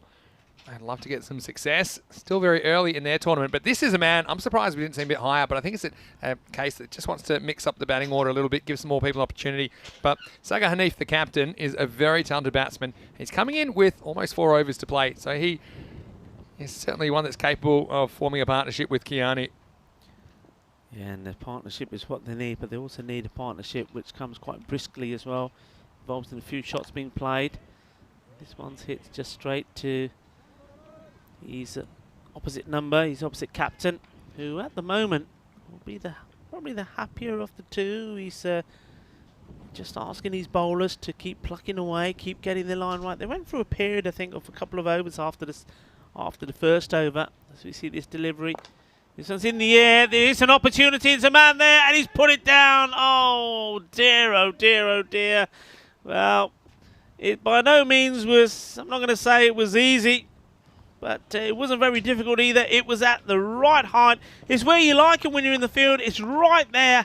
Yeah. And down it goes. It's on the move a little bit, wasn't he? That's bad karma. Have enough karma. But well, let's see if we get another opportunity. Kiani on strike now. And he's knocked him over. Well, he's saying, well, if you can't catch him, I'm just going to have to hit the stump. So the second time, he's all smiles at the moment. He was in all smiles when that catch went down. So another wicket goes down. Huge wicket in the end. He's tempted Imran Kiani to go for the big shot. He's missed it, loses his stumps. And it's another wicket in this over. What a fabulous one. Yeah. Well, he'll still be thinking he should have had another. Full and straight. Well, if he gets a wicket now, he'll be filthy because that would have been a hat trick. Yeah. Because but Kiani just laboured for his 20, didn't he? And you look at that innings, 2 4s in it. But I mean, for me, maybe even bigger let off that we might see how this rest of the innings plays out. But that drop? But Yeah. Sagar Hanif, he can go. And look. You know, the 5 wickets, yes, it's a concern, but you've certainly got one batsman there that is a genuine number 3 batsman, Hanif. Regulation number 3 or 4, so he is able to score runs pretty quickly. But still, Hamid's bowled well, 2 for 9 he's got. Khan places out forcefully towards the fielder. No mistakes again for the man. Fielded really well out there, has Ismail. I've been very impressed with his work there. His groundwork was really good. He hasn't let anything get past him. And he's always doing what I say. You've got to get your body behind the ball, and that's exactly what he's done. I mean, he's keeping it simple, isn't he? He's going full and straight. Well, this one's not full and straight. This one is going big. It's picked up well. 6 runs. He latched onto the length of this very quickly. And, well, just when they need some acceleration, there's the big shot. And he's the man who's going to deliver. We see the captain, Hanif, hits a maximo. Yeah, this one is a bowler infuriator because he should have been gone, Hanif. And this one, like I say, he's gone full and straight most of the time. This one, it's a little bit of length to play with, and that's the result. 6 off the last ball of the over. And at the end of 7, it's 63 for 5.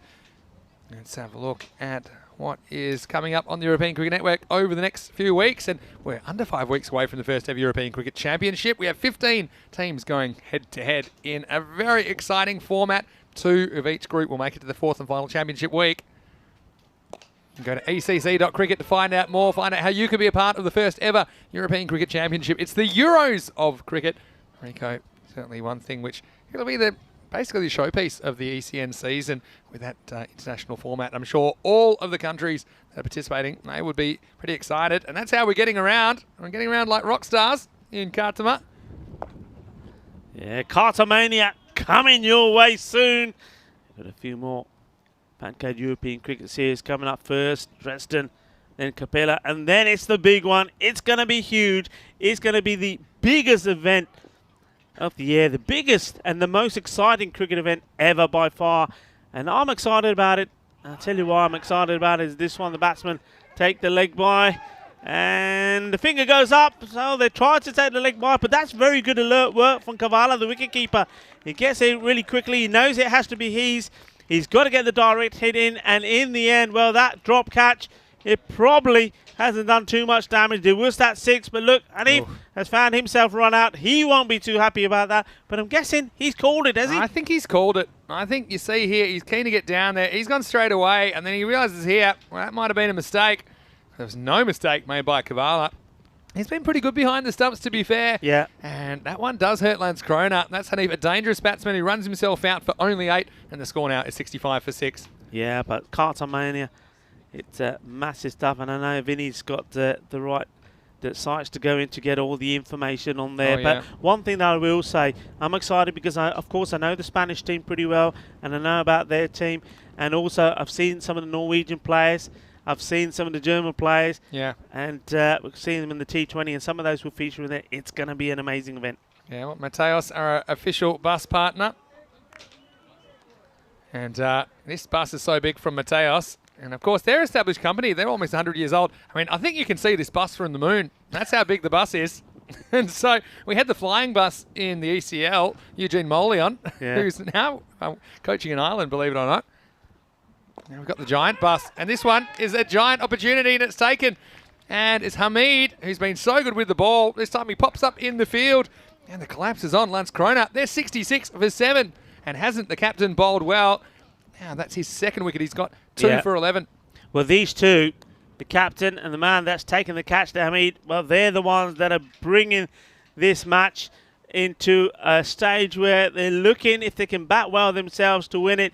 Because since they came on, Hamid was the first, and Sinavasan, well, between them, they've picked up wickets regularly. 5 wickets between them they've taken, and this is sensational stuff.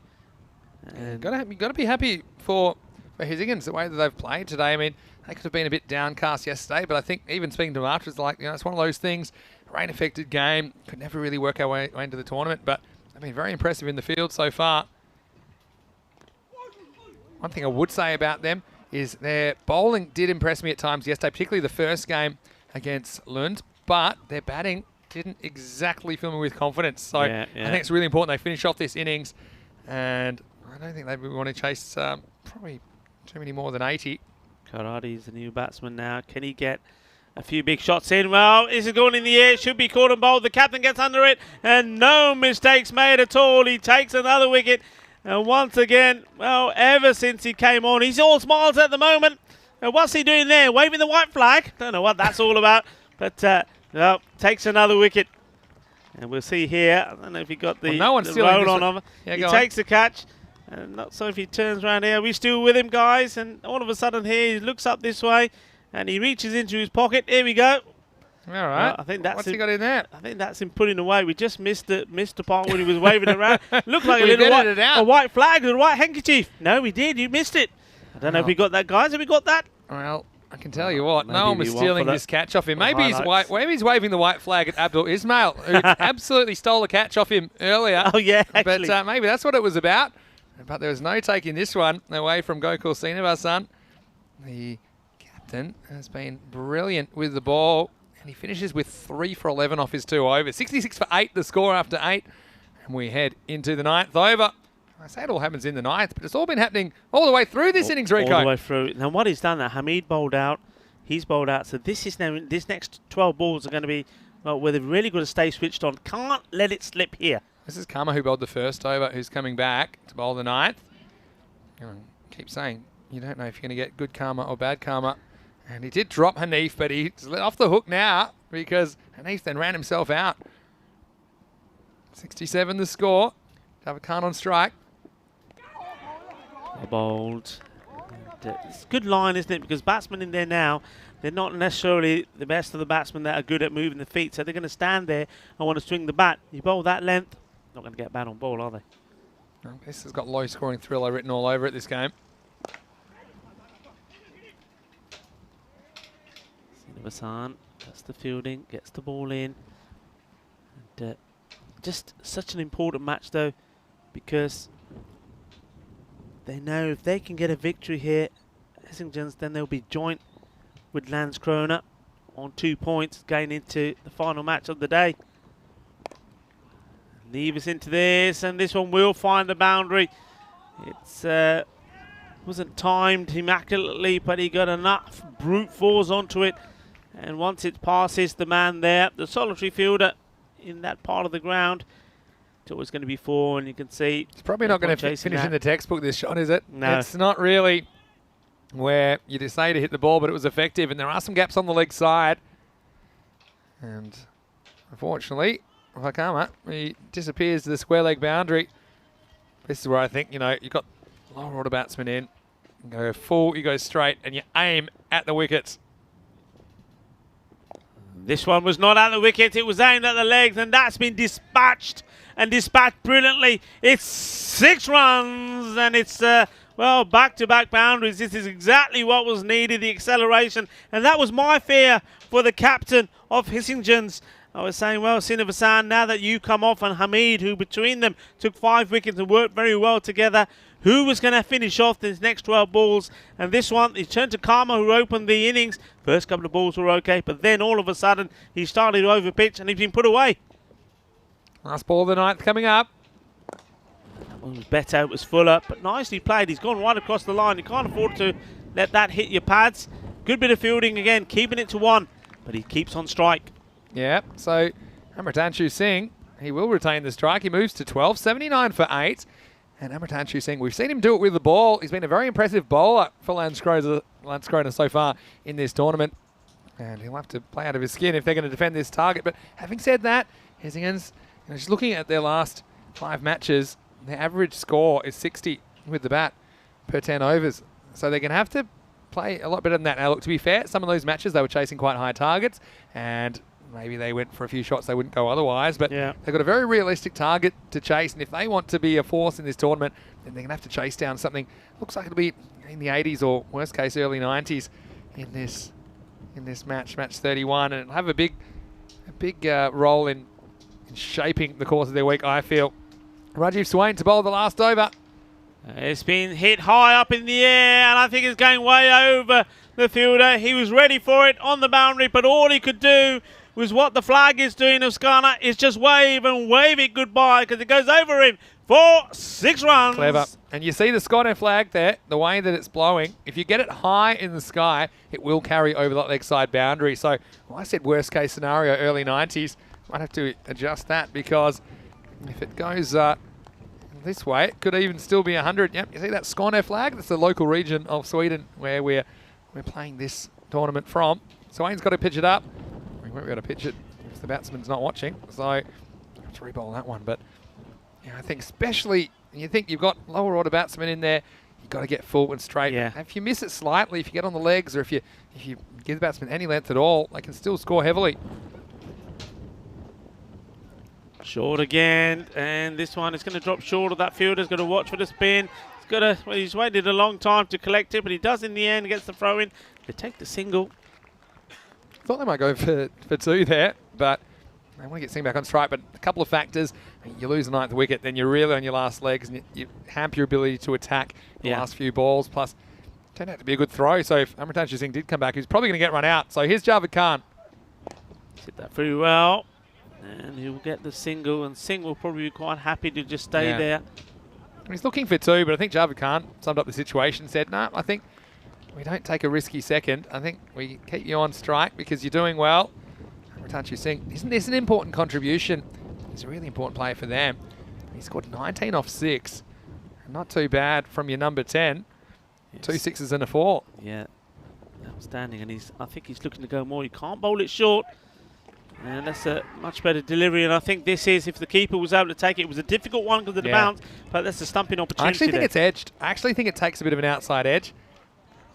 And there's no doubt that it'll look like a stumping here, but I don't think where you pick up from this angle is it actually seemed to me to take a bit of an edge. You see that? So it actually jumps and actually hits him right up the top of the chest. So I wouldn't really call that a miss-stumping at all. Actually, he's done well because if that misses him, that's 4. And that's why you wear a helmet if you're keeping up to the stumps. Otherwise, you're going to get the taste of the kookaburra. It's not fun. Oh, this one does get him. Well, this one is... Oh, I think he's run him out here. Yeah, he's run him out. That's a face run out because it's hit his face. And he's run him out. This has nailed him right on the lid the second time. This is the difference between wearing a helmet and not wearing a helmet. And this one, well, it's just hit him right between the eyes, except it's hit him in the head. And the batsmen take off, but he recovers quickly. Yeah, that's out. What I like about this is when we see it from the bowler's end, what is the bowler celebrating for? He hits the wicketkeeper right in the middle of the temple, and he's got his hands in the air saying, yeah, I got you. Well, I think the wicketkeeper will have words about this again. Oof. I mean, I'm just very, very thankful he's wearing a helmet. Have a look. Look, watch the bowler here. Look, watch. Yes, I got him. He said, well, they do. Well, they don't get him. They get the batsman who's a non-striker trying to run it. Well, that was amazing stuff. 2 out of 2. Wicketkeeper taking it on the lid. I mean, good spot from you. The first one taking the edge. And you said, no, it's not a miss stumping. But look, it's a cool game. It's a drop catch. That's very harsh. Last ball of the innings. 87 the score. And hit away hard. And he's going to find the boundary. So a good way to finish. He gets that in between the 2 men there. And that's taken this score into the 90s. And I tell you what, we said this is going to be a low-scoring thriller. But it's not as low a score as we thought perhaps it was going to be.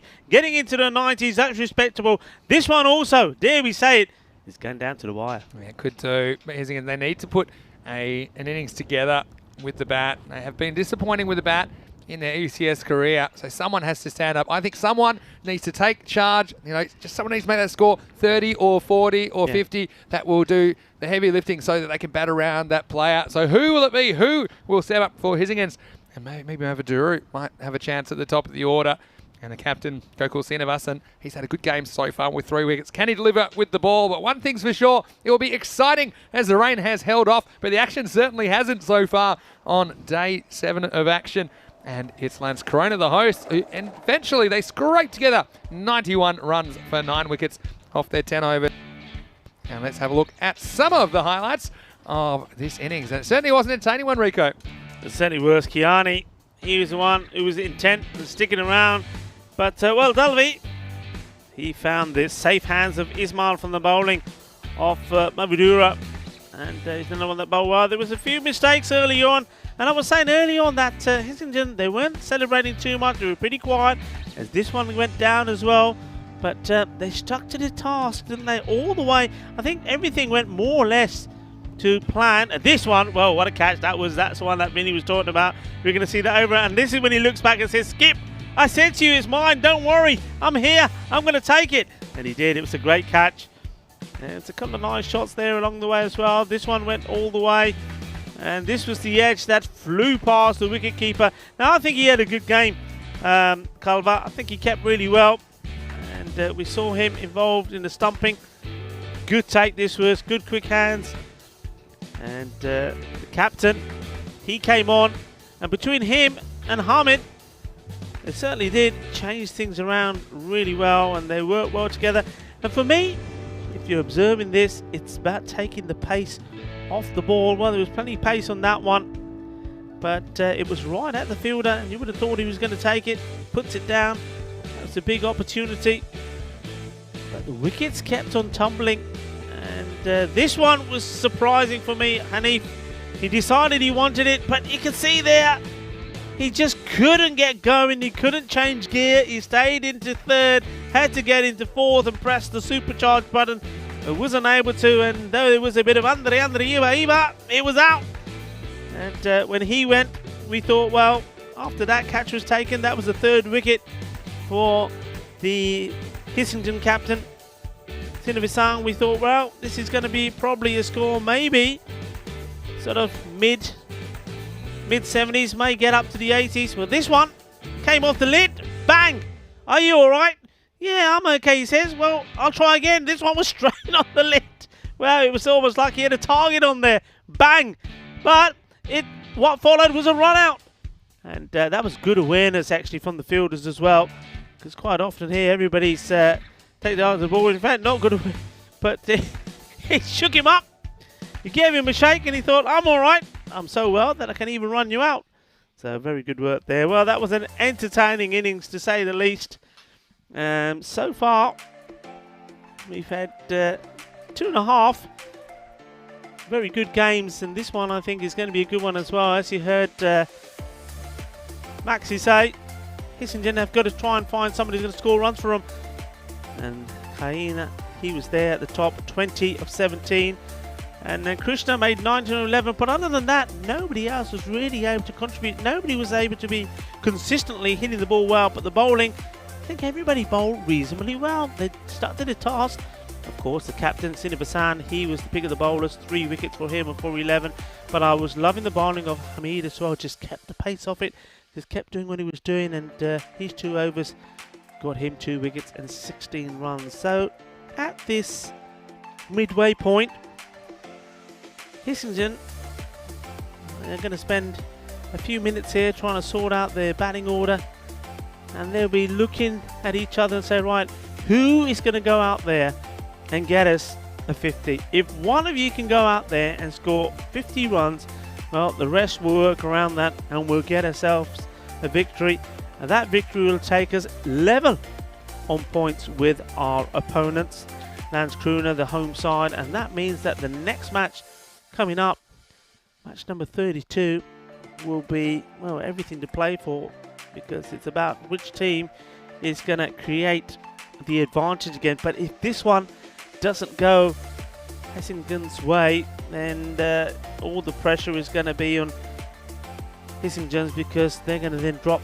4 points behind the team in 4th place. And as we know, only 4 teams will go through into the quarterfinals, and though they've got games in hand, they've got some big games they've got to try and win. So anyway, that's the way it's set up. It's going to be 92 required for Hissington to beat the home side. Landskrona join us in, well, just under 5 minutes time to see how this match concludes.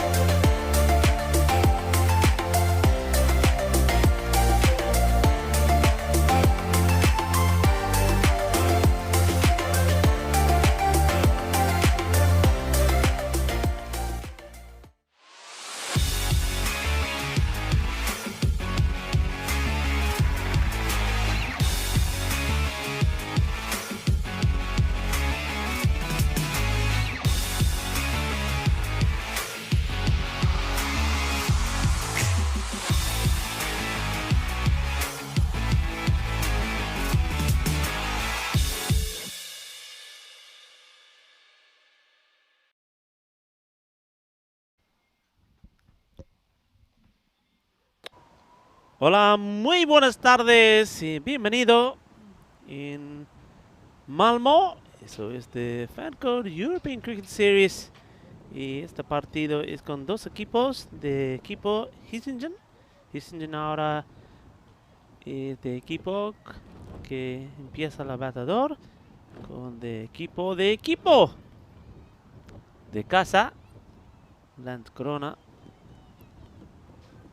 Welcome to you all, very warm welcome. The sun that we've been blessed with for most part of the day has now just disappeared behind some clouds and dark clouds. Hopefully the wind that we've got that's also picked up is going to make sure that we keep blowing in the right direction so that we don't get any interruptions from the weather. Though the forecast this afternoon was not the best. So far we've been pretty lucky with the day, and I'm sure the team out there with the bat, Hissingen, who seems to be the one that the weather follows around, especially the rain. They'll be hoping it stays away because they'll be looking to take this opportunity to register their first victory. They've got to get to 92 runs to do it, and they're going to start off with having to deal with the bowling of Singh. Singh will be bowling to Ismail as we welcome back into the commentary station. Vinny Sandhu, Mr. Maximo. Thanks, Rico. And hello to everyone once again. This will be a really interesting match. Amritanchu Singh has been a star bowler. And even when they conceded 171 to Malmo yesterday, he took 3 for 11. So he's the sort of bowler you'd want to strike early. And this is Abdul Ismail opening the batting with Rakesh Srikanth. So here we go, 92 for victory. Hissingen trying to get on the winner's circle.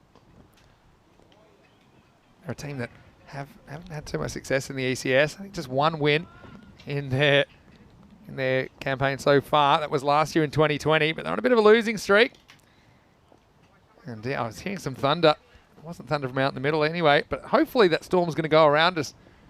A little bit concerning. Oh, that's well bowled. That's an absolute beauty. He starts with a wide, and I take a look at Vinny and say, Vinny, what are you talking about? Yeah. And he's giving it. It always happens, though, isn't it? But that's what he's capable of. This is a juicy delivery. Look at the swing and movement on that. He's done him like a kipper. Oh, this was just too good. That really was too good. What a ball. Yeah, it gets it perfect. Perfect seam position for an in-swinger, but then it actually hits the seam and goes further, I think, in the end. And that's what does the batsman, Ismail. Well, he goes off the first legal delivery he faces. And he's in some early trouble. 1 for 1 after one ball. This man, he's had a great game so far. Gokul Srinivasan. He took 3 wickets with the ball. But really, it's with the bat now that he has to step up. Yeah. And Hissingen, they're going to have to...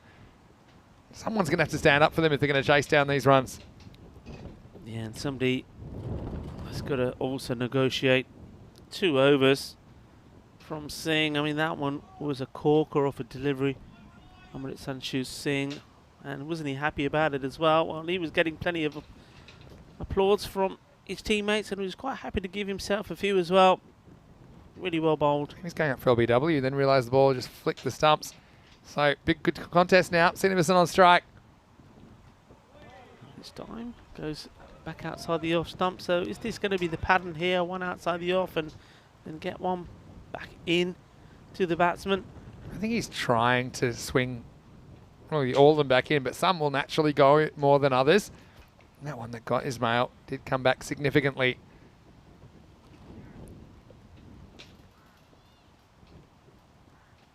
This one's just clipped a bit of the pad, I think, as the ball rolls away gently, and it does go to the boundary. Just keep a look at the umpire. Yeah, leg buys. So a nice clear signal there, and a shout out to umpires for this match. It's the same 2 umpires that started off the proceedings of today, Ajish and umpire Ashish. Yeah, that one just testing the outfield. Didn't go too quickly at all, but still had just enough to take it to the boundary. They'll take them however they can at the moment. They just need to try and get this 9 and over. Already they're up to 6. Amritanchu Singh is going to be a handful. Comes the bowler. He wants to get it right this time, and he went for the Yorker, but this has been played beautifully. Well, it was one of those. It's there for you to play. You miss it, then you're gone, because the umpire's finger was already twitching. He had to get bat onto ball. He does 4 runs. Yeah, I'll be interested to see the line that he takes this off. I mean, he gets a full toss, which he thinks fairly comfortable. But I think you're exactly right. That was probably crushing in the middle stump. But he did get a full toss, and you expect yourself as a batsman to hit a full toss. The gap's on the leg side, and he gets 4. Yeah. This time he goes wide outside the off stump. He keeps it inside those guidelines there for the umpires. So it'll be another dot ball. So this one doesn't actually swing. And that's actually quite an effective delivery because the batsman's playing for a bit of in swing. That one just doesn't go. Holds its line, and the batsman misses out. So last ball, very interesting opening over. And tries to sneak this one in, doesn't, and the captain, Sinafasan, manages to get a little bit in it to stop it going into his stumps. So 9 for 1 of the first. Yeah, very interesting over from Amritanshi Singh, I should say. And now we'll see if he can follow it up. And Srikanth hasn't faced a ball yet. He'll get his chance now in the second over. Interesting for Lance Corona. Nadeem Khan retains the glove. Sai Krishna, the regular keeper, was left out of the lineup. He picked up a little bit of an injury, but he's back. But he's not wicket keeping in this innings. And Nadeem Khan did a very tidy job with the gloves, I thought, yesterday. But now it's going to be Sushant Devata to bowl. I called him Dr. Death because he's got a pretty good record in the death overs. Dr. Death. Yeah. Well, I think the death rattle. maybe you should clarify that because I think you got some people shaking now. Well, batsmen are shaking in their boots, but he's going to be used up front this time. Trying to search for another early wicket. One thing he can do, he can bowl full and straight, and I think that's probably a good tactic. And Hisgins, they're on target at the moment, but they did lose Ismail to a really good delivery, I have to say, from Amritanshi Singh. Let's see if Rakesh Srikanth can get a few runs in this second over. Here comes Devata for his first delivery. And it's one that he gets to move away from the batsman, just a dot ball. And welcome to the FanCode European Cricket Series, Malmo, if you're just joining us. And shout out to our partners, FanCode, Spring Productions, Kookaburra, Beers Away Travel, Locker Lifestyles, and of course, Biostrath. I'm looking forward to the next match, which of course features the Biostrath coin toss. It's played into the ground. That's a good stop. He's got to make his way back, and a direct hit. I think he was in trouble. Yeah, well, I mean, almost bounced over the fielder, but it was almost goalkeeper style. He took off, and he got some air here. And well, this is close for hits. He's definitely gone. But have a look at the stop. I mean, the stop really impressed me because it was hit hard into the blue surface. Actually, it wasn't the blue, it was just the regular grass. Yeah. But if he'd gone first time to the keeper's end, I think he would have had him by some distance. But he just double clutched there. This time they do take the single. They've got to be, it's one of those innings where they've got to be pretty assertive and positive, haven't they? Yeah. I don't think they can be too tentative. No. I know it's a big match, but I think you just got to bat positively and try and get these runs, and you've got to bat to your strengths and bat to your ability. Don't try and change anything that you would normally do. Just hit up in the air, will drop short, they'll take a single. The two fielders come together, keep it to 1. Shout out to everybody that's been involved in the chat, and remember, it's lovely to hear from you and keep the conversation going there. So wherever you're watching from, whether it's on our European Cricket Network YouTube channel or via FanCode, hello to everyone, and oh, it's so great knowing that our global cricket family is growing by the day. That's for sure. And he's pushing the long off back, bringing the square leg into the circle. So what he's trying to do here, Devata, he wants the batsman hitting on the leg side because he's just shaping the ball away from Srikanth. So he's making it more inviting to go across the line, which is a risky stroke. This one just goes down the ground. They'll take a single. Now that's that when I said double clutch before, some people don't know what I mean by that. What happens, that's a bit of a baseball term. It's when you go to throw, but then you make a quick decision not to throw. So you kind of go to throw the ball, but you don't throw it, and it actually takes a bit of time. And that's the time when he changed his mind. He was going to throw at the bowler's end. He held on to it, threw to the keeper's end, but that just cost him a precious fraction of a second. Devata, well, this one's gone the distance. Bowled Balle, lovely shot. And, well, they do have the power. And it comes in the form of their captain, Sina Vasan. What a cracking shot this is. And, well, that's one for you to admire. I like the way he said, shot to the Malia, meri photo wicket. Yeah, well, that is a huge strike, and that's one that could end up on our social media at European Cricket. You can follow us on Facebook, Instagram, and Twitter. We're over 1 million Facebook followers now, Rico. It's very exciting. And, of course, you can follow me at Mr. Maximo or Rico. His Facebook updates at rico.full.1. And follow us on our website as well, because that is the home of European Cricket, europeancricket.com. But what a shot that was from Gokul Srinivasan. As 18 for 1 off 2 overs. Keeps them up with the rate. That 9 and over they'll be shooting for in this innings. This one's up in the air, it's a chance, and he goes for it one-handedly, and it didn't stick. I think that was one of those, they either stick or they don't. It would have been a great catch. It was almost past him when he put the hand up in the air, but it wasn't to be. And it, well, ends up being just a run in the end. I mean, it probably would have run away for 4. So in one sense, he probably saved 3 runs, but they would love to get another wicket at this stage. Amritanju Singh, as usual, making things happen with the new ball. Well, an opportunity. How big an opportunity would it be? So, captain now on strike, and he goes for the big swing. It doesn't have to with every ball. I mean, you've got to think about this for me. And he is the captain. I'll give it some thought. Well, that one's gone through and he survived. 5 more balls from the main strike bowler. See it through and then try and take on some of the other bowlers. Just see this one through. Look to take the singles. Look to rotate. This one's, well, that one was surely very wide. And I think Srinivasan, the captain, knows it. He didn't have to play at this at all. And this, you see, because he's in the, look where this is ending up. That's going to be a wide ball. But because he's in the frame of mind of trying to attack every ball, he's playing that ball, he doesn't have to play it. He maybe thought that was going to swing back, but it just held its line, didn't it? That's the natural variation from Amritanju Singh. This one has been thumped pretty well. The chase is on, but the money's always on the Kookaburra, and there it goes, over the boundary. 4 more runs. It was uppish, but it was safe. It was also pretty wide again. But as we say, if you can make sure that it's going to go to the boundary, it's worth playing and taking the chance on. So another boundary for the captain, and he's got to be key here. Yeah, didn't try and hit that too hard. No. I think that's clever. It's knowing where your fielders are. The outfielders are at deep square leg and deep long on. So he got the width and he just stroked that one and got full value for it. 4 runs, 2 balls to go for Amritanju Singh. And this one is, once again, that was a, well, dare I say it, a pretty lazy effort. And what's happened here? Well, we saw something similar like this. And look, he's first to catch. He should have done a better effort here.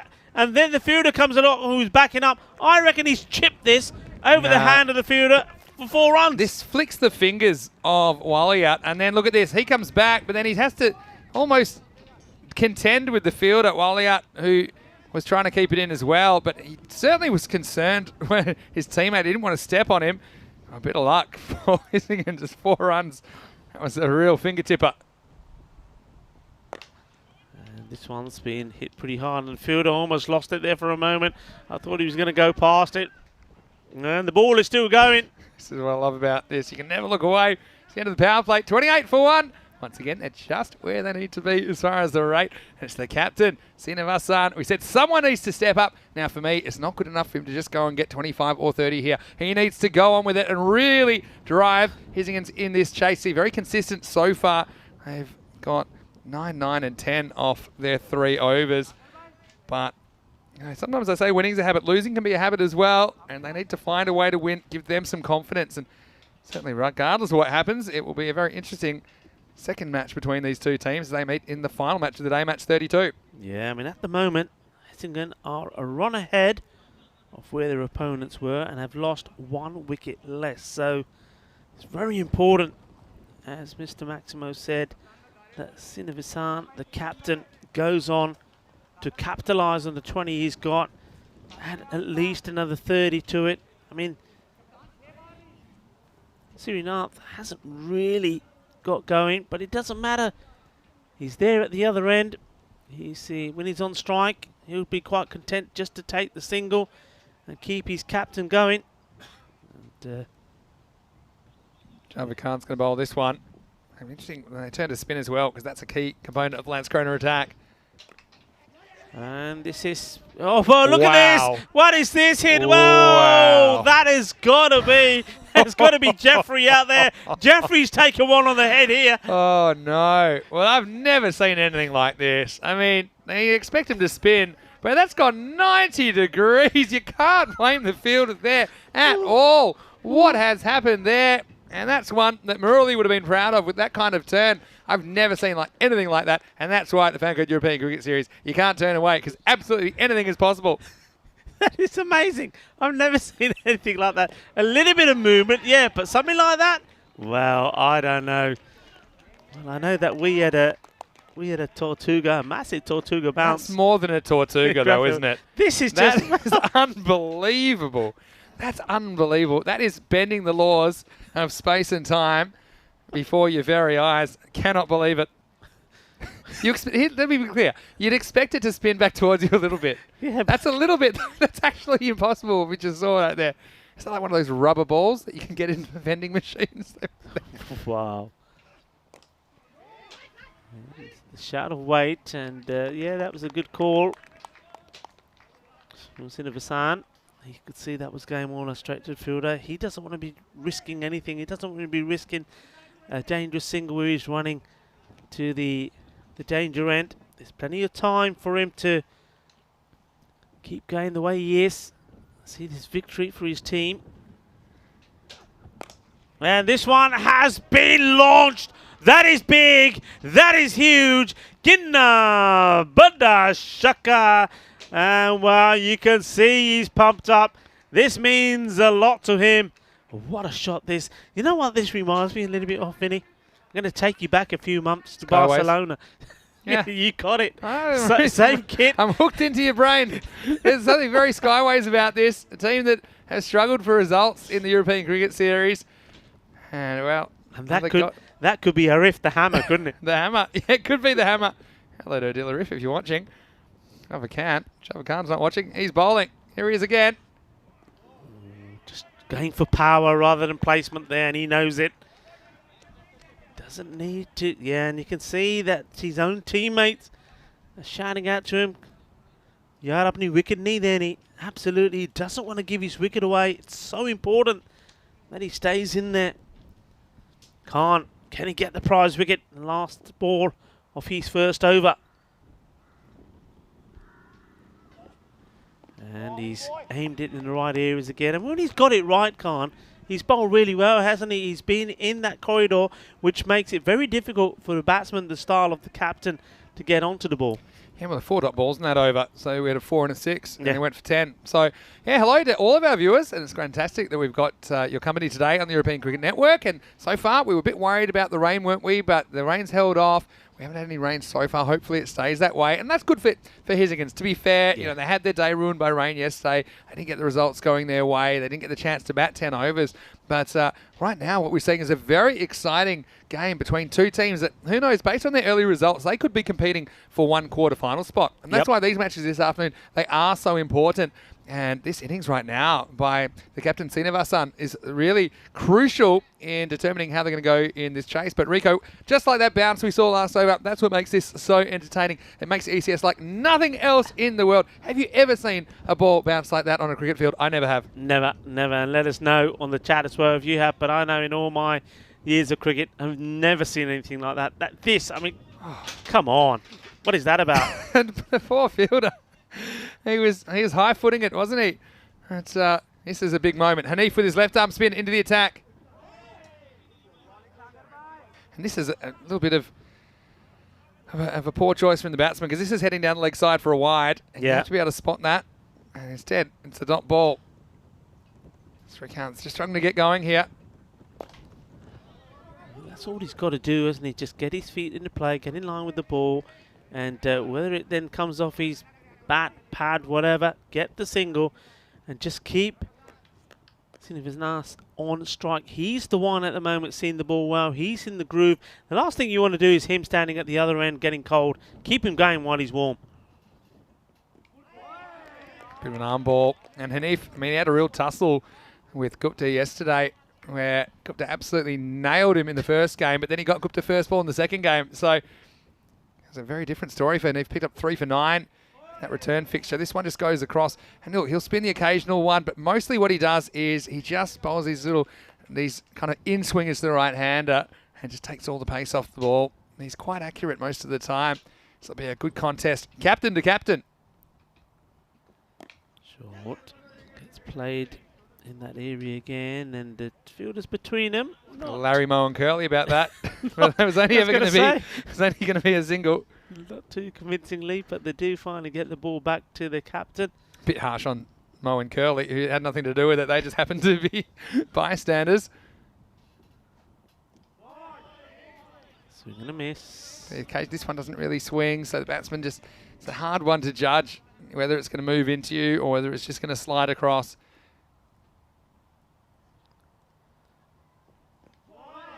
He's just throwing the bat at it one, and this is one he can't afford to do. Takes to the end of the over, and 41 for 1 at the end of the over, halfway. And right now, that run rate is pretty much 10 and over required, so they're just falling off the pace a little bit, and that's all because of that over from Hanif. There's only 3 runs off that, and he was a really important player. Well, he is a very important player for Lance Corona. He took 3 for 9 in the second match yesterday, and right now that was a very good first over, just bringing his team, and for me, just putting him slightly ahead in this contest. Yeah, I mean, it's all about, as we keep saying, Srinivasan, who's on strike. Interesting here that seeing how that over went, we're taking the pace off, that we're not seeing another spin bowler, and I certainly would have been encouraged by that, being the captain, but he's going with Devata again. So he's hoping that Devata, or believing that Devata is the man that can get the big hitting captain out. Let's see. And he's playing, trying to get the gap. The fielder gets down well, and here comes the throw. So they take a single, but again here, you've got to be pushing hard here and trying to get back on strike. Yeah, well, I brought back Dr. Death. And see, he's basically made up his mind, doesn't want to. And then he's got the bowler to end with. They do a little bit of a dance. But that's one that I think he was hoping it would go for 4, but it didn't. It was cut off. And now he's at the non-strikers end. 3 count on strike. It's up in the air. He gets bat. And this is a key thing that he's got to do. Get bat onto ball. Take a single. Every time he's there, he's got to be thinking just one thing. Not about swinging wild and trying to hit a 4 or a boundary. Just thinking about getting a single. Yeah. Especially while the captain's there. Yeah, I think so. I mean, Srinivasan's shown. Fan of hitting, not a huge fan of running at the moment. So it puts a bit of pressure on him to hit boundaries, but they do need that kind of, at least that boundary and over to stay in it here. He's held this one right back, hasn't he, Devate? It's done him completely. Slower delivery. Yeah, have a look at this from the bowler. It's a little bit of cat and mouse. This is a real slow ball, like a back spinner. And have a look at him. He's right up in the contest now. Devata. That was one, basically holds it back in his fingers and it comes out with a lot of backspin and just very slow off the deck. Yeah, that was a quicker one, you see. So that's clever bowling from Devata. You see, that's why I call him Dr. Death, because at the death or in the last couple of overs, it's really effective to be able to change that pace. Not really changing his arm speed, but changing the speed that the ball comes out of the hand. Very difficult to pick. Yeah, very difficult. And just wondering whether Srinivasan is going to try something different here. At the moment, he's been staying in his crease, waiting. Look, bat's really deep in his crease. He can't afford to take his guard out a little bit more, but he opts to stay inside the crease because he likes to play those type of shots, and he's hit that well. It's another 6 runs, and the umpire, well, he's having a good look at that. But this was, look, this is why I was saying he likes to stay in his crease. There was a little bit of movement there, but he's played this away brilliantly, and another signal for the umpire of 6 runs there. Nicely hit. Yeah, one was smashed away, wasn't it? And yeah, he stayed back, didn't he? And he was hoping for a bit of length. Yeah. So it actually wasn't as short as it appeared from that shot, but that's an important one. Look, if they need this, now it's up to about 11 and over. It's hard to do that without hitting a boundary. You need at least, I think, basically 6 to 8 runs in boundaries and over. This is the chance. Who's going to take it? It's gone a long way up. Devote, the bowler, wants it, and it's taken a really, really good catch. because I'm suspecting there was a little bit of movement in this ball as it started to come down. He had to adjust. He does. That's a great catch. And that's, well, sometimes you need to underline these moments. Catches do win matches, and this one could be the one that has put this in the favour of his team. What a great catch. Yeah, really important in the context of this game. And Sinner's playing some nice shots, but he just kind of fell off the pace a little bit, didn't he? And some good bowling as well that caused that dismissal. So unfortunately, that's the end of the captain. He goes for an entertaining knock. He ended up scoring 38 off 25 balls with 3 sixes and 4 fours. The score at the end of 6 overs, 49 for 2. But concerningly, no other batsman has scored a boundary in this innings except for the captain. So someone else has to pick up the pace with 43 runs required off the last 4 overs of this one. Yeah, remember I was saying that before the start of this match, Hissington had not hit a 6. Well, thanks to their captain, that no longer is the case. He hit 3 of them in his innings. But unfortunately there, do you think that was a smart move? Again, it's against one of the better bowlers. He just hit him for 6. Do you need to take him on there? Would it have been better of just pushing that out, taking the single, be back on strike? I think the attacking shot was on. It was in the execution for me. It was a kind of a length that we've seen him drive down the ground for 6, but I think he just lost his shape slightly, and the result was the ball went straight up. So I don't mind the intent, but I think it was probably just the fact that technically didn't do what was required to hit the ball out of the ground. This could be another. It could be 2 wickets and 2 balls, and it is. He swallows it up, the fielder. And this was always a worry, wasn't it? If that wicket went of the captain, if he wasn't able to go big, who else was going to be able to stand and deliver? And this one, well, it was a nothing shot, really. The head was in the wrong place. It would just swing, hit, and hope. No mistakes from the fielder. Another one bites the dust. Yeah, and that's Kiani, who comes on and gets a wicket with his very first ball. And Hamid, and he's out first ball. I was going to say, though, if you're going to make a duck, make it a quick one. Good catch by Kaiser Zaman as well, who held his nerve. So somebody has to step up, and Srikanth, he has to be the man. I think he's at the top of the order for a reason. At the moment, he's 5 off 10 balls. Hasn't had a lot of the strike, to be fair, but he has to take the lead now. He's on strike to Kiani.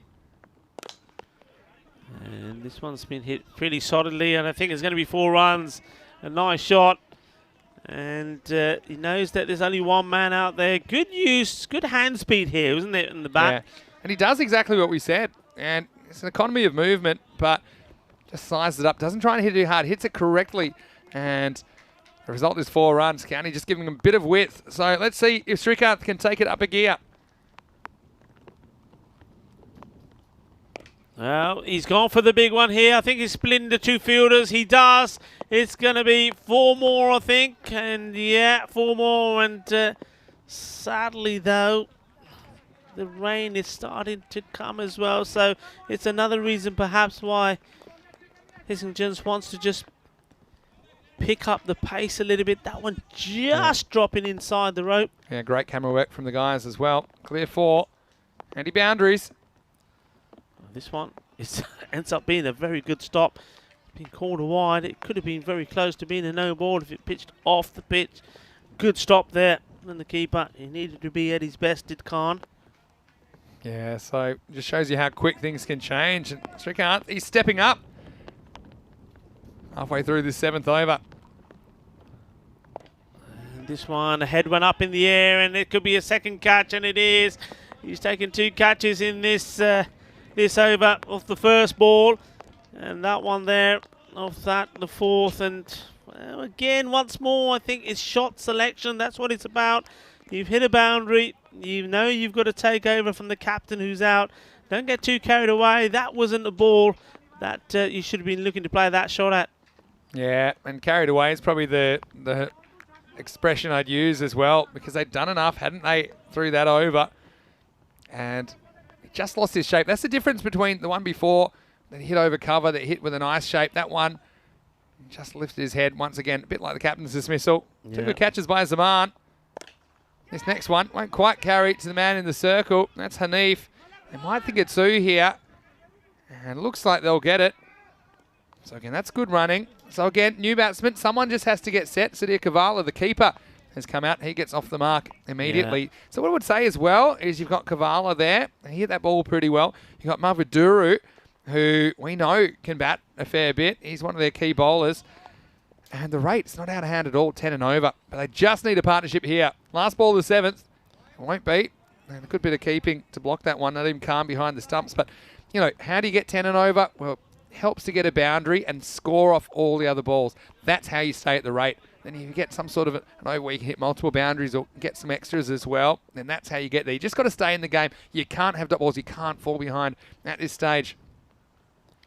This would be another wide. Well, not sure what's happened with Kiani here. He's taken 2 wickets in this over, and all of a sudden he's losing his line. He's having a little bit of a word there with the umpire. Not sure exactly what that's about. Probably saying good decision.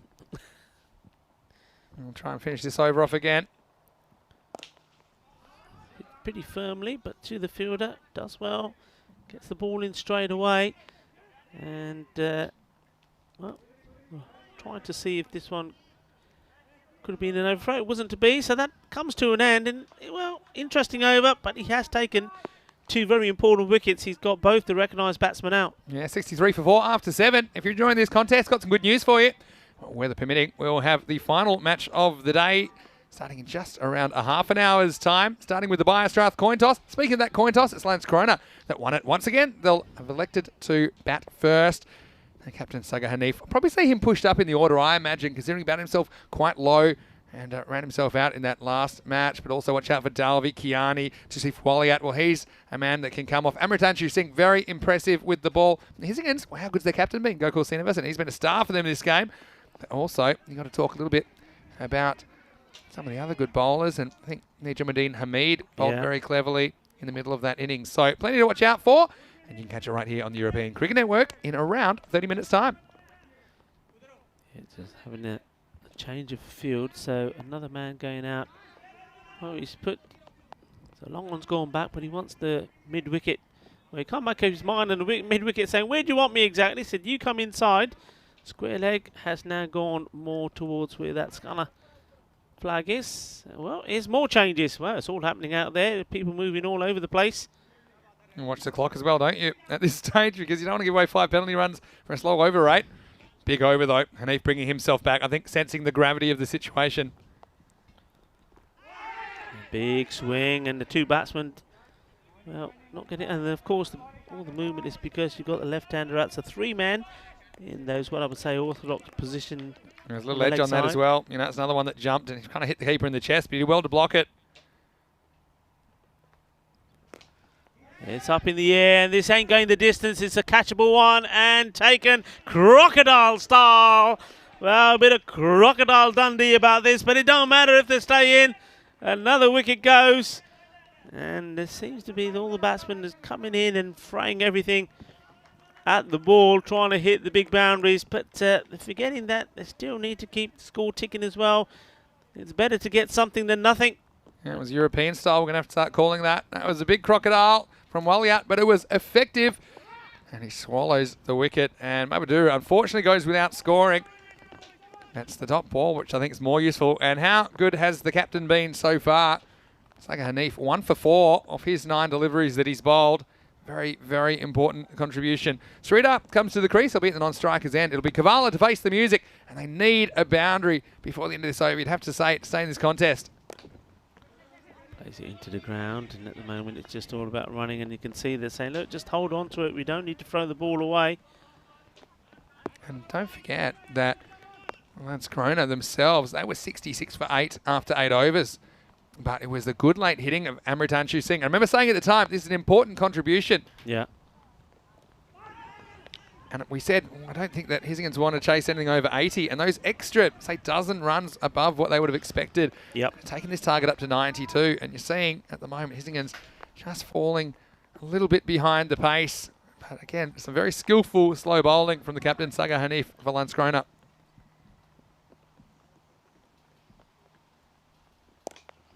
It's straight, and he's trying to split the 2 fielders. Not able to. Good bit of fielding there. And... gets the slide in, but more importantly, Dalvi there. He's got everything behind it, making sure the ball is not going to slide past him. And this certainly has been a match where the captains have shone. Both the captains have put in outstanding performances. And at the end of that over, the score moves to 68 for 5.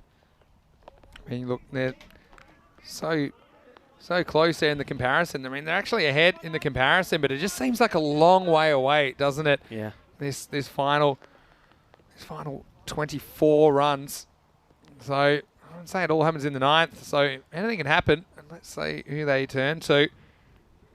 And I mean, again, for me now, it's not necessarily just the ones that'll get you there. You do need to find that boundary and over, and ideally 2 from somewhere.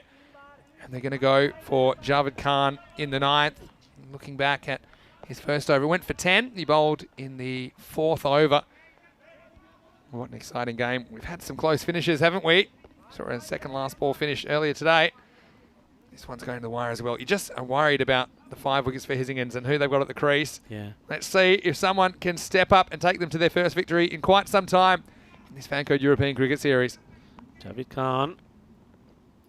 Here he comes. Can he get the first one in the right place? Bowling to Sridhar. Oh, doesn't quite feel right. So it goes back to his mark. Doesn't it all happen in the 9th, Rico? That's what you would normally say in this situation. I mean, think about the bowler. We think about the batsman being nervous. But the bowler, there's a lot on him as well. You know, he doesn't want to give away any extras. He wants to get it right. Here is Javed Khan. It starts with the wide. I mean, think about, the runs required here. So 24 runs. And I would say that probably on 3 occasions today, we've had that amount of runs come with 1 over. Yeah, that's true. So anything can happen. Yeah, well, Sridhar's only faced the 1 legal delivery. It's well bowled. It's full, but I don't think it was quite a wide. In fact, Sridhar does well to at least get some bat and get something off the delivery. Yeah, we see that again. I think he's just concentrating getting the ball in the right areas, and you see that. Touch and go may have been a wide. I mean, I'd be looking, I know that's his plan, so I'm looking square of the wicket at point. There's no one back there if he bowls that kind of delivery. Well, that's well bowled. You can see the batsman here thinking, well, you're going to bowl the same sort of delivery to me, Kavala says. So he gets ready. He moves to meet the ball on the width, but the bowler cleverly fires it into him. That's very good bowling. Yeah, and you need to get like around at least 7 to 10 more runs this over to take it to the last and be competitive. That one was very wide. So, and that's the thing here. I mean, it's one of those, isn't it? We saw that in the earlier game where a batsman chose to leave a ball thinking it was going to be a wide. It wasn't given. So I think if in doubt, you've got to swing at it. If in doubt, you might miss it anyway. Yeah. So, it's a hard one. It's a game of millimetres at times. 21 off 10. This one's going through again. It's the dot balls, isn't it? That's going to hurt you. Yeah, it's a tough one because it's not really enough to push for singles this stage. So you've got to go for those slightly bigger shots. But the risk of missing them, a dot ball, just compounds your problems. Look now, you just got to hope you can get a boundary in this over and maybe get it down to something like 13 to 15 off the last. But like I said, it's still looking a long way away. Only 3 runs off this over so far.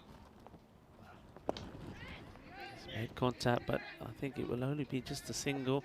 Well, actually, I say that, and then there's a misfield, and the throw does get fired in, and Devata just taking his eye off the ball there, and well watched by the batsman. They picked this up straight away and thought, well, actually, yep, we will have it. The other thing is Devata would probably normally bowl a 10th over. He's been bowled out, so interesting to see who they select. And they're going to run hard again here. He'll turn and go. Well, he's he gone slipped down. Well, if it goes to the keeper's end, he's in trouble, but he's done very well to get there. And he goes down again. Well, he's one short, though. How's this one short? Because dear. he slipped in, didn't he? Well, it's got to be... it must have to be one short at the bowler's end. Let's have a look. How does he slip and not touch his bat? Well, yeah. I guess the umpire's got the best look at it. Yep, yeah, that's a good call by the umpire. He never got anything in. So after all that, it's just a single. Oh, that hurts. This one's more than a single. That is big. Bowl!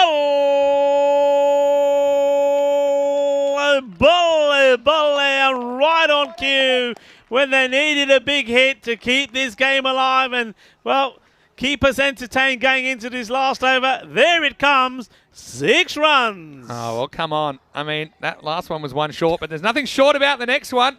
Can you believe this? You can never guess what's happening next in this FanCode European Cricket Series. Kavala hasn't even looked like hitting a 6. He hasn't even looked like hitting one out of the circle on the full the way he's been batting, but he finishes the 9th with a Maximo. And, well, the 9th living up to its name. Everything happening in the 9th, 80 for 5.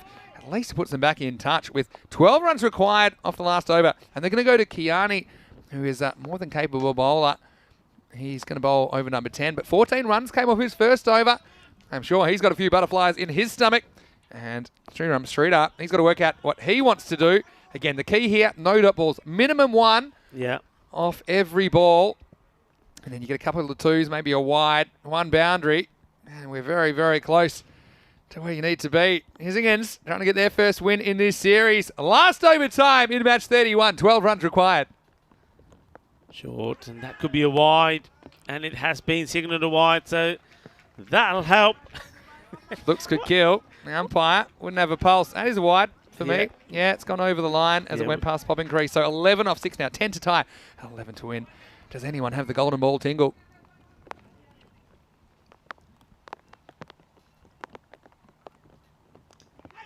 And this one will race away, and it could be 4 runs. It will be 4, and just when they needed something to happen, where the Kookaburra is trying to run away and escape, it's had enough.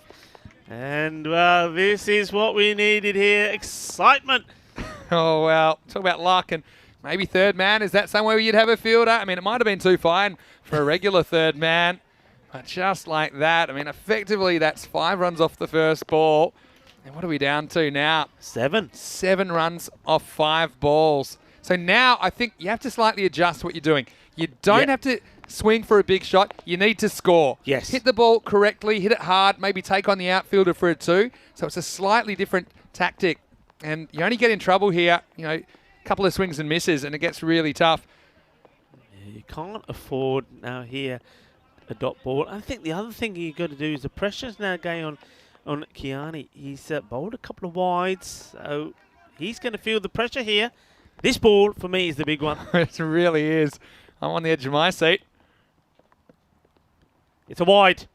And just as I said, and there we go, signal. So there's still going to be 5 balls to come, but now the 7 goes to 6. I'm telling you, he's feeling the pressure. He can't get the ball in the right place. The batsmen have to stay cool. Yeah, if you have no dot balls from here, you can't lose in regulation time anyway.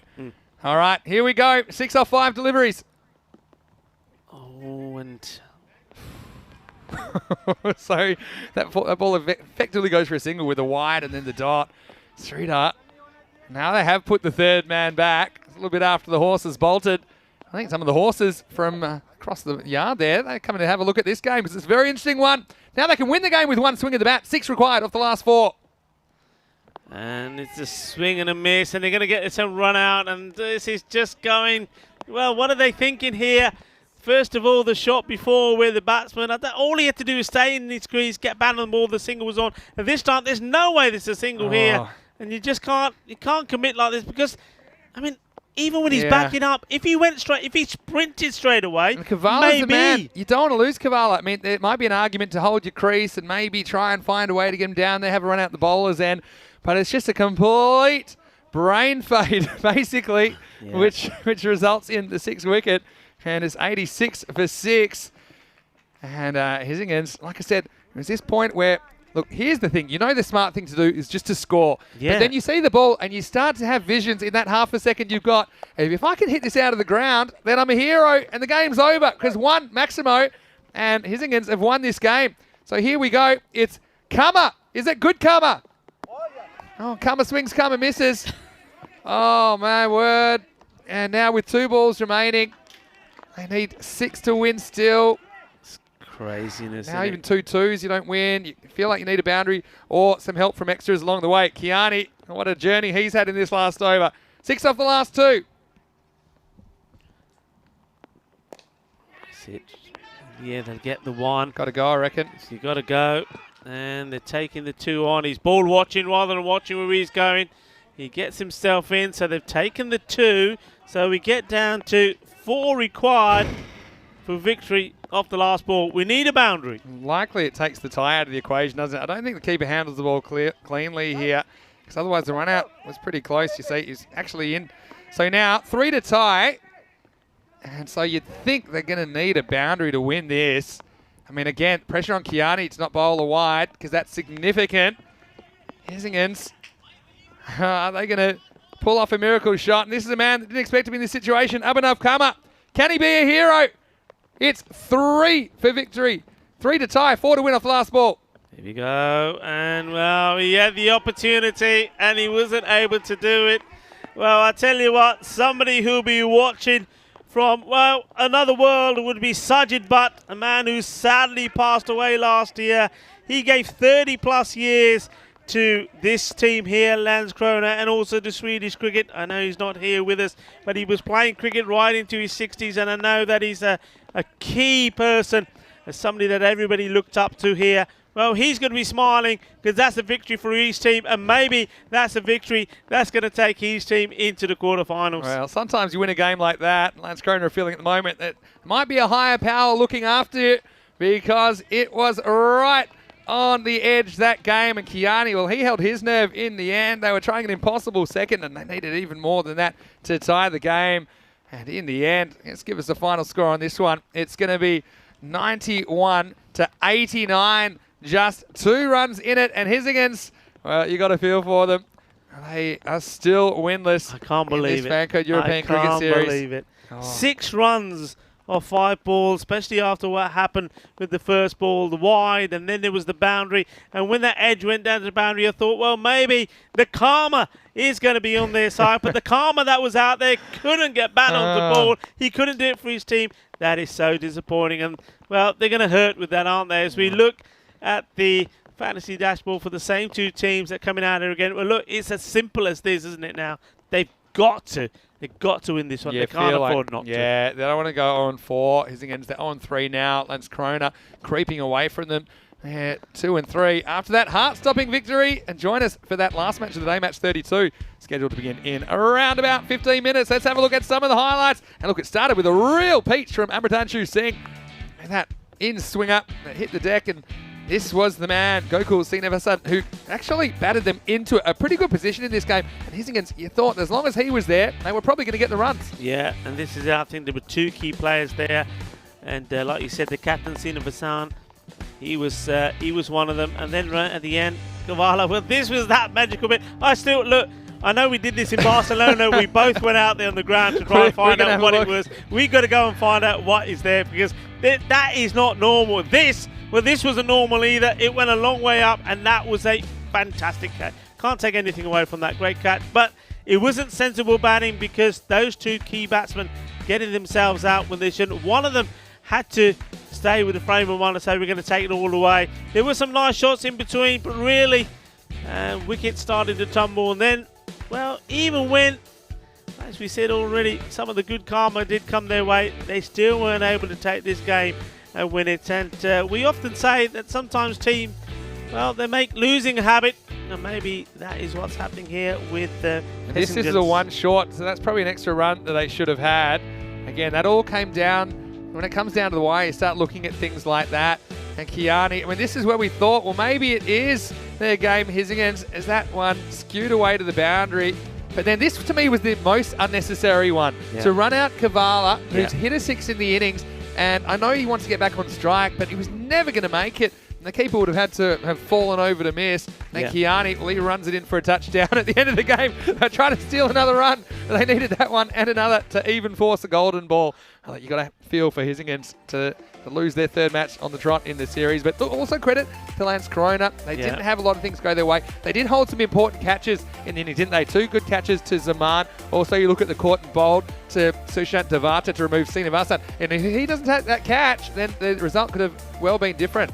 Yeah, because they were the key players, weren't they? And I think one thing that you can say to Hisingans, what they have to remember, I think when you're in a situation like that and you're a batsman that's in and you know you've got to carry your bat, you just got to put a little bit more thought process in your shot selection. And I think if they were able to do that, whether it be the captain or whether there it was Kavala there at the end. If you could have put some short thought process into it, you would have had that victory. Yeah, that's right. I mean, looking at the batting card, it was Srinivasan with 38. Support from Kavala, who's run out for 16 off 10. That really hurt them. 13 for Srikanth, who's got out just as he got going and was taking over from the captain with the ball, though. Hanif, look at that, 1 for 8. He was very miserly, very clever bowler. Yeah. Also 2 wickets for Kiani, as well as wickets for Amritanju Singh, who got the first, and Dr. Death, Sushat Devata. But yeah, when it comes down to the last over, I think the batsmen need to communicate really every ball, saying what they're doing. And it was just that lack of a plan. And sometimes the moment it comes and it goes before you're really prepared. And unfortunately for Hissingen, they go down in this one by just 2 runs. But it sets up a tasty rematch coming to you in about 15 minutes. Join us for that. When we return, it will be Lance Croner batting first in match 32. Vinny Sandu here, Mr. Maximo, along with Rico Bull. We'll see you shortly on ECN for more FanCode European Cricket Series.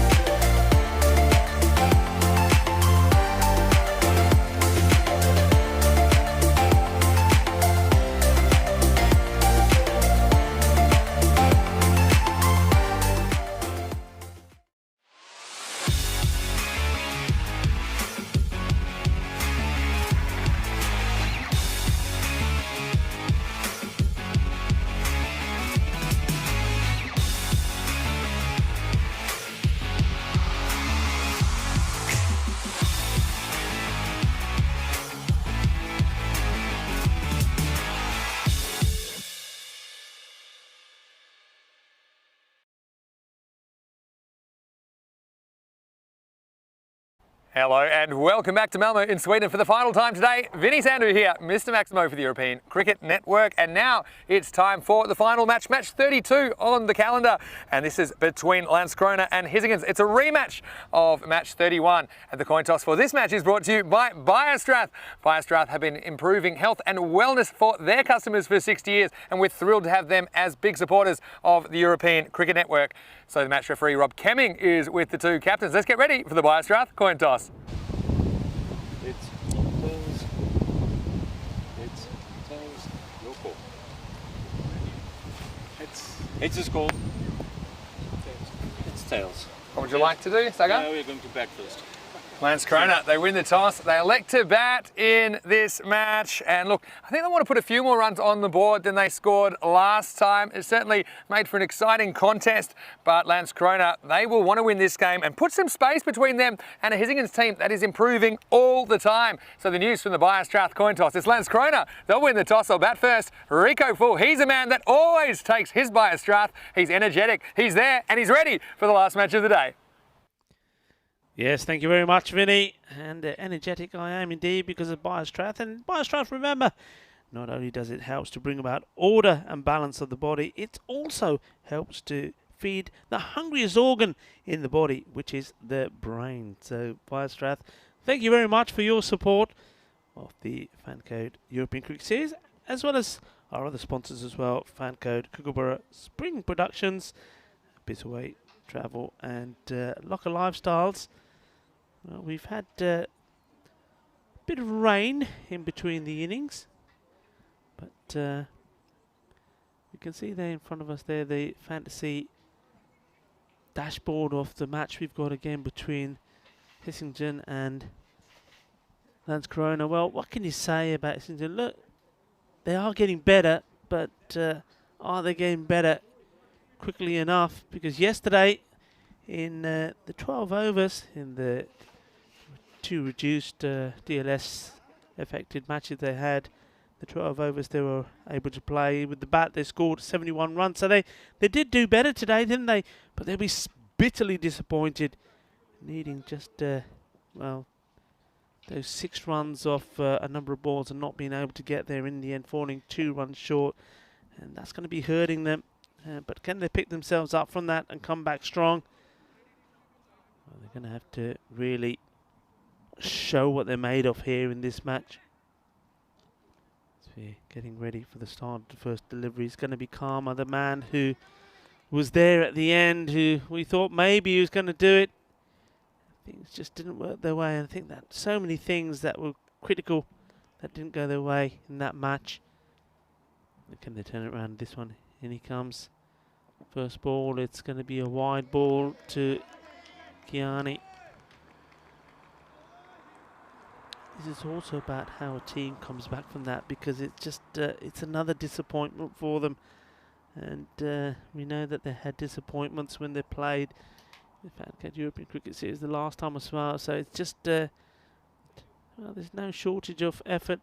We saw great effort again from the captain Silversan, but just not able to rally his troops to the victory that he needs. Karma, this time he gets it in the right place, but it's a nice shot. It wasn't a particularly bad delivery. He's aiming to stop the batsman coming down the wicket and playing the straight drives. But the only thing here was a little bit too short, and that's a lovely shot though from the batsman. Just gets into perfect position. He knows where he's looking to play it. And Kiani, no mistake. And I think the bowler just asking the captain if he can have a bit more support out there on the offside. And I think they've opted to go for still sticking with the extra cover out there on the offside as Karma comes in again, and once more is hit in that area. This time well fielded, and he sends him back. Well done. It is interesting that when we travel around to different countries, how different field positionings are adopted. Some are always putting this third man in. This one's played out again to the offside. Fielder gets down and gets the throw in. And then on other occasions, like here, they take the option where they go with the long on back straight away and protection out on the offside. And what are your thoughts on that? Let us know on the chat. It's always good to hear from you, and thank you to everybody as well as all the mediators on the chat that keep that very important part of European cricket active and alive, as this one is bowled wide again. And well, also a very warm welcome to everybody that's watching via FanCode on the sub-Indian continent. We love having your company, and we love having all the discussion that we have on the chat as well. Garma weaves in and out, doesn't he, before he delivers the ball. Sort of like he's does the old snake path. Gets the ball there in the right areas.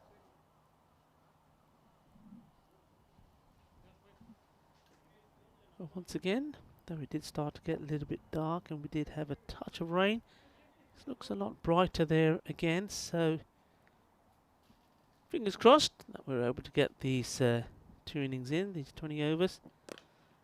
Nicely played, but straight to the fielder. Once more, Hissington starting pretty quiet. Not really too much buzz around the ground, and they did the same in the first match, but once they picked up a couple of wickets, they got a bit more lively, and they stayed that way all the way till the end, until the disappointment of losing that match. And swing and a miss. Remember, they needed 11 off the last over, and they were helped with 5 coming off the first ball of it with the wide, and then the edgy 4. And at that point, you thought, well, maybe all they had to do was think about taking singles. But it's easier said than done, and especially when you've got the pressure of being out there and the world watching, and pressure does funny things to you. And then we saw some, well, certainly one crazy run out.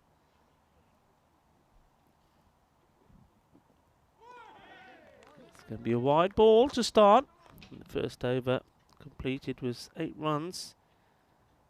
And there was a couple of wide balls in that one, and here as well.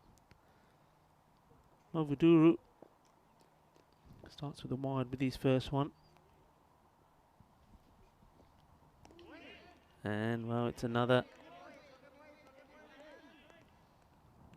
Very quiet. You can see some of the guys there, arms crossed, and not looking too brightly. They have made a change. It's Darisipudi is playing, so we've got a 007. So maybe he's the man. They've called upon 007 to see if they can change things around. Well, 007 is the number on the back of his shirt. So Darisipudi, can he be the one that makes the difference? And it's Naresh Reddy. Well, he was ready, but never really got a chance in any department to show what he could do. Slower delivery. Single taken. And, well, surprising enough, for some reason, the batsman is having a look at the square leg umpire thinking, oh, it's a bit high, isn't it? No, there's nothing wrong with that at all. I think maybe that slower delivery totally did deceive him, because he's not seeing what everybody else sees. Movuduru. Nicely played shot, batsman. Oh, this one. The wicketkeeper certainly had to leap up in the air to stop that, Kavala. I thought for a moment it's going to go over him. Good job that he's still got a spring in his step.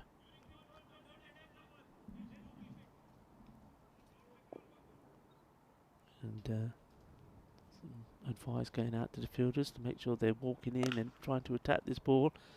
This one is played out to the man. One solitary man out there on the offside, which is the off-stump side of the ground. So what's going through their mind here? Come on, let's have it. Let's search into the minds of the Hissington's team. How can they change things round? As we see Movuduru here, plays it into the gap. Will they try and go for 2? They decide not to. Well, they lost another match. They've lost 3 in this series so far. This is their 4th. They're now 4 points behind the team that they're playing, Landskrona. If they can reduce that back down to 2 points, they've still got plenty of matches to change things around, but none of them are going to be easy matches. And wide ball, they're going to be up against the teams right up there at the top part of the table. The only thing that could be in their favour if they can get this win is maybe 1 or 2 of those teams may give some other players the opportunity to perform. Maybe 1 or 2 of the big stars may not play, so it gives them a chance. But they've got to start here and now if things are going to change. I just wonder, as this one's played lovely down the ground, 4 runs, a beautiful shot for 4. And just as Vinny Sandhu parks himself down, we see some more action, but action it is from the batting side. Good shot this. Yeah, nice shot through the line, and long on was just a little bit too far around to cut that one off. Let's have a look at the run rates between these two teams. See, Hisingen, they've improved to 73 per 10 overs, but you can see that's just still not quite good enough, is it? I mean, they ended up 89 in that run chase, but even the 91 posted by Landskrona was a little bit out of their reach. But I would say they have improved. Landskrona, I think their biggest concern is their bowling. They've been giving away 117 runs per 10 overs. And that's something that they'll want to work on. As far as the bat goes, they've been scoring 106 per 10 overs, which isn't too bad. But just what you're saying about what's Hisingen's mindset for this match. That's where you see come up bowling out in the 3rd over. I suppose you need to try and be positive and say, look, we got that close then. We can compete with Landskrona. We can compete with these guys. And that's what you should be telling yourself. But again, you still be pretty frustrated to get so close but to not register a victory. This is in the air. It's just wide of the mid-wicket. It's going to run away for 4.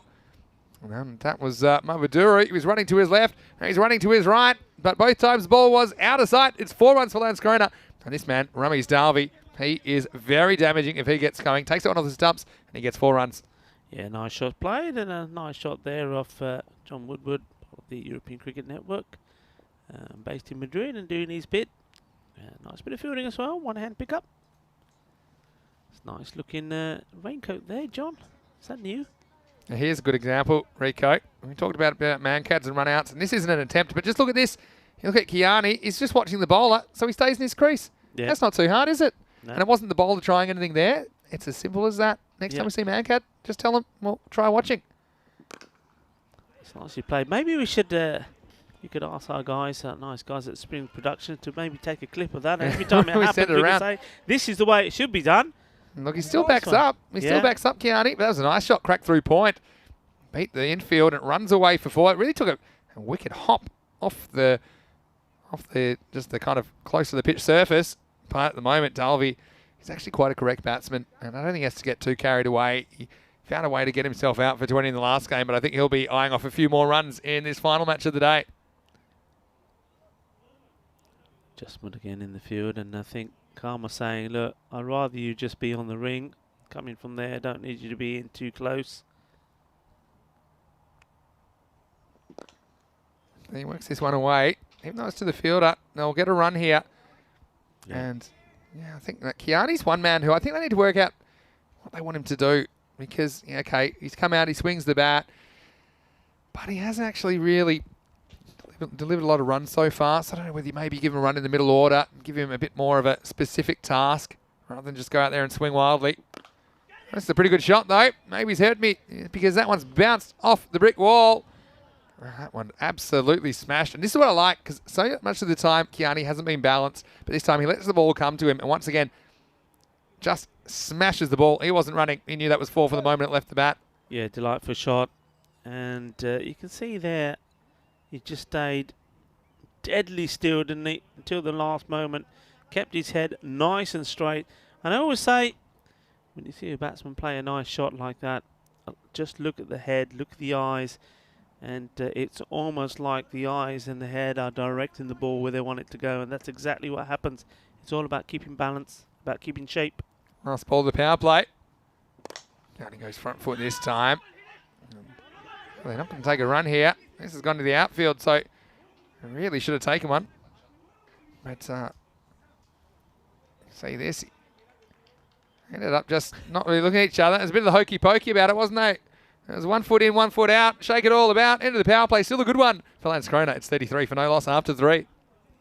Yeah, they've got to build on this, and I think you're absolutely right. I think Lance Corona, they, from what we've seen of them, and by no means have we seen the best of them, I think they've got some good players in there. But players need to know what their role is in the squad, and I think this is where, as the team play more together, as the team gel together, the captain and the coaches, when they're involved, have to say, right, okay, this is what the plan is for the openers. This is where we need you to get to. If these circumstances arise, then we go to plan B, plan C. And you can always tell teams that have it and teams that don't. Yeah, well said. Here is Nijmuddin Hamid to bowl over number 4. A little bit short, but beats W with a bit of bounce. And also, handy bit of keeping from Siddhi Kavala behind the stump to at least block that one, because it really took off. Kavala, he was the man that was run out in regrettable fashion in that last over chase as the wheels fell off. Higgins, they were eyeing their first victory in the ECS in quite some time. And he's got the job to do with the gloves. Right now, here's Hamid with the ball. It's outside off stump. Pretty good ball into the outfield. Probably think about 2. The field was just a little bit slow coming around. And that was Abdul Ismail, who's done some good things. But this time, I just think he took a little bit too long to get around to the ball, and it allowed a second run for Dalby. Yeah, Hamid, remember, he was the bowler that was called upon and made things happen in the first match. And it's that little passage of play between him and the captain, which picked up, well, they picked up 5 wickets between them, didn't they, in that 4-over little spell. And they're hoping to do the same sort of thing here. Worked away. Should just be 1 this time. And so, yeah, Hamid, he hasn't disgraced himself at all, has he, with the ball today? He's played his part, but it's always concerning, I think, if you're playing a team where you've actually done most things right and you still don't come away with the result. It can be a bit deflating, but hopefully for Higgins, they can put in a good performance and keep their quarterfinals hopes alive with a win in this match. This one, it's not going to trouble too many people. It's going to be a no ball, and despite a good effort out there on the boundary, there's Sriram Sridhar out there. It will be called 4 runs, and no doubt about it. We'll have a look at this one. Kiani, this one was more or less chest height or shoulder height. It's not the first time we've seen some batsmen today actually not just taking the high full toss, but actually getting a boundary, which is a bonus, and now the next ball will be a free hit. Yeah, what I liked about this, I mean, it wasn't a good delivery. I think that suggests that that's just slipped out. What probably didn't help there is the way the wicketkeeper rolled the ball back to him. It's a bit wet out there, that ball. But it's the batsman kept his shape. He guided it where he wanted to go, and it ends up, yeah, there you go. The batsman just asking the question, is it a free hit? And the umpire says yes and gives the signal again. So free hit. Where will he bowl this one? Little outswinger. Just fairly a regulation shot from Kiani. Didn't try anything too expansive on the free hit. He moves to 20 though. And obviously they persisted with Kiani at the top of the order. And I suppose this is what they want from him. And they've still got some good batting to come. I mean, my ideal order, I think probably Saga Hanif at 3, Wally out at 4, but you could even switch those 2 around. And so, Lance Corona, they do have some very, very capable hitters. This one's a fairly straight full toss. Once again, it's good running. I've seen a bit of good running, a bit of bad running, but this time, even though the ball went to the fielder, we've seen this when both batsmen run straight away. It's very hard to get a run out. Yeah, and especially when you've got, like here, all the fielders are right on the ring. There's a single there every time. 10 off Hamid's over. Another full toss. This one's whacked away, and this one's going to be a Tortuga bounce. And well, talk about things that I hadn't seen ever before. I'd seen the ECS. Now I've seen it about 8 times. This one bounces over the outfielder. Can you believe it? And that's 4 to finish the over. Well, that could have been Adam Sarton there. Still wouldn't have stopped it. And so 14 come off that over in the end. And that's a Biostrath explosive bounce. And that ball must have been taking its Biostrath because that had some extra energy. And if you want extra energy, then why don't you try Biostrath, a fantastic Swiss-based company, very scientifically based company as well, with their health supplements, and they ship to over 100 companies. They give Rico and I the energy to do what we're doing, and we are planning to bring you over 1,000 matches, almost at the 700 mark this year across all formats in the ECN. You can go to biostrath.com/cricket to find out more. And thank you again to Biostrath for their support of European cricket. Sivasan, who is going to bowl. Sivasan, and this one pushed him right back. We would have been plumb LBW if he had a bat in his hand, but does make sure that he makes the stop. And that's Abhinav Karma. Well, I do like watching Abhinav Karma. So things are always happening when you see him on the screen. He's always in the action, isn't he? And, well, we heard that thud. He didn't give it a rub, though. Now, didn't see Sivasan bowl well in the last game, although this isn't a good delivery. He took 3 for 11 and was instrumental in keeping Landskrona under control. In the end, they posted 91. But he's not able to chase it down. Loses this one down leg side. And normally gets this little bit of shape away, but I think with the bit of rain we've had, that may stop the ball swinging as much. See, that one didn't really come back at all and just lost it down the leg side.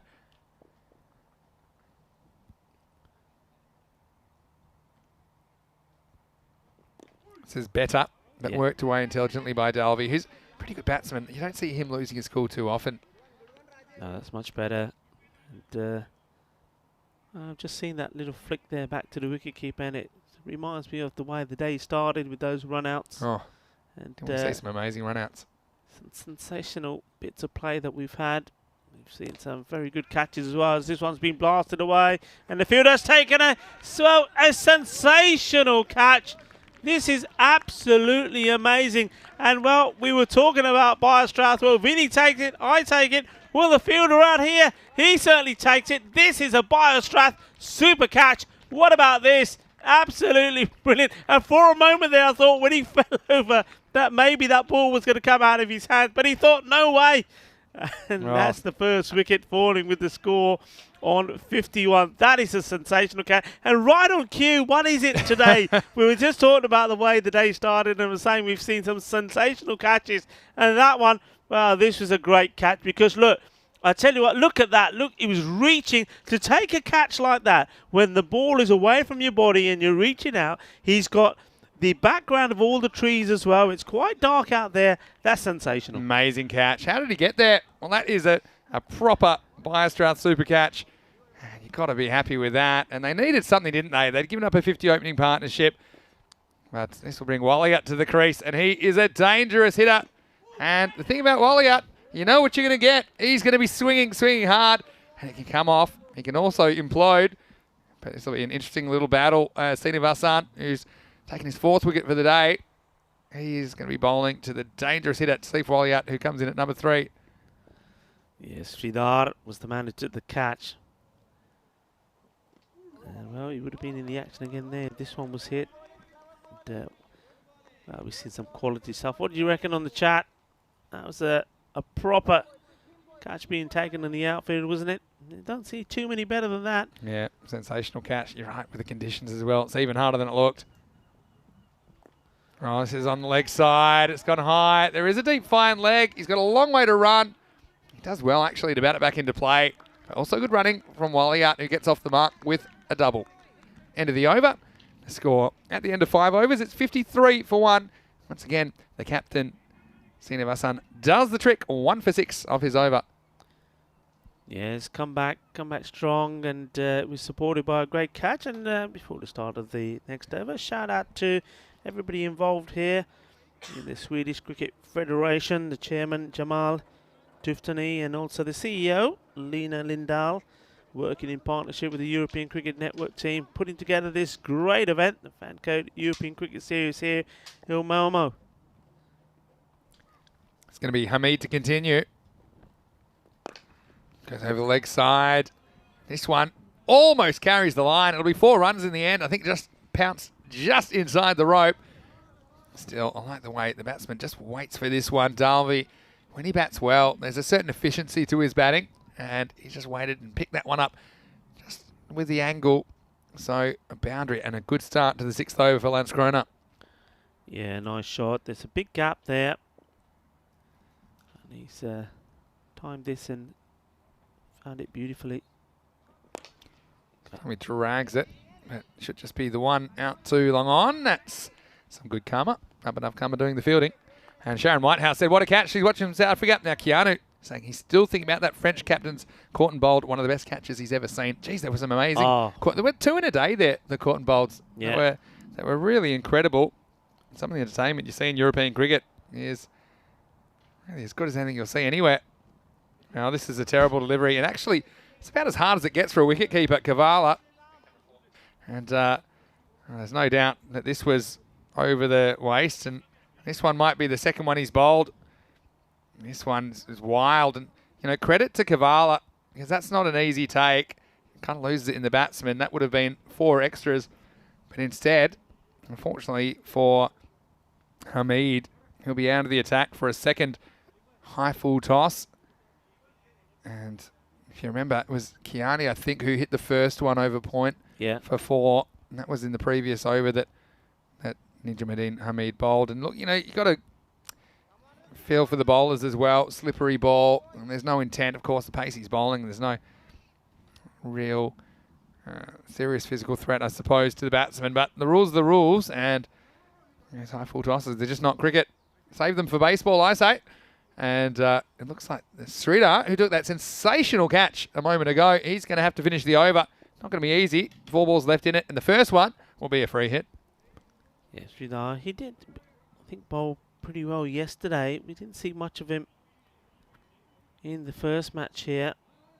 And I think that's why probably the captain's gone for him. I think if it was like just the 1 ball left, or maybe even 2, they probably would have gone for somebody who's not one of the main bowlers. Sure. But this one, well, it's more or less just too short of a full over, so he's gone for a recognised player to bowl it. But yeah, those catches, Usman Shahzad, the French captain, and Raza Iqbal, if you didn't see him, go check him out. They're amazing. But Usman, on our social media, that's for sure. Usman's was sensational. Free hit, and batsman obliges Waliat. Well, pretty much feels like they're all free hits when he's batting anyway, but he takes this one off full length and he swings it away behind square on the leg side. Intelligent batting. He found the gap. Cuatro carreras. Lance Corona. They keep on keeping on, and they're looking in the mood to party. Despite the cloud cover, they look like they're heading for a fairly sizable score here in match 32. Sridhar the ball short sigi gandi ball sigi the easy shot siga chokka lag gaya 3 bowler reh gaya over the pitch achhiya bowler chahiye pitch up chahiye off stump te ball chahiye hun short nahi ball kar sakde batsman hun set hua dalvi the batting ball achhi hai ta Walawat we naal ho rahe and it's Walawat that's on strike. He moves on to 6, not out, and wants to use the long handle. You can see that. He wants to get hold of everything.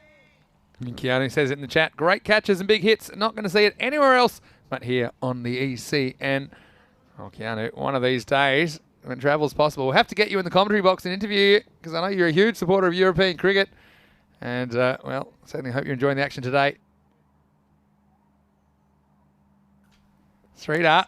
Well, he pitches up, and this one is high. It is long. It is strong. Watch out in the camera tower. Maximo. Well, Dalvi delivers. And he said enough's enough of this. And he deposited Sridhar over the ropes. 6 more runs to Lance Corona. He almost got whiplash, didn't he? Sridhar when he's craned his head around very quickly. He's trying to finish the over. Of course, it was started by his teammate Hamid. 1 more ball left in it. And this is clever batting, although he doesn't quite get it, Dalvi, but he knew the next one's probably going to be pushed through, and it won't be quite as pitched up. And, oh, can you believe it? It's been fumbled on the line. And it's 4 runs to finish the over. Well, this is an unfortunate one. And I mentioned a second ago, that is Nijamuddin Hamid that just got taken out of the attack, and if his over couldn't get any worse, the last ball rolls between his legs for 4. That is what things can be like in the FanCode European Cricket Series. End of 6 overs, 74 for 1, and now 6 over check-in time. I mean, if you keep going at basically this 2 a ball, which they're going at the moment, they're going to get in the 120s, and if Waliat gets going, it could be a fair few more than that. But what a nasty 6th over for Nijamuddin Hamid. I bet he didn't think at the start of the over he'd end up at long off with the ball trickling through his legs for 4.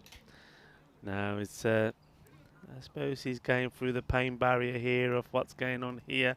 He had the opportunity. I mean, bowled outstandingly well in the first fixture between these two, but in this one, well, maybe because of the wetter ball, not right. Well, this is up in the air. The ball is wet. It will be a good catch chance. Ho gaya opportunity है कि catch ली. Oh, छोड़ देता. थल्ले गया.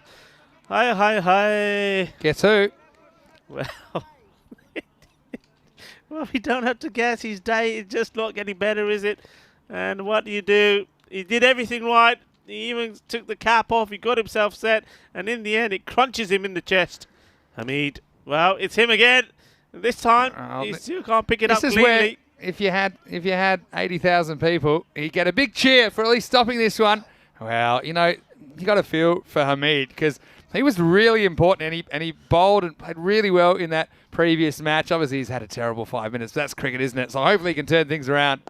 This one isn't turning around. This is the one-way ticket out of the Landskrona cricket ground. Maximo! Now, this is a Waliat wallop. And doesn't he love it? And even Gokul Srinivasan going for runs now. Just a free swing of the bat and 6 more to the total. This was a lovely shot.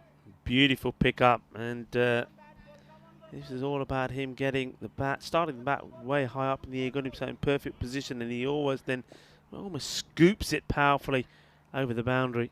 Call me Nostradamus. I think he's going to try and swing again. Oh, he does. This one is sweet. That is smacked. Seis carreras más shaka lagi Landskrona. They're looking unstoppable at the moment. They're up to 88. And this Waliat, if he gets going, they will have a lot of runs on the board here in match 32.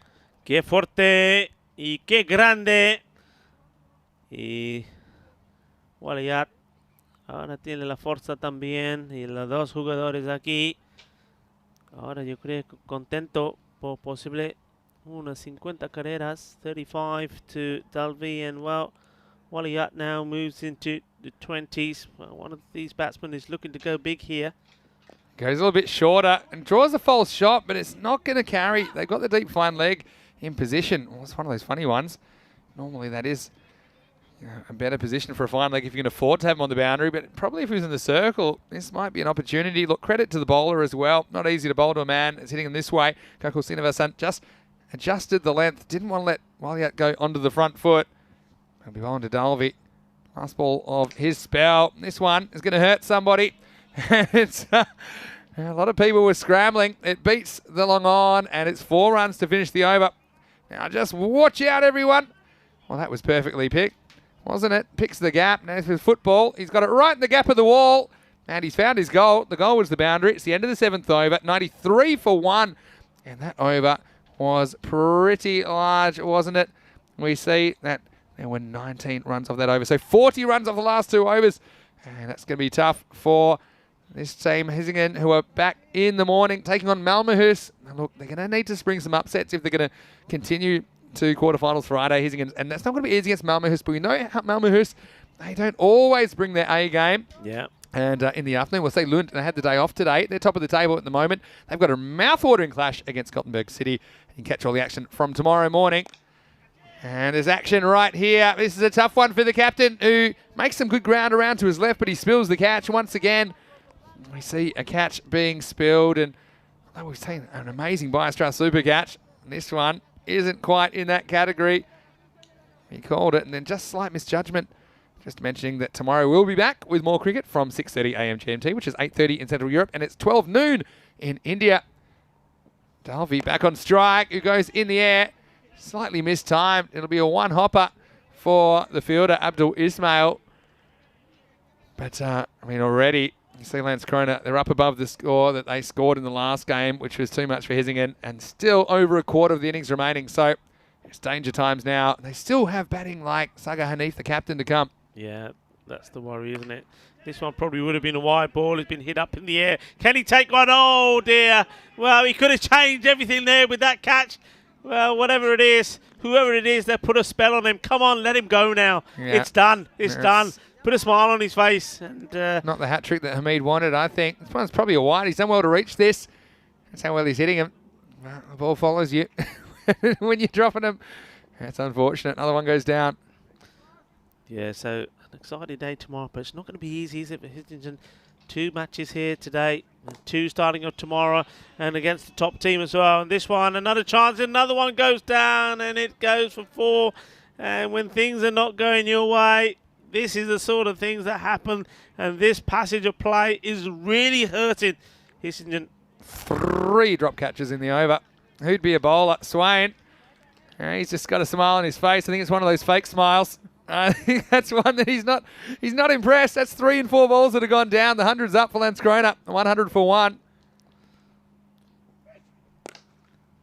This one's hit pretty well. Still takes some stopping, but the fielder does well. Heart-in-the-mouth stuff, but he is able to make the stop. And then he horns it back into Swain, who takes it on the fingers. Anyway, this is why I stopped bowling. Rico, if I could say why I stopped bowling when I was 18 to wicket keeping, just show you this over. Last ball of it from Swain. And this is pretty full and straight. I think slight inside edge for me. And it's the end of the over. And with the 3 drop catches even, there were only 8 off it. Have a look at this one. Yeah, I think there was just a little bit of bat on that. And still, you know, that's good effort. I mean, they've got to look for positives here. Here's against. And the bowling of Swain was pretty good there. As after 8 overs, the score is 101 for 1. Yeah, I mean, look, they're trying, aren't they? So I think Swain just saw that sort of celebration, arms pumped up in the air when he thought maybe he was in with a shot with LBW, and I realised, well, I recognise that. It's the same bowler that hit the wicketkeeper in the middle of the helmet the last game. Well, say it all happens in the 9th. At the moment, it was the 8th where it was pretty eventful, and this is a pretty good start to the 9th, and Dalby moves to 49. And this is a pretty nice shot. Just a classical off drive, and just hits it hard, doesn't worry about keeping it down. At this stage, you can hit the ball hard, especially when you see the catches aren't getting taken. Hit the ball correctly, and you can have success. And this isn't the most convincing stroke, but he will get a single, and that brings Dalby to his 50. Ramesh Dalby, well batted, 50 off 25 balls. That is an innings that contained 7 fours and just the 1 Maximo, but certainly he is a key to this Lanskrona batting lineup. Yeah, very good batting indeed. See the next delivery, and he's launched out of this, and well, there's nobody there. They're just both watching it and hope that somebody else throws it back for them. They don't want to fetch it. It's 6 more, and well, it's the rain has stopped, but it's now the Kookaburra doing all the raining. Is raining runs around this boundary, 4s and 6s, and some of them are glorious stroke plays, and others are, well, big hitting. That one's been muscled over the boundary. And this looks like it's going to be quite a high score from here. Yeah, Mavaduru with the ball. 23 off his 9 balls. Walliot, well, I think he wants to chase the 50 now. And this one is a Biostrath explosive strike off the bat of Walliot. Well, that one should be worth 16 because that was a huge hit. That's just the length he wants. And, well, just like Biostrath, this had plenty of energy as it flew out of the arena. Yeah, well, that one has gone into the stables, the other side of the ground where the horses are. And thankfully, because of the rain, the horses are tucked away nicely with a few bales of hay. So they're not out there. Otherwise, there was danger there. We needed to get some helmets out for the horses. It goes again, and this is probably not even where he wanted it to go, but you know, he'll still get 6. And that's 3 on the trot. 6, 6, 6. And I told you, he is a bit jealous of Dalby getting to the 50. He wants to get there in quick time. And now he moves into the 40s with his 3rd consecutive Maximo. Yeah, held this back. You got to feel for the bowler a little bit here as well. Mavaduru, he's trying to do things. He thought, okay, I'll take the pace off it, but still couldn't stop this one going. Got to get up in the block hole. That's your only option. Anything that bounces is probably disappearing. Well, he does get it past him with a slightly wider one. But still, that was a pretty expensive over in the 9th. It all happens in the 9th. A magical 9th for Lanskrona. 23 off it. The score after 9 overs is 124 for 1. 6 more balls, and the pain comes to an end for Hissingen out here in the field. But they've got to try and remain positive somehow. They've got to find somebody within their setup to do the same thing when they go out there with the bat. They need to win this game, and then got 2 very tough matches tomorrow against a team that we saw win 1 and lose 1 earlier today at Malmo. Can they get something positive out of this. Swain to bowl the last, and this one is a blast. Maximo Dalby just dispatches this one through the line. Once again, it's the length, and he knew from the moment that left the bat that that was 6 more. This is a really good shot. What you're seeing here now is 2 batsmen that are seeing the ball so well, and anything that's been pitched up is just being hammered away. Goes again, but this one's a miss hit. Now, will they try for 2 here? I think Walliat's acutely aware he's in the 40s because he was pretty happy to put up the stop sign and say to his teammate, well, Rameez, you've had your fun. I think it's my turn. Still got 9 runs to get if he's going to bring up that milestone. 4 balls remaining. And one thing I think we haven't seen enough of is Yorkers to these 2. Yeah. Good Yorkers. Once again, a bit of length, and you know what's going to happen. Walliat's going to put his length on it, and this one's another Maximo. And that's another big hit from Tasif. He moves to 47 in style. Well, he wants to do it big, and I think he's going to just look at the acceleration. Look how quick he's got there. It's really been fantastic stuff. Fantastic hitting. Great to see. Well, I told you, he's an excitement machine. Tasif Walliat. Man, we haven't even seen the captain, Zaka Hanif, who batted very well yesterday. 3 required for his half century. This one goes straight through his legs. And now they're going to take one. Well, that's good team play. Dalby says, well, run's a run. We'll take it. This goes for a bite. Straight through the 5-hole, as they say in ice hockey. Very popular sport in this part of the world. 138 now. And you wonder if he'll even get a chance to get back on strike because 2 balls remaining. Oh, and he won't because Dalby, he's going to be bowled. And, well, credit to Swain, who he deserves a wicket, to be fair. He had 3 catches dropped and when he bowled the 8th over. Yeah. He finally gets the big wicket at Dalby as a bit of a consolation, the 2nd wicket to fall. But that breaks a really big partnership. The partnership was 87 in the end, and the score is 138 for 2 with 1 ball remaining. Yeah, well, you're right. I'm pleased for Swain as well. I think as a bowler, you do get those days. I know that I've had them, and I know, Vinny, when you've turned to the bowling, sometimes it's just not going to happen. You try everything, fielders are dropping them. And the thing is, what I liked about his attitude, some bowlers, naturally because they're disappointed, they show it. They get a bit agitated with the fielders, but he just smiled. He knows they're not doing it on purpose. It just turned out to be another one of those days for them. Now it's the last ball time. Zaman will get 1 delivery and get your running shoes on. And now they might get 3 here. And you don't see too many 3s. And you won't see 1 here. And Zaman gets 3. Walliat, well, it shows you how fit he is because he was herring back for a 3rd run. And I thought maybe he was just a little bit short. No, but he makes it. So look, that's good team play. It's unfortunate, I suppose, from a personal point of view that Walliat will finish just short of his half century, but still, he's been critically important in this score. 47 not out off 19 balls he'll finish on. And a mammoth score for Lance Corona batting first in this match 32. They finished 141 for 2 off their 10 overs. Yeah, it's a good performance there. And I think what we're seeing there from Lance Corona is that we know they're a good team. We know that they're packed with good batting. As you said, we didn't even get to see their captain come out here. And they need to start saying, look, we know we can bat well. We know we do have the ability. But we need to start showing it as well. We need to start putting these scores on so we all our batsmen get a chance to get in there, play some shots, put a score on.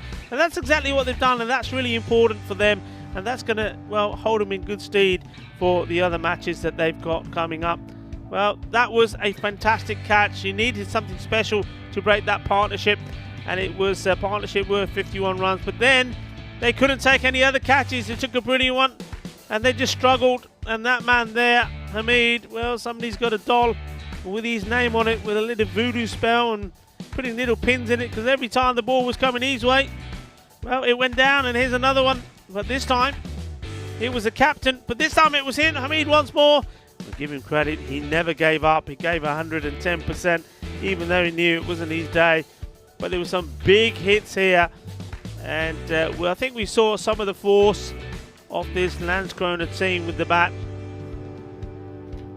12 fours they hit, and 8 sixes. 6 of them coming off the man who was 47 not out, Walliat. And that man there, he certainly made a very good contribution before Swain, the bowler who deserved a wicket, got him, but not before we put 57 on the board of just 28 deliveries. And we look at a scorecard there, a very healthy one.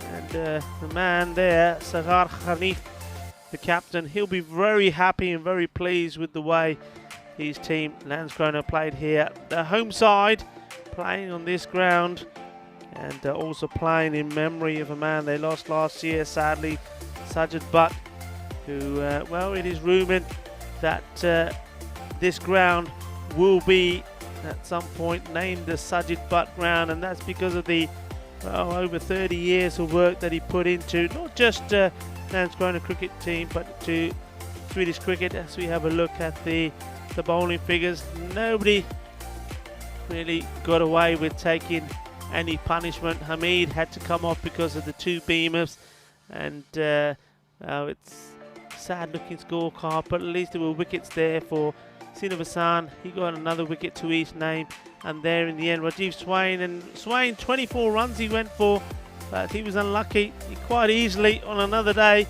could have had 4 wickets for around 11 or 12 runs. In the midway innings, we see there, due to some fantastic batting, Ramiz Dalvi 57 of 28, and Tasif Walliat 47 for 19. And what I like about Walliat there, he wasn't batting for himself, he was batting for his team. He quite easily could have turned down some of those singles there towards the end and concentrated on getting a 50 for his name. But they play as a team, Landskrona, and 141 for 2 after the 10 overs means 142 are required by Hissingen. And well, if you look back at the previous 3 innings that they've had, they're certainly not a team that have scored big runs. But this is T10, anything can happen. We have been surprised before, we could be surprised again.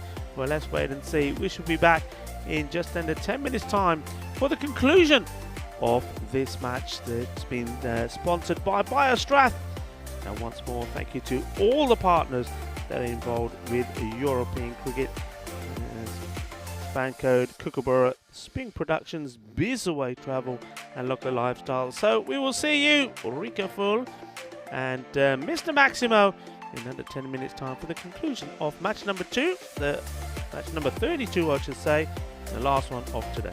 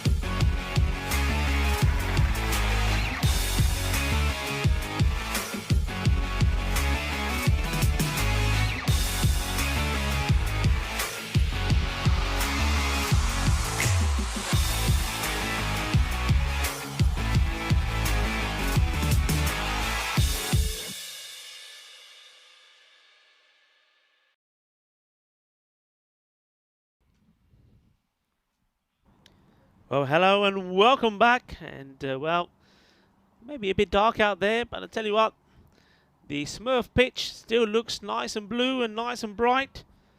And, well, there it is. It's amazing. And, well, I don't know about you guys and girls, of course, but this is something that certainly I think is going to catch on, and why not? Look, my personal opinion on it, especially when you're playing with this Kookaburra white ball, and you can see how well on the blue compared to the green, you can see the white lines there for the umpires. Now, there's always an issue, isn't there, where you see that in international games and also in domestic games that the umpires and groundsmen are starting to use blue to actually paint the line so they can see. Well, here they thought, well, if blue helps you see better, but let's not forget painting lines blue. Let's just have a blue pitch. And it works. I think it works. And I think also from our position as being in the commentary, you can see the white ball a lot better. And I'm pretty sure that the umpires can as well. Speaking of umpires, they're out there. Umpire Rafa and umpire Suprith ready for the start of this final innings of the day. It's going to be a tough one, isn't it? And it's going to be an interesting one as well. Landskrona, just to remind you, posted 141. And Hissingen yet to win a game. Lost 3 of their games in the series so far.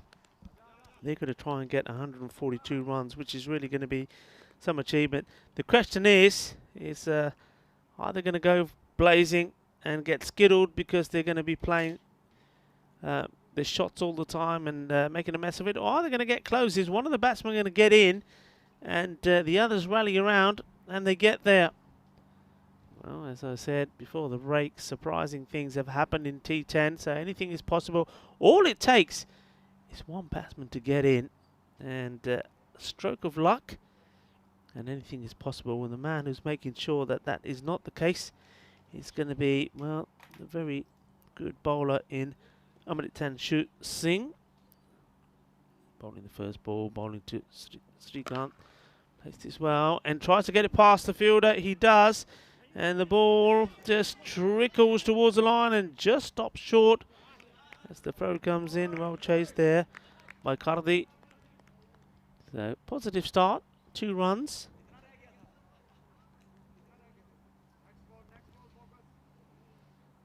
And nice, calm end to the day here. Warm, 20+ degrees. The wind now that has disappeared. This one's gone right through. The wicketkeeper has done extremely well. That's a really nice take from Nadeem Khan. They're the hardest ones. I know that, as you know, Vinny Sandhu's quite accomplished wicketkeeper in his time, and one of the things he always tells me is they're the hardest ones when they go in between the wickets and the batsman. That's a really good take from Nadeem. Seeing once more. And the batsman there for one moment worried that this one was going to go into the deck and go onto the stumps. But not to do so. It'd be interesting also to see if at some point that Landskrona, when they believe, if the game goes to their plan, that this game is out of reach, that they may give 1 or 2 other players a go. Quicker delivery, and somehow it's been chopped away. Inside edge down to fine leg. Not the best bit of running there. I think certainly need to be looking for 2 runs here. I suppose it took a long time to react to the call of the non-striker. Ismail face his first delivery and plays that well. That's a good attacking shot. 4 runs. He gets this between the man at third and backward point. It's a little bit too short. Probably gave him a bit too much width. Interesting how he went out to meet the ball rather than let it come to him. Normally it's a shorter ball. The batsman tends to go back and play that shot. Well, he took a couple of steps forward but still was able to play it where he'd like to. So an attacking start. Singh will want to hit back straight away. And he does. Tries to get the Yorker in, but that's taken a little bit of the bat. Good reply though from Singh. Ismail survives. You see that again here. Look, just a little bit of bat involved there. The ball also, the line on the directory of the ball would have gone on to, I think, missed leg stump as well. So first over, quite an entertaining one. 7 is the score. The main thing is, haven't lost a wicket as we get ready for the start of the second. And a good time to welcome back into the commentary box Mr. Vinny Sandhu was just exercising his arm a little bit, doing a bit of fielding practice. Yeah, just seeing if it was as hard to catch as Hissingen made it look, actually.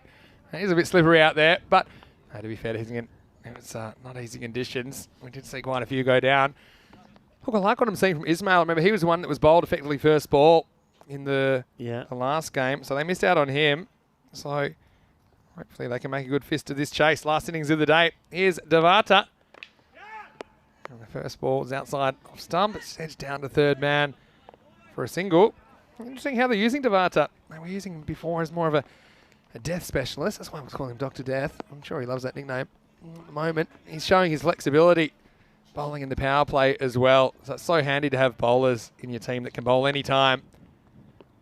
Now, he is bowling to Abdul Ismail, who goes after him, and he gets plenty of this. This is over the top, Maximo. He's entertained me today, Abdul Ismail, with some of his fielding, and now strikes this one out of the ground. It's a nice shot through the line, and the power play is in effect. So Midon was in the circle. All he had to do was get it over the infield, but he got it over the outfield as well. Yeah, nothing wrong with that shot. That was a delightful shot. Well, thinks to do the same this time, but it's going to be a wide. They think about an extra, but I don't think it's necessary. Look, the only way they're going to chase these down is they need one batsman to go absolutely crazy, you feel. And maybe Ismail's that kind of a man, because if he can hit the 2 or 3 boundaries and over required, then who knows.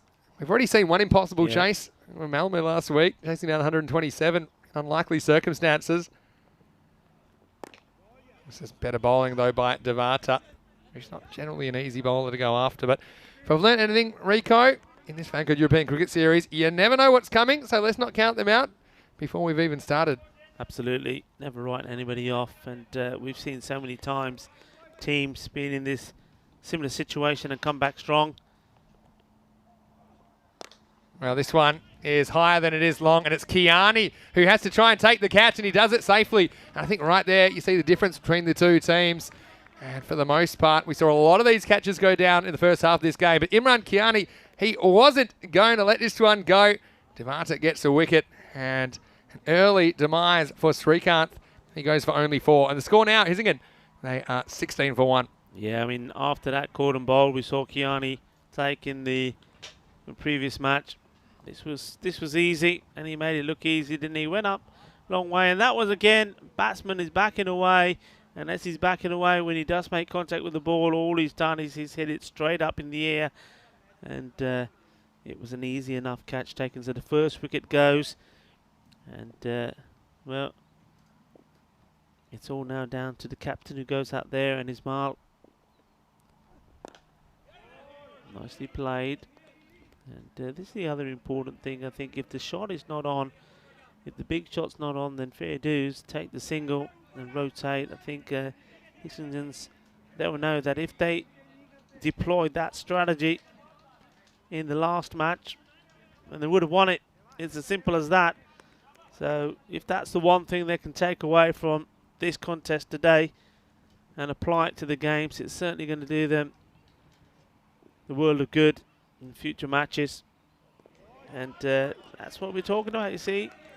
That is the last ball, so ends with a dot. They can't afford dots, and sometimes, once more, the captain there, the first ball he's facing, he's backing away, missing out on it, and you've got to be better. And this is the schedule, this is what we have to come. So where we are at the moment, of course, in Malmo, we're in the second week here, and we know who will be the champion on the Saturday. Then from there, biz away travel will whiz us away back to Germany. Back I come, Germany, back to Dresden. And never been to Dresden before, so looking forward to the 2-week series there. And then, well, I go back to Spain for a little bite, a little bite and a little rest as well, I suppose. Bite. I know you get your restaurant. That's actually one of my dreams, is to come and eat at your restaurant at some point. But it's hard to see where you and me we'll both be not at the cricket. So Well, maybe we can take an overnight shuttle or something when we're in Cardamom to Torrevieja. Well, you never know. how long will that take? Well, about a 6-hour drive, but you know. Bring some snacks. Bring some snacks. But no, you'll be going to Capella, won't we? And I mean, that's a fantastic setup there, isn't it? The Capella ground. I played cricket on there, played for the Spanish over 40s there a few times. It's a beautiful ground, and then it's the big one. Then it's time for Cardamania. We know all about that, and I'm looking forward to the coach. I know we'll see it before we say goodbye to you again. Well, I'm just I'm trying to think now as some of the additional features I'd like to have the coaches. This one's hit away, he's in the air, and well, he's not worrying about running, and that's what he's saying there. He's saying, where are you running to, Ismail? We don't have to run for these. A 1 bounce, 4 runs, a nice shot, and this is, see the difference here between his first ball when he just swung and missed aimlessly, backing away from the ball, to this one where he stood up tall, waited, and played the ball and the shot on merit, and that's what you've got to apply yourself to do all the time. Singh, this time it's gone down the leg side. It's going to be a wide delivery.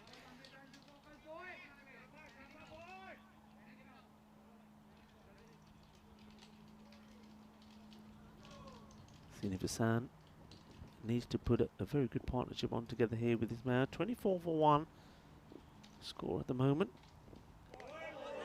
And Singh able to get his line adjusted straight away. He's gone from going down the legs, and this one's wide outside off, and straight away, well, Ismail, he's got a plan. He's got an idea. It's a light bulb went up in his head as he scarpers across to the captain and says, hey, Skip, what about this? Well, let's have a look. That's the Skip oblige, whatever the plan was. Well, he hits it into the ground. They take the single. Maybe it was Ismail saying, Skip, I'm seeing it well, give me the strike. Yeah, why not?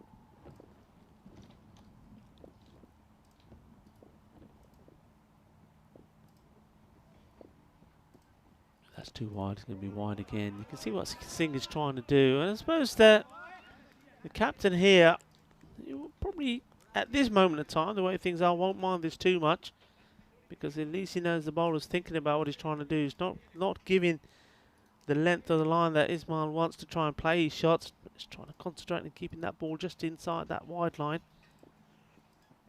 This one now has gone the other way, so just struggling. Just seeing Singh when he's one of those bowlers that if he's not in his rhythm, the follow through and the way he finishes is not quite right. And I think because of that, this ball is not going where he wants it to go. He just seems to be stopping abruptly rather than fluently. So let's see if he can get his rhythm again.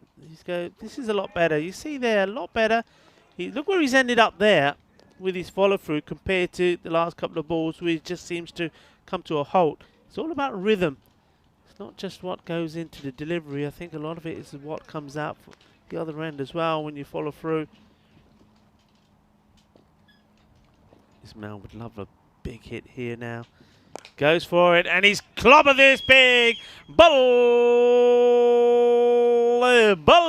and they are not giving up quite yet. This is a glorious shot. Oh, this was nice. I was saying he'd love to get hold of a big one here. And as soon as he's in the slot, he's launched into this. And that shot was all about the head, all about keeping the head still. The body was a little bit all over the place, but the head was good. Well, this power play at the moment, well, there's nothing in it. Yeah. It's a really good start. Couple more overs like that. I mean, they want to be around 42 after the power play, but with that, 9 behind. Tell you what, we keep hitting like that, and we've got to have a game in our hands. That was absolutely smashed by Ismail. Get that man down the striker's end. And what's seen of our son, he's no slouch with the bat either. The only road to victory here involves, I think, big contributions from these two. Well, Devata, he's been asked to bowl himself out as well. Oh, it's 6 more, and this one goes over Cinderella's house, or goes towards that way. It's beautifully hit, and well, game on, and the captain in on the act as well. Look, yesterday, not just these two, this team struggled to hit a single six in the 12 overs of play that they had in their 2 matches. Both rain affected, 1 5 overs, 1 7. Today, well, they're certainly hitting a few. And this one's up in the air. Third man coming in and will take the catch. Yes, he does. No mistakes made. And as we said, that is the difference between the two teams. The drop catches, well, probably almost around 7 or 8 that we saw when Hissingen were in the field. And the 2 chances that have gone the way to Landskrona have been snapped up, and that was a big wicket. He had to play his shot, but again, guilty of chasing the wide ball, and that's one thing that I've noticed with the captain, Sini Visana. I'm just wondering if that's something which their opponents, Landskrona and other teams watching, would have picked up on.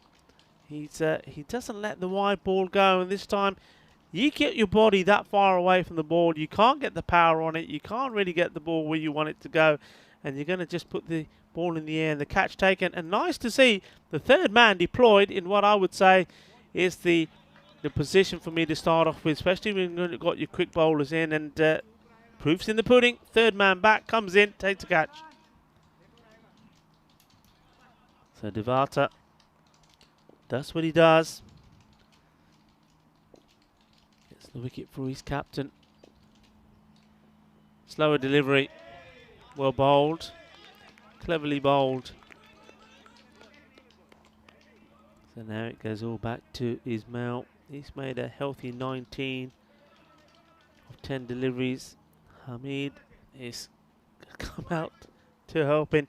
And Hamid, he's had a nightmare in the field. Maybe with the bat things will be different. Well, let's hope he has a few highlights, because I have a feeling that he's going to appear on social media for all the wrong reasons after the ball was following him around in the first half of this game. But he was very, very important in their previous match, wasn't he? His contribution with the ball to just keep Landskrona to a reasonable score.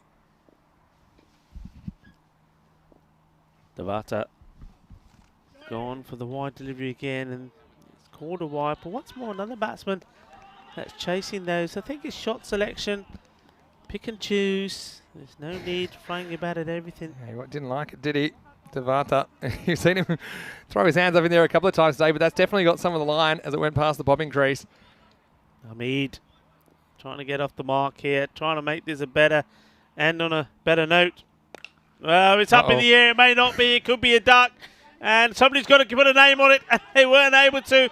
And look, when you've got that man there who's brilliant in the air, Kiani, you've got to allow the catch to him. And he's probably saying to him, what are you doing? I'm coming into this. This is my catch. Why are you getting in my way? And he's absolutely right to be able to go to him. And in the end, where the bowler lunges himself at Kiani and tries to knock him out. Well, let's give Hamid that one. He needs something to go his way. I think probably owed a couple more, actually, after the first innings. Vinny Sander here, Mr. Maximo, along with Rico for final innings of the day in Malmo. It's wonderful to have your company, and we are very close to approaching 700 matches in total. So not just the ECS, but all of the matches that we've broadcast this year on the European Cricket Network, and we are looking strong. Now, this guy's got plenty of energy. Tell me, what's your secret, Rico? How do you have so much energy? Oh, every morning, Biostrath. And, well, Biostrath keeps going. If you haven't tried it, look, I can recommend it thoroughly for you and for your family. You can mix it in. People take it different ways. You know, they'll. Some people like to mix it in, and I actually like it by itself. Actually, slightly different taste. But, you take liquid or the tablet? I take the liquid. Yeah, liquid. Swears by it. Our boss swears by it. Roger, hello. He's watching from Switzerland, and long before they were sponsors of the European Cricket Network, he said that he's been on it for many, many years. Interesting story. If you go to their website as well, you'll find out the backstory behind that company. Strath, as they're known now, and Biostrath, the main product, and he was actually the father of David, who's now the head honcho there at Biostrath. That he wasn't feeling very good, and throughout the 1950s, he ran into a chemist who had this kind of a formula And it worked so well for him that he decided to commercialise it, and the company was born, and 60 years later, they're still going strong. Yeah, it's all to do with yeast, isn't it? Very herbal clever. yeast. Herbal yeast. Yep. And the good thing about it is that everybody can be on it. It's suitable for vegetarians. It's suitable if you're vegan. So there's no excuses. And you can give it to everyone as well. Kids, pets, Yeah. different formulations. Here's Hanif with the ball. This one gets past the batsman. So, yep, try him out. Keanu's been on it. He said he's feeling better. That's wonderful. And who couldn't use a bit more energy and to feel a bit better about life? Well, maybe there's a change of fortune here for Hamid as well. We thought his day was going to end on a low. That ball going up in the air, that chance of catch. Well, this one. Yeah. Ooh. On the green, that's a no ball. On the green, it's no good. On the green's good in golf, though. On the green's very Free good hit. goal. Well, he's going to be stumped here. No, it won't be out. He'll get to stay there. And the thing is here, this is confusing for some people about what's a run out versus a stumping. But the thing is, as long as you turn around and make an immediate attempt to regain your crease, then it comes under stumps, not run out. So he won't be out here. You see that he makes an immediate attempt to get back. So even though he's out of his crease, he won't be out. And now the umpire, I think he's not giving him out. He's just pointing, saying, no, you can stay there. That's no problem. So it's one of those ones. But let's say he was to run out of his crease, and if he was just stand there and not turn around and make an immediate attempt to regain his crease, then he'd be susceptible to being run out. Yes. Yeah. Or if he was to, of course, take off for a run. Yeah. So luckily for Higgins, it was a free hit, and Abdul Ismail survives. This is straight up. And I don't know if this got any of Hanif on the way back. I think, regardless, Hamid was in his crease. Well, that would just sum up Hamid's game, wouldn't it, if he gets run out like this? And this one was actually pretty well pitched by Hanif. Have a look at this one, though. And Hamid wasn't going anywhere. And then they take a run in the end. So let's go. Oh, I'd love to see Nijamuddin Hamid. Let's get a big six or something. Needs a confidence booster. Gives it a crack, but it won't leave the infield. It'll just be one run as Amritanju Singh does the fielding. Yeah, I mean, look, they made a positive start, then a pretty good start. And it was that loss of the wicket, the captain. But it just goes to demonstrate, though, that if everything goes your way, and if you're a team, as we see the scorecard there, if you're a team that have got some good, strong players, on their day, if they can give you a good start, anything can happen. You can see Ismail is still out there. At one point when Ismail was there and the captain was out there as well, you just had the feeling, well, look, especially after the captain the ball before he was out, smashed that huge six. You thought, well, if both of these get going, a bit of rock and roll, and they could be there. And then, of course, that was that not so good shot from the captain, Sinavisan, when he got out. This is good running. And well, it's that man who's coming into bowl here, Kiani, who had a little bit of a discussion with his bowling partner before. It's strange. You know, we have seen games won from this position. Seems crazy right now, but I remember a very famous one, PSV Hanmunden versus SG Findorf last year. Adil Ahmed smashed 20 and over for the last 5 overs, but slightly different situation here. And Higgins, even though Ismail's hitting the odd one, but you see his overall scoring rate of 21 off 17 balls. You see that's not going to be quite enough at the moment. So Kiani, who was a bit of a last over hero in the last game, gets his opportunity with the ball. It's a bit of a charge and stop from Ismail, who punches it out to the offside for just a single. And Kiani's had an interesting day, isn't he? I think, look, he made his quick 20 at the top of the order. Maybe that's what they want out of him. And, you know, he's certainly an exciting player to watch. I wonder if he's cooled down after that catching opportunity, or it was a bit of a mix-up with his teammate. But I think all things considered, I think that Imran Kiani will be pretty happy with his day. And so will his Lance Corona teammates. This one's going to be a little bit too wide, and he says that's one thing he has been guilty of, hasn't it? Is the wide balls. I mean, if we were to just look at his bowling spell over the day, or all of his 4 overs, I think you'll probably find perhaps he's been guilty of maybe 8 or 9 wide just himself. Maybe, but at least he's working to a plan which seems to be outside the off stump. Mm-hmm. So they're kind of the wides which I don't mind as much because that's his channel, isn't it? He's basically aiming anywhere.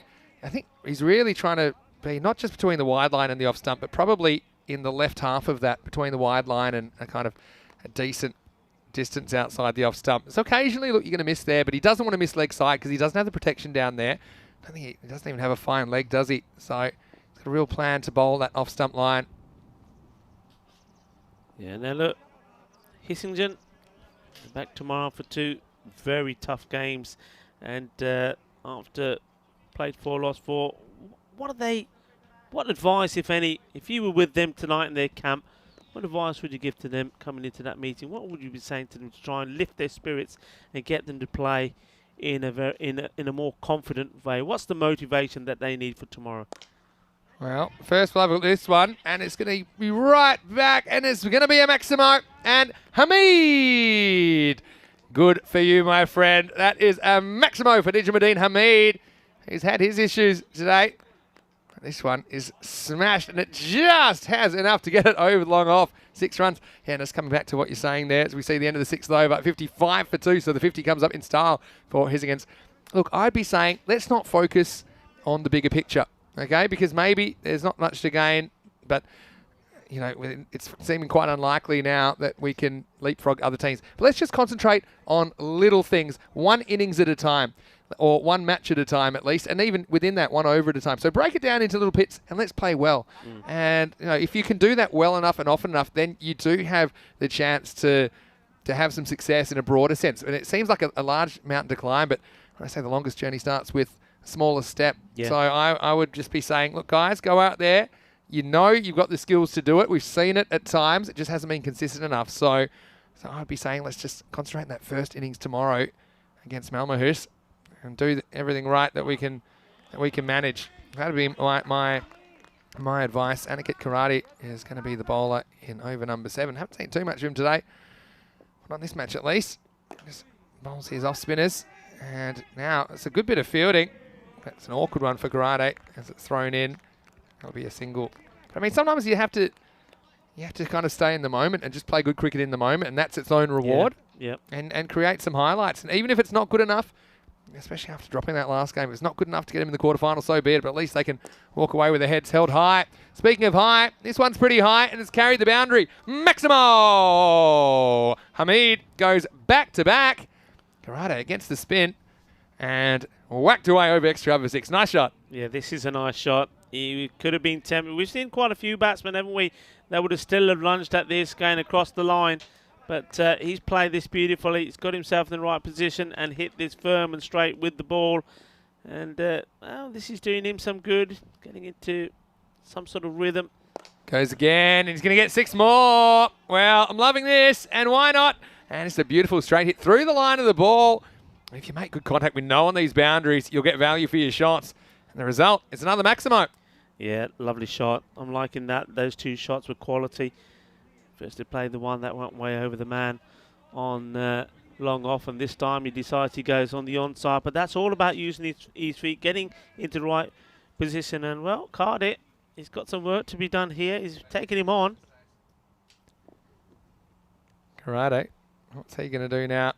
Well, he pushed this one through a little bit. Just pushes him back. He puts up the stop sign. Says, no. I'm staying here, he says. Well, I want one more from Karate. He's taken a liking to him, hasn't he? Smoked him out of the park twice. What would your advice be in the chat for Hissingen if you are their coach tonight? Well, I know what some people in the chat will be saying as we get to the end of the 7th over.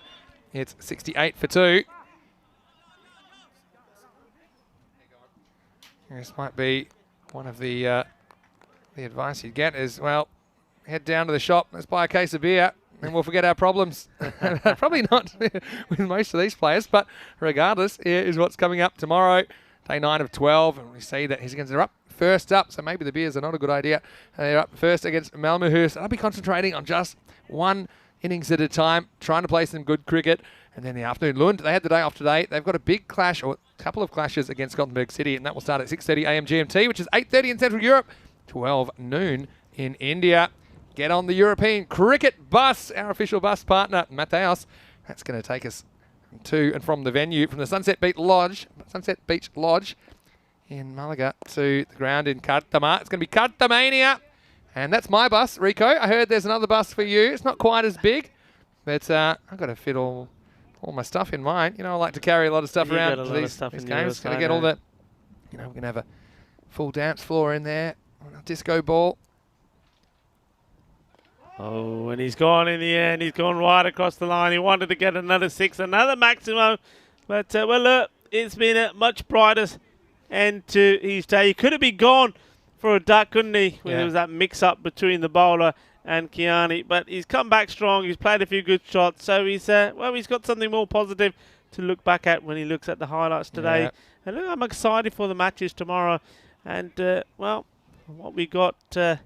he's got a smile on his face. Yeah. That's like, and we've got coming up in the afternoon. Well, I know who's coming. Lund is coming, and Lund is on the up as well. They're right up there at the top of the table.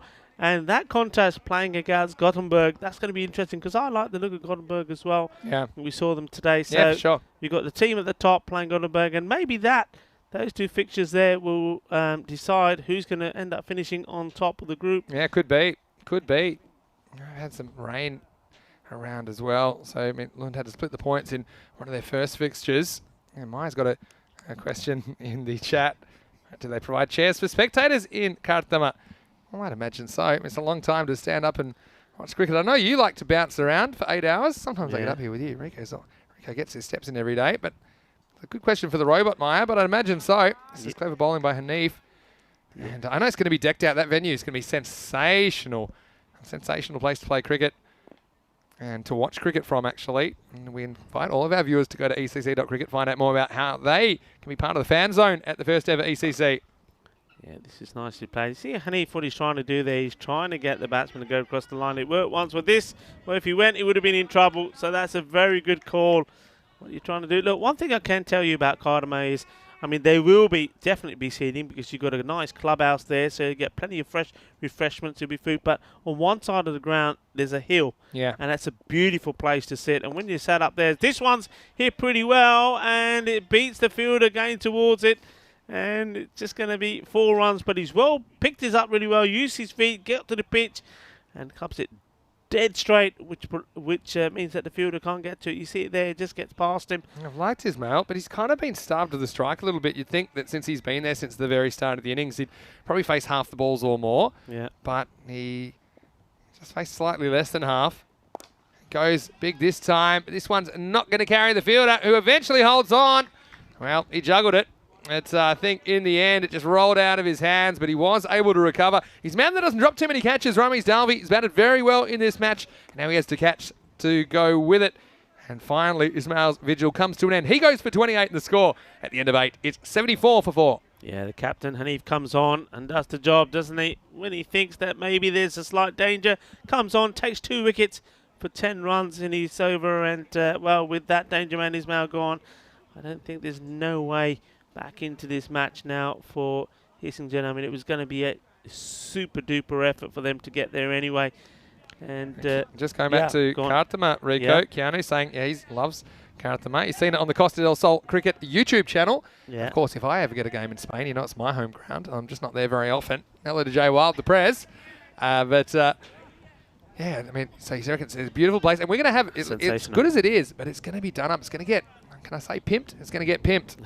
It's going to get pimped up. It's going to get for the ECC, so it'll be even better than usual. Yeah, it's going to get a makeup or dressed up or whatever you want to call it. It's going to be sensational. It's karate, and he starts with a wide. I think you can say pimped. You know that show, Pimp My Ride? Yeah, I think you can say that. Yeah, okay, we go with that. I tell you what, complaints to roll in. I'm going to be pimping my coach as well. Then I'm trying to think. I said definitely got to be a sound system in there. You know, I like my music. I'm going to start the day with music. Your bus, I can imagine your bus. It'll have no top, and it'll be bouncing around. You know, with the suspension. That'll be Rico. Yeah, and you'll have the European cricket song going as well for sure. Watch out! Heads up. Get the old hydraulics on there and get it going up and down. But no, it'd be fantastic. It really would. So, Carter there. Can he get a wicket here himself? At the moment now he's going to the left-hander. Be trying to go across him here, Cardet, and he does just that, and draws him into the shot.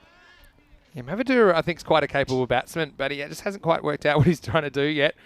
He's gone after the bowling pretty much from ball one. Hasn't really worked. And this time, it's not going to work either. And he slices this one. Well, it was a bit of the scarecrow from the fielder at point, but he was able to reel it in. And it's all smiles for Lance Crona. And Mavadura, I think that's a pair for him. I'll have to go back and check, but unfortunately, he's the 5th wicket to fall in the 9th over. It's 76 for 5. Yes, and that's another nice catch from the fielder out there, and I think that's what he's signalling to say, yeah, that's another catch for me. I think this is his 3rd catch today. Yeah, things are just... That is a pair for Mavadura. Well, 2nd ball duck both times today. Well, I guess saying positive. He can't do any worse tomorrow when he gets out there with the bat. But I think everyone's gone through those trots. And look, it's not an easy situation for him to come out and bat anyway. But I mean, I've had some advice. I'd say, don't worry too much about hitting the ball in the air early in your innings. I'd say maybe just concentrate on hitting it, get a couple of runs, maybe get to the other end, get settled, because that's 2 innings where Mavadura hasn't had the chance to get settled and get accustomed. Even though, look, I know there's only a handful of balls left, but at least I think for his own confidence, he'd like to hit some good shots, because he does look like somebody that can bat. Just hasn't, unfortunately, been able to score any runs today. Here is Karate, the successful bowler. And this is pretty nice looking shot, and this is Sridhar. And Kavala's at the crease. Oh, he almost ran him out already once. Ran himself out in this game, and of course he ran himself out in that last over of match 31 as it was going right down to the wire. Let's see if he can lift one out of the ground this time off Karate. And I think he's stumped here, and I think he's just overcommitted out of the crease, so Karate gets a 2nd. And unfortunately for Kavala, that's the end of his afternoon. He becomes the 6th wicket to fall. And here's again. They are going to lose another one to score 77 for 6. Yeah, the old windmill, but not able to get back in time. Good work once more from the keeper, Nadeem Khan. He's been another one that's been pretty impressive. He just quietly works away behind the stumps, and you don't really talk or say too much about him, and the reason is because he's tidy. Yeah. He does what he's got to do, and I think he's also works very well in making sure that the field, especially those in front of him, are in the right place. Looking like a good unit. Yeah, I think so. I mean, it's a classic case. Look, they lost their first 2 games. Lost their first 3 games, actually, Lance Crona. But they pulled off a good chase, a good reversal actually against Malmo yesterday. And then with these 2 wins today, they're going to be right in the mix. And so they've got to be happy with their performance. And particularly, it seems like they're well suited to the format. They've got lots of players that can contribute. This could be another stumping. It will be. And it's going to be easy pickings. And Karate, well, he won't get the chance for his hat-trick because it's the end of his spell. 3 for 16 he takes. The score now 77 for 7 after 9. And, well, we've seen a bit of good karma, a bit of bad karma. Unfortunately, this is quick karma as he goes first ball. And back-to-back stumpings. Got Nadeem Khan racking up the stats with 1 over left in the day's play. It hasn't been a happy last match of the day for his against. No, it certainly hasn't, and well bowled there from Karade. And, well, take this opportunity also. I mean, you mentioned Jay Wild, who's doing a fantastic bit of work there in Cartama at the Cartama Oval. And David Cooper as well, who owns the ground, and he's the groundsman. I mean, he started off as a man knowing all about grass, providing grass to golf courses and other cricket venues around Europe and around Spain. And then he's made, well, a fantastic pitch there in Cartama. And he's done a lot of work as well. And also, there is a lake there as well. Yeah. A purpose-built lake right at the far end, where about 3 years ago, I think it was the fish that were put in there. So it's full of fish now as well. And I know that on a nice hot day, he gets the waterfall going and you can get the slide down straight in the pool. So, well, it's exciting stuff. Sounds what a venue. amazing. Well, here's Wally out. Now, what you didn't see in between overs was that they're all queuing up to bowl the last over because they can't lose. I don't think Wally out bowls very often. And we almost saw Kaiser Zaman getting one. And then he had a couple of practices and said, no, I don't think that's going to work. So Wally out was straight in there. He gets the bowl. Wouldn't he love a wicket? This is high quality stuff as Swain pushes this one back down the pitch and a volley out. He probably deserves a bowl because I tell you what, he certainly delivered with the bat. And remember, he got so close to his half century, didn't quite get there because he ran out of time. He's certainly a player who's enjoyed his afternoon. Yeah. Swing and miss. I think he bowled very well. I think I remember saying at the time that he played for his team, not for himself. Yeah. Could quite easy turn down a few singles so he could have gone on to convert his 47 to a 50. So, yeah, I think he's earned this. And this one is just going up into no man's land. Swain, who had 3 catches, dropped in an over earlier on. Well, then he has to go spend about 8.5 overs in the dugout with all his teammates. Probably shooting him dirty looks, but no, he's got a good attitude about his cricket as well. Now, while he's out, he's just going to have a great economy rate at this rate. He's loving it. He probably wishes this over could go a bit longer. But he's a very exciting player to watch with the bat. He's one of my favourites that I've seen this week because he just has no fear. And, of course, he heard me. He's going to make the over go a bit longer. And we're trying to get the last ball of the day in. But still, thanks so much for joining us. Just a reminder, you can join us again for more ECS action from tomorrow at 6:30 a.m. GMT, which is 8:30 in Central Europe, noon in India. And, well, it won't take a wicket, but still a pretty economical finish to the day.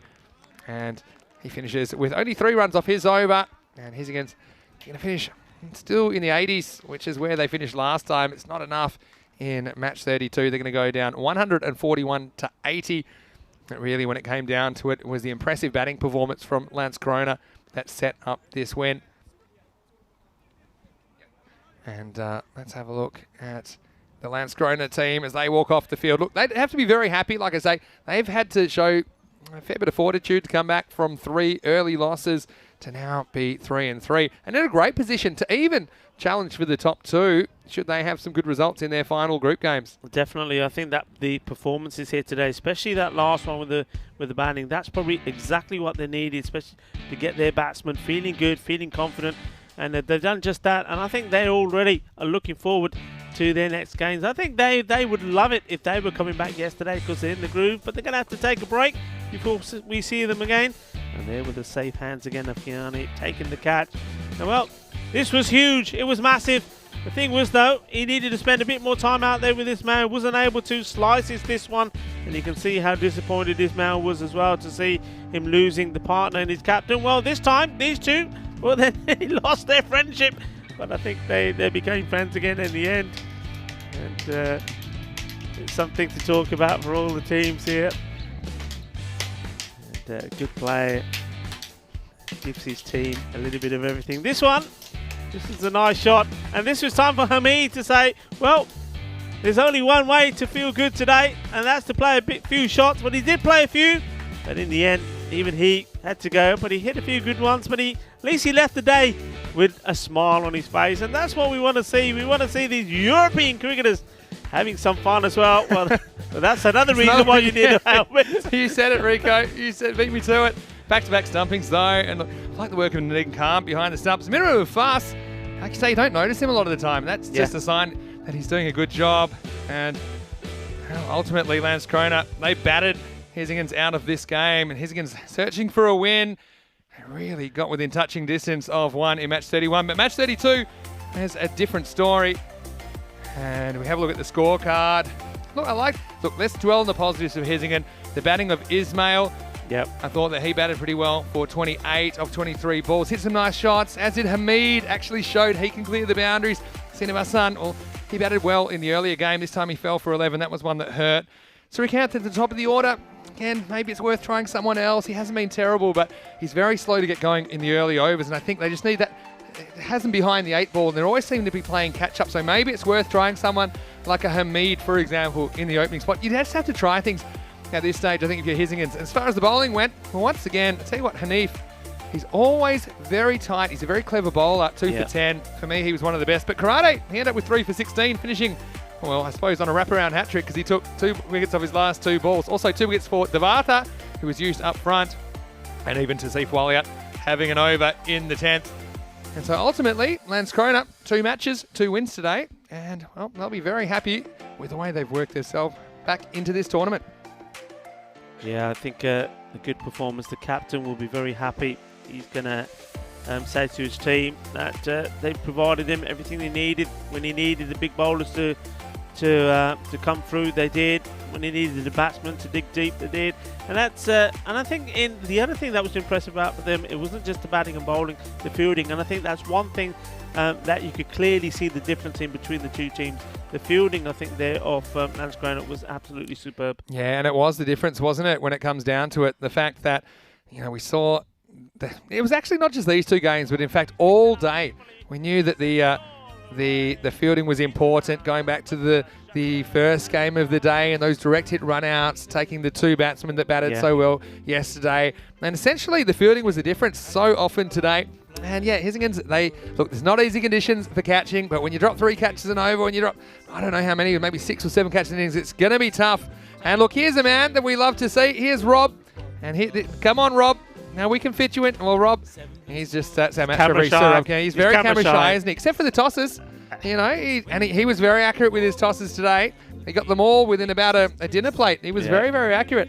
But yeah, going back to the fielding was important. Hissingins, like I say, if I was coaching them, I'd say, look, let's just concentrate on one thing at a time, and let's concentrate on innings. And if not innings, then even, let's concentrate on having a good power play. Yeah. Let's concentrate on having a good 3 overs. Let's see what we can do and try and at least work our way back into some sort of confidence. If it's good enough to ultimately make the finals or not, well, that's kind of out of your hands. But what you can do is play well and have a good attitude. Because remember, it's not just the televised stuff, the ECS. I mean, these guys have a season which encompasses a lot more than what you see on your screen on the European Cricket Network. So they can take some of that confidence maybe into the rest of their season. One thing's for sure, putting yourself to the test under pressure, under the bright lights, under the cameras of European Cricket Network. It's a great experience, and it sure improves people as cricketers, and we've seen that all the time here on ECN. Yeah, I couldn't agree with you more. I think if you look at the all-round game, the fielding is pretty good. It slipped up a bit in this match, but in general, from what we saw yesterday,